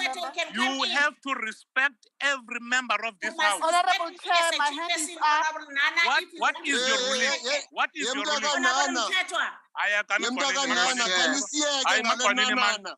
Hayi makhonini Chair. manje mandlungisa into aba masingagezelwa I manapha know, as long as I Mamngwenya, what is your ruling? You can't be saying you've made a ruling. I said, You have to hear us out. Honorable Nana, you cannot You hear have me. to hear us out. Speaking, we are speaking. Uzondipha njani? And Okay, this I'm is listening. teta, now we are teta, Okay, I'm listening. teta. So uzondizwa kanjani ukuthi ngitheni? I am listening. I'm listening. No, you must respect me, Babu Nana. Respect. I'm respecting you, Mamngwenya, but I'm listening. Kodwa kuba bokungamele ngabe ungizwile ukuthi On a point No. of I don't order, do House not Chair. think I don't know my On word. a I know point my of word. order. On a But point let of me I'm not sure about know that. and I'm not sure expect about that. me ukuthi ngizonizwa On nonke a and point not of expect order, ukuthi ngizonizwa. on a point of order, House Chair, on is a the deputy point of may I- order, may I- on may a I Can you point check of the hands, order, Honorable Chair? on a point of order. House Deputy Chair, Chair, come yes, in. thank you. Thank you very much. Honorable House Chairperson, at the moment that the Honorable Outcome raised the issue, the Deputy Minister immediately said, I'm sorry, then I withdraw. And that is exactly what happened. I don't know why the commotion is going on. Can we please now allow the Deputy Minister to conclude the debate? Because she really did. For us that are listening, we heard her say that she's withdrawing. Can we just please continue? Well, isn't it strange House that Chair, the on the House point Chair of couldn't order, hear anything, but you were able to hear? Because there was a lot Saldana? of noise, Honorable Boshoff. Can we respect one another? And can we allow the Deputy Minister to conclude the debate? I do not think you know the word respect. House Chair, on a point of order, please. Honorable Honorable members. No ways. Honorable You have members, I ruled. think all of you here, you are honorable members. Yes. But Yes. if we are not going to listen to each other, trying to make noise, seeing that I must know what I must do. Please, House Chair. the deputy chair have spoken, and now you want me again House to Chair, on a repeat point what of she order, was please. saying? No, honorable member. I mean, I was pointing you. My hand is up, Chair. Yes, ma'am. It was yourself and Honorable Mtetwa. So can Honorable Mtetwa speak first? And what about Honorable Makalaikas? Then Mahlangu, you'll follow. Thank you, ma'am. Thank you, Honorable Chair. The Deputy Chair of the House has covered me. Thank you very much, Chair. I withdraw. Thanks very much, Honorable Mtetwa. Honorable Mahlangu. Honorable House Chair, thank you very much for the opportunity. I just want to plead with the members that we should be responsible enough to be able to hold the decorum of the House. You have made a ruling, and the member who is challenging or who is not happy with the ruling that you have made, there are other processes that they must follow outside here. There's no need for this commission to can challenge you. And this becomes a behavior that we see each time you are sharing, and we are not taking it well. Probably the chair that's We the problem. please. Thanks very much, Honorable Mahlangu. House Chair. Honorable members, Can we allow? No, I didn't allow you. I didn't allow you. Well, I was the subject Because of now that. we are going to take us back unless you got something else. I do have But something. I have taken a ruling of this matter. So I don't know what are you coming with. Well, if I can get the opportunity, I'll happily tell you, House Chairperson, if I may. Okay, honorable members. Thank you, House Chairperson. House Chairperson, I respect your ruling that you will go to Hansard and come back to us with regards to the Deputy Minister's comment. Thank you very much for that. I respect your ruling in that regard. However, I do want to ask you as well, as the subject of the insult, that you also please go back to the Hansard and have a look at two other comments that were made along the similar line, one of which I picked up was the Deputy Chairperson of the House, and I would like you to make a ruling on that once you've been to the Hansard, because Chairperson, these allegations are quite serious. And if they are true, as the suspicions were raised, then the public needs to know that among the Greek, the Italian, the Portuguese, the Lebanese immigrant families who are citizens of this country, the ANC does not want or does not need a single vote in the next elections. Thank you, Chair. Thanks very much, Honorable Member. Yes, Honorable Member, after I've taken the ruling, when I allow the Deputy Minister to come in, Deputy Minister, she did apologize, as the Deputy Chair have said. Thanks, Honorable Member. Can I allow Honorable Deputy Minister to conclude? Thank you very much. Honorable MEC Ndukwana, thank you for the support. Free State is one of the provinces contributing to human settlements. I would like to thank Honorable Ngosi and Honorable Mashila for your support. And Honorable De Bruin, it is not surprising that your interest is on politics against appalling conditions under which our people live. We are correcting the injustice of apartheid government, which had no regard for delivery of services to the marginalized group, which is and has always been majority. Honorable Rider, in conclusion, nothing to write home about in your input, typical of the DA. You, the majority of South Africa, you call them bunch of people. Thank you for not disappointing me. MEC Simas, thank you for recognizing the efforts that you are making to the human settlement space. As I conclude, let me take the opportunity to thank the NSOP for always giving us guidance on the work that we do. Minister Kubai, again, my minister, for her guidance and leadership, the Portfolio Committee on Human Settlements, senior management of the department led by DG Changana, and our entities, mostly the people of South Africa. I thank you, Chair. Thank you very much. Bye.